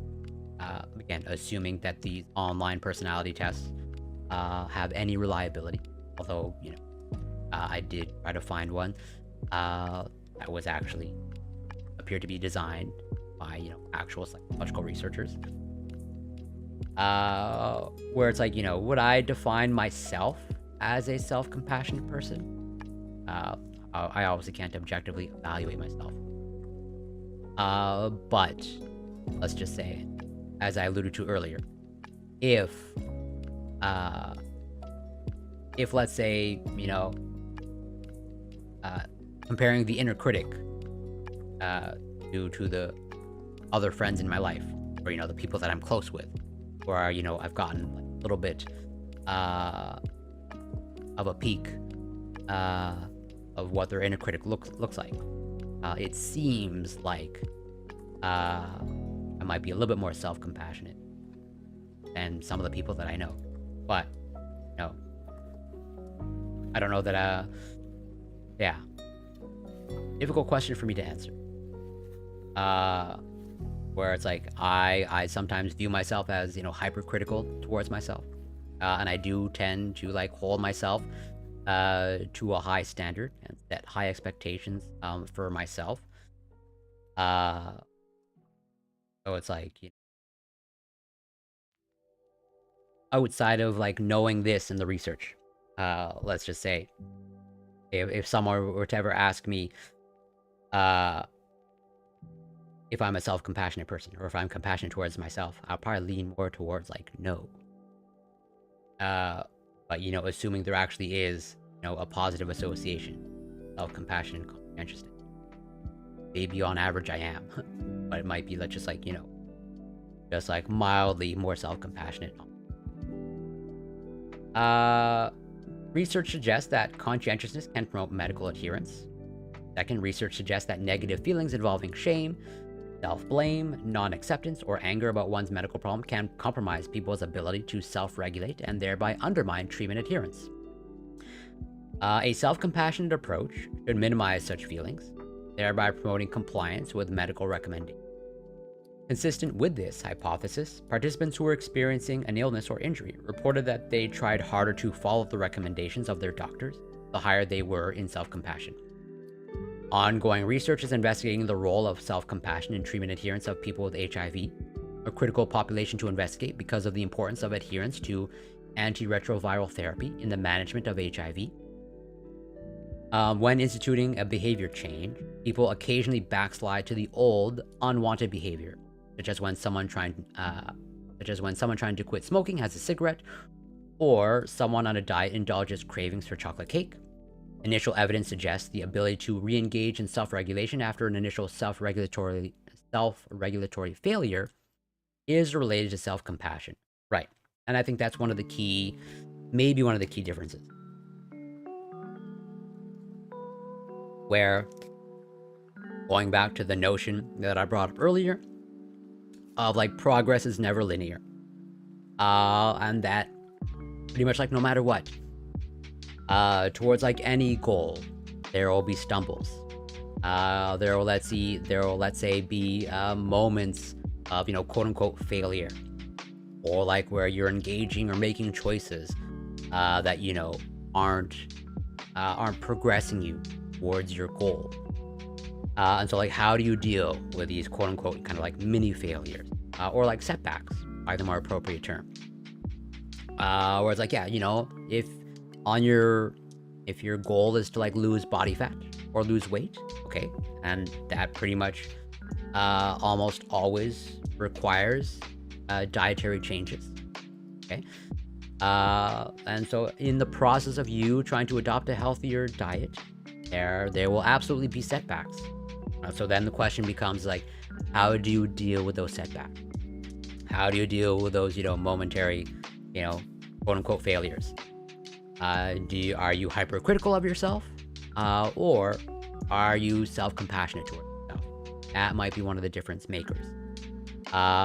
Where it's like it seems like being self-compassionate and towards yourself and understanding that setbacks are part of the process. Okay, you might be better able to like navigate these setbacks or overcome them, and get back to your program. Just as like I have no experience, fortunately, with any sort of like addiction, but that seems to be kind of like an aspect of recovery, where like, I think generally speaking, the trend when it comes to overcoming addiction, whether actually anyone ever truly overcomes addiction, but let's say managing and getting to the point of, let's say, recovery, active recovery, many people will relapse, and there will probably be multiple instances of relapse, but then it becomes like, once you relapsed, how do you deal with severe setbacks, but setbacks nonetheless? Are you hypercritical, or are you self-compassionate? That might be one of the difference makers. Yeah. So, for example, as they say here, when people are trying to quit smoking forgive themselves for having a cigarette, they are less likely to return to being a full-time smoker, as opposed to those who feel guilty. These findings suggest that self-forgiveness is strongly related to self-compassion, and like self-compassion, involves self-kindness as opposed to self-criticism, is influential in behavioral changes that promote a healthy lifestyle. Beyond the role of self-forgiveness, a broader self-compassionate approach, including mindful acceptance of emotions and recognizing that many people struggle with backsliding when trying to quit a bad habit, could facilitate long-term behavioral change. In fact, dieters who were induced to feel self-compassionate after indulging in calorie-rich food were better able to regulate their eating at a later opportunity. Similarly, evidence from a study investigating the effects of a self-compassionate intervention on smokers who were trying to quit suggests that self-compassionate imagery provides a useful tool for increasing self-regulatory strength. Specifically, invoking self-compassionate imagery when faced with the urge to smoke reduced daily smoking, especially for those people who were highly self-critical and less committed to smoking. Right. So these are great examples of like, can you be kind towards yourself, even in the face of setback? As people pursue health-related goals, successful self-regulation requires that they attend to and evaluate their behavior and health on an ongoing basis. Mindfulness, one of the 3 features of self-compassion identified by Neff, may play a role in the attentional component of self-regulation. People who are mindful pay attention to their experiences in a non-judgmental way.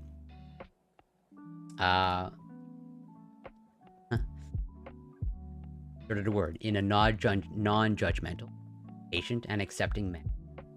These qualities of mindfulness promote self-regulation by eliminating impediments that can arise when people's attention is derailed by judgmental, defensive, or otherwise non-self-compassionate thoughts. In addition to its effects on self-regulation generally, mindfulness can promote mental and physical health for people experiencing problems that are specifically associated with anxiety. Anxiety disorders are characterized by cognitive misregulation when people focus their attention on the upsetting sensations associated with their symptoms, which then increases their anxiety and fuels further anxiety attacks, kind of like a spiraling of the anxiety, or like this snowball effect, kind of like getting anxious about your own anxiety. A mindful, self-compassionate approach allows people to attend to the possibility of future anxiety in a non-judgmental way that avoids magnifying any anxiety they experience. Additionally, mindfulness promotes processing anxiety and other negative emotions in ways that are balanced rather than reactive, allowing people to focus on effective strategies of self-regulation rather than being distracted by distressing subjective experiences. Most models of self-regulation assume that perceiving a discrepancy between their goals and outcomes motivates people to reduce the discrepancy and move toward the goal. However, in some instances, adoptive self-regulation requires people to disengage from a goal that they have difficulty attaining. Evidence for a relationship between self-compassion and judicious goal disengagement is mixed, with one study showing a positive correlation and another showing no relationship. However, we hypothesize that having self-compassion facilitates disengagement from unproductive health-related goals because self-compassionate people focus more directly on goals that directly promote their well-being. So it's like, yeah, seems like self-compassionate people, might be more focused on, let's say, the healthier goals. Furthermore, evidence suggests that self-compassion is positively associated with goal re-engagement. Self-compassionate people respond to failures to reach goals by focusing on alternative goals. For example, if seeking a health-related goal, such as losing a specific amount of weight, becomes detrimental to well-being or is unachievable, a self-compassionate person may pursue an alternative, healthier goal. This is also a pretty important component of, let's say, goal attaining. Of like, do you have the ability to shift your goals? Or do you know when is the appropriate time to change or modify your goal? Definitely, at least in my experience, never an easy question to answer. It's never easy to recognize, let's say you had a goal, and now recognize that you failed in achieving that goal. then it doesn't mean that you can't pursue another goal or like modify your goal to, something healthier, as they say, an alternative, healthier goal. And it seems like being self-compassionate helps people like shift goals to maybe something alternative or maybe even something healthier.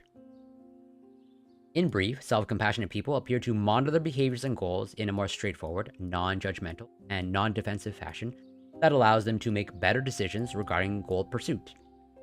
And when goal assessment suggests that the goal cannot be achieved, self-compassionate people should more successfully switch to alternative goals. So, on the aspect of emotional regulation, self-regulation can be derailed by negative emotions at every step of the process.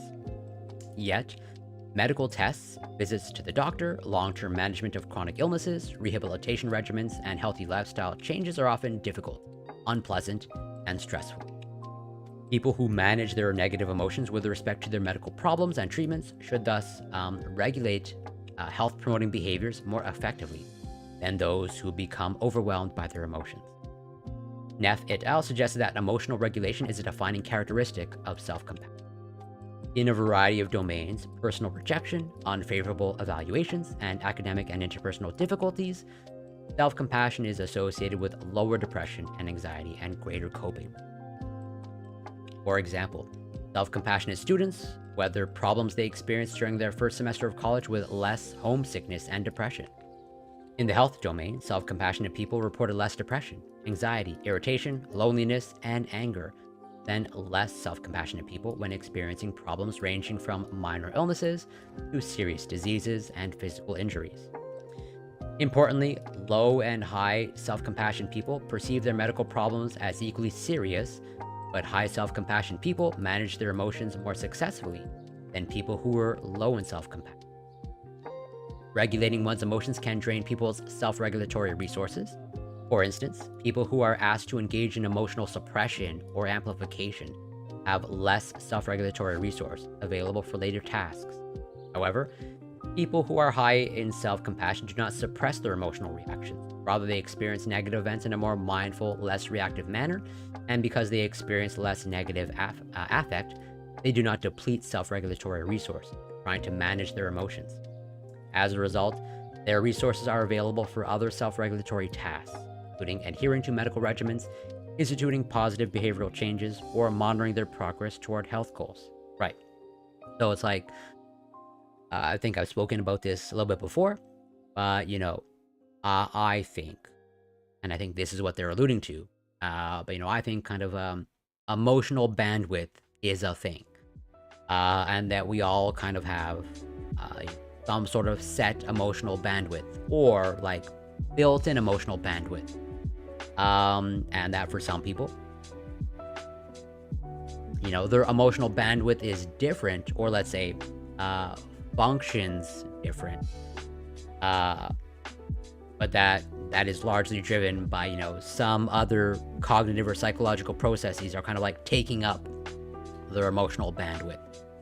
Like I would say, like generally speaking, for most people, or like for the vast majority of people, we all have like the same emotional bandwidth, okay? But our ability to exercise it like is different. Just because like for some people, they just have some of their emotional bandwidth occupied. Like, the best analogy that I can come up with is like, I would, sort of argue that, virtually everyone, to use, let's say, a PC as an example, everyone is working with a quad core, or virtually everyone is working with a quad core, the vast majority of people. It's just that for some people, they just have two cores just occupied with, kind of like psychological baggage. And therefore, they're only able to use freely two cores. As opposed to some people, I would say arguably the self-compassionate people, as a result of their self-compassion, they are better able, or they can actually use all four cores, the quad cores, because like they're able to regulate and thus like process their emotions, like It's not occupying some of their bandwidth, like whatever, some of the cores of their CPU. I would say that's what they are alluding to here, kind of like these self-regulatory resources.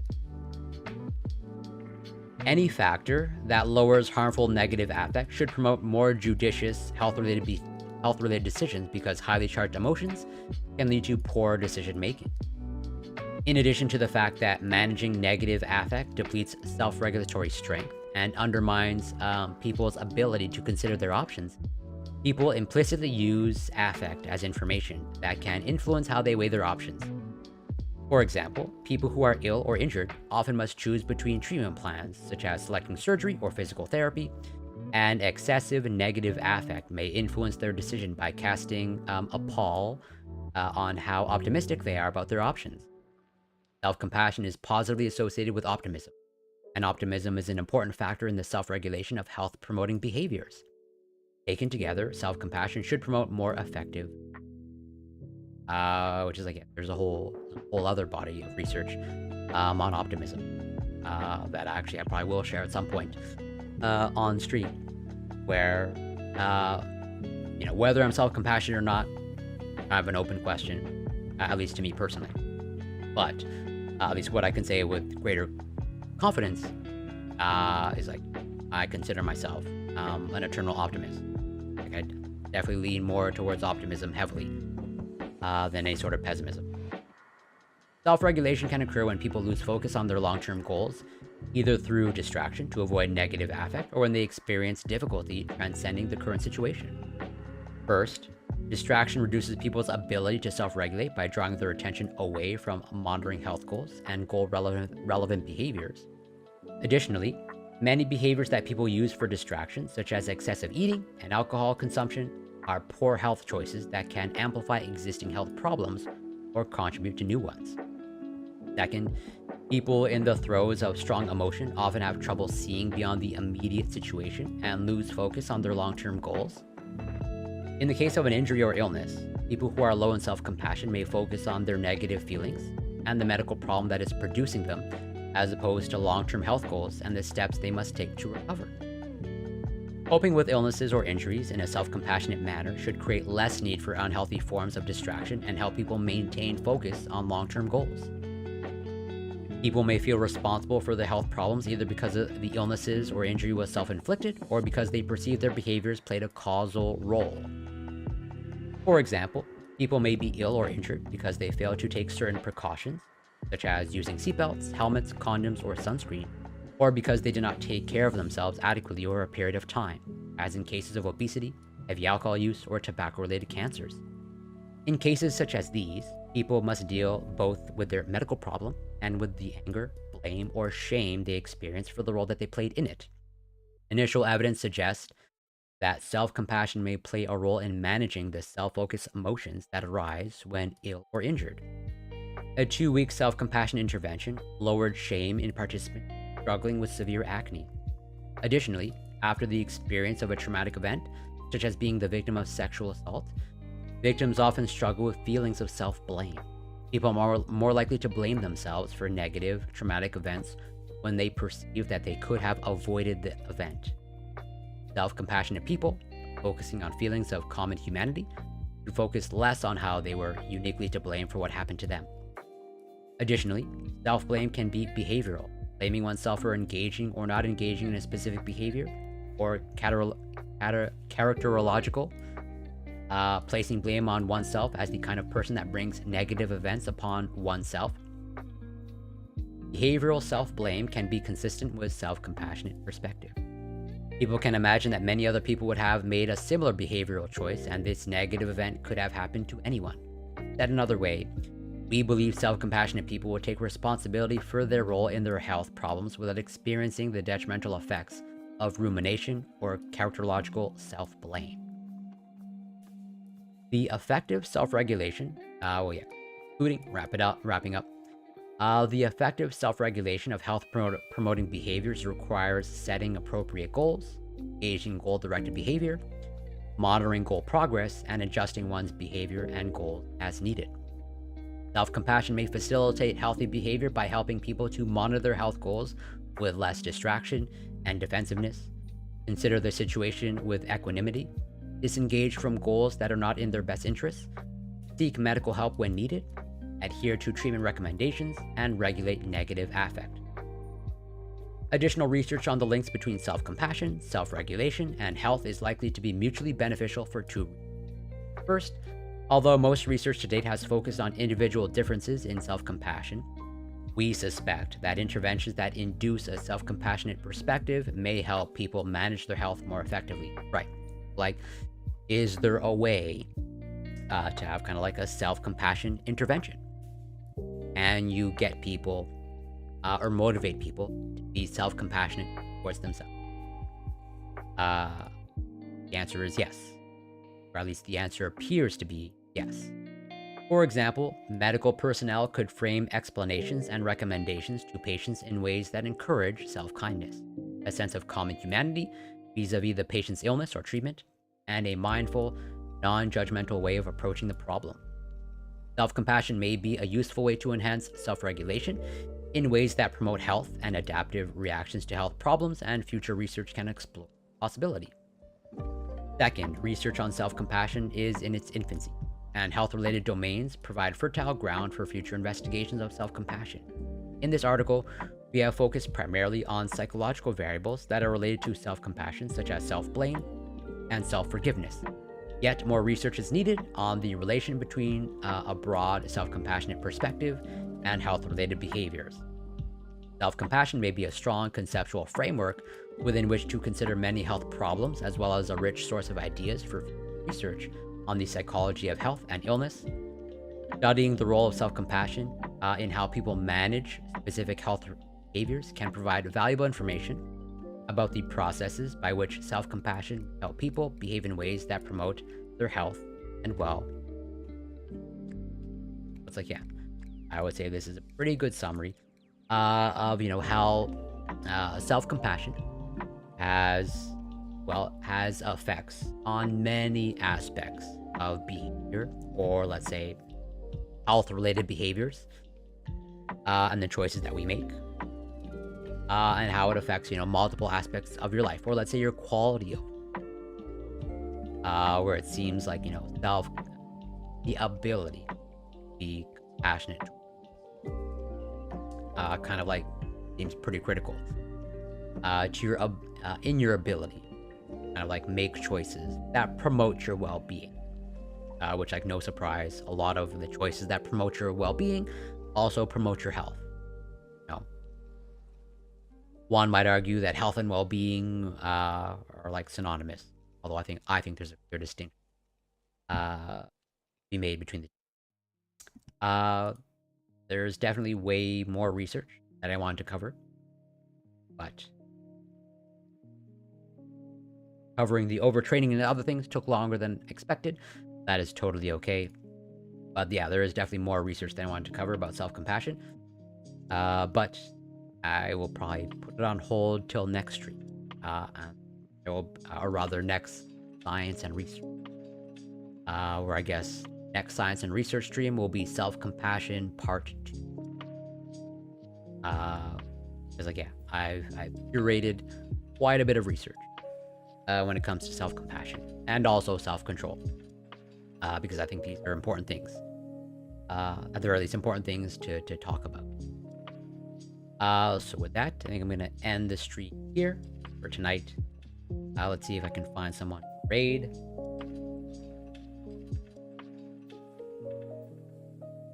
Let's... Oh, Jason Society is streaming. I'm going to look to raid into them.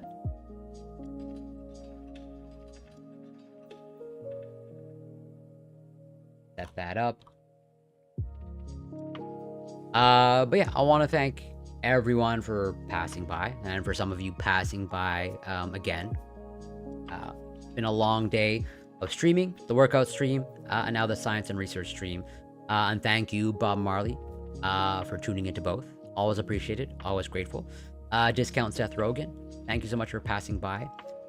Thank you, Lad Potato, for the follow and passing by. Thank you, Tetsu Paul, also for the follow.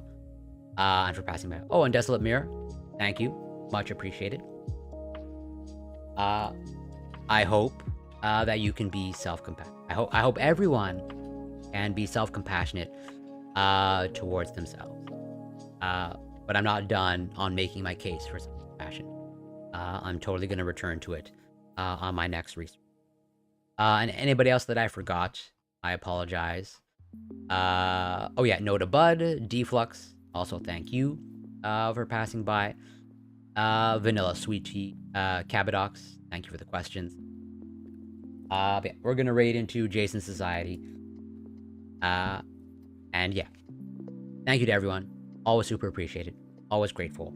And until next time, take care, be well, be kind to yourself.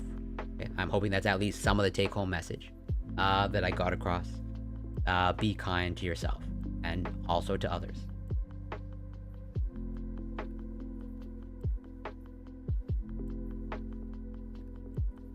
Do you have the ability to reach out beyond the things and the unique qualities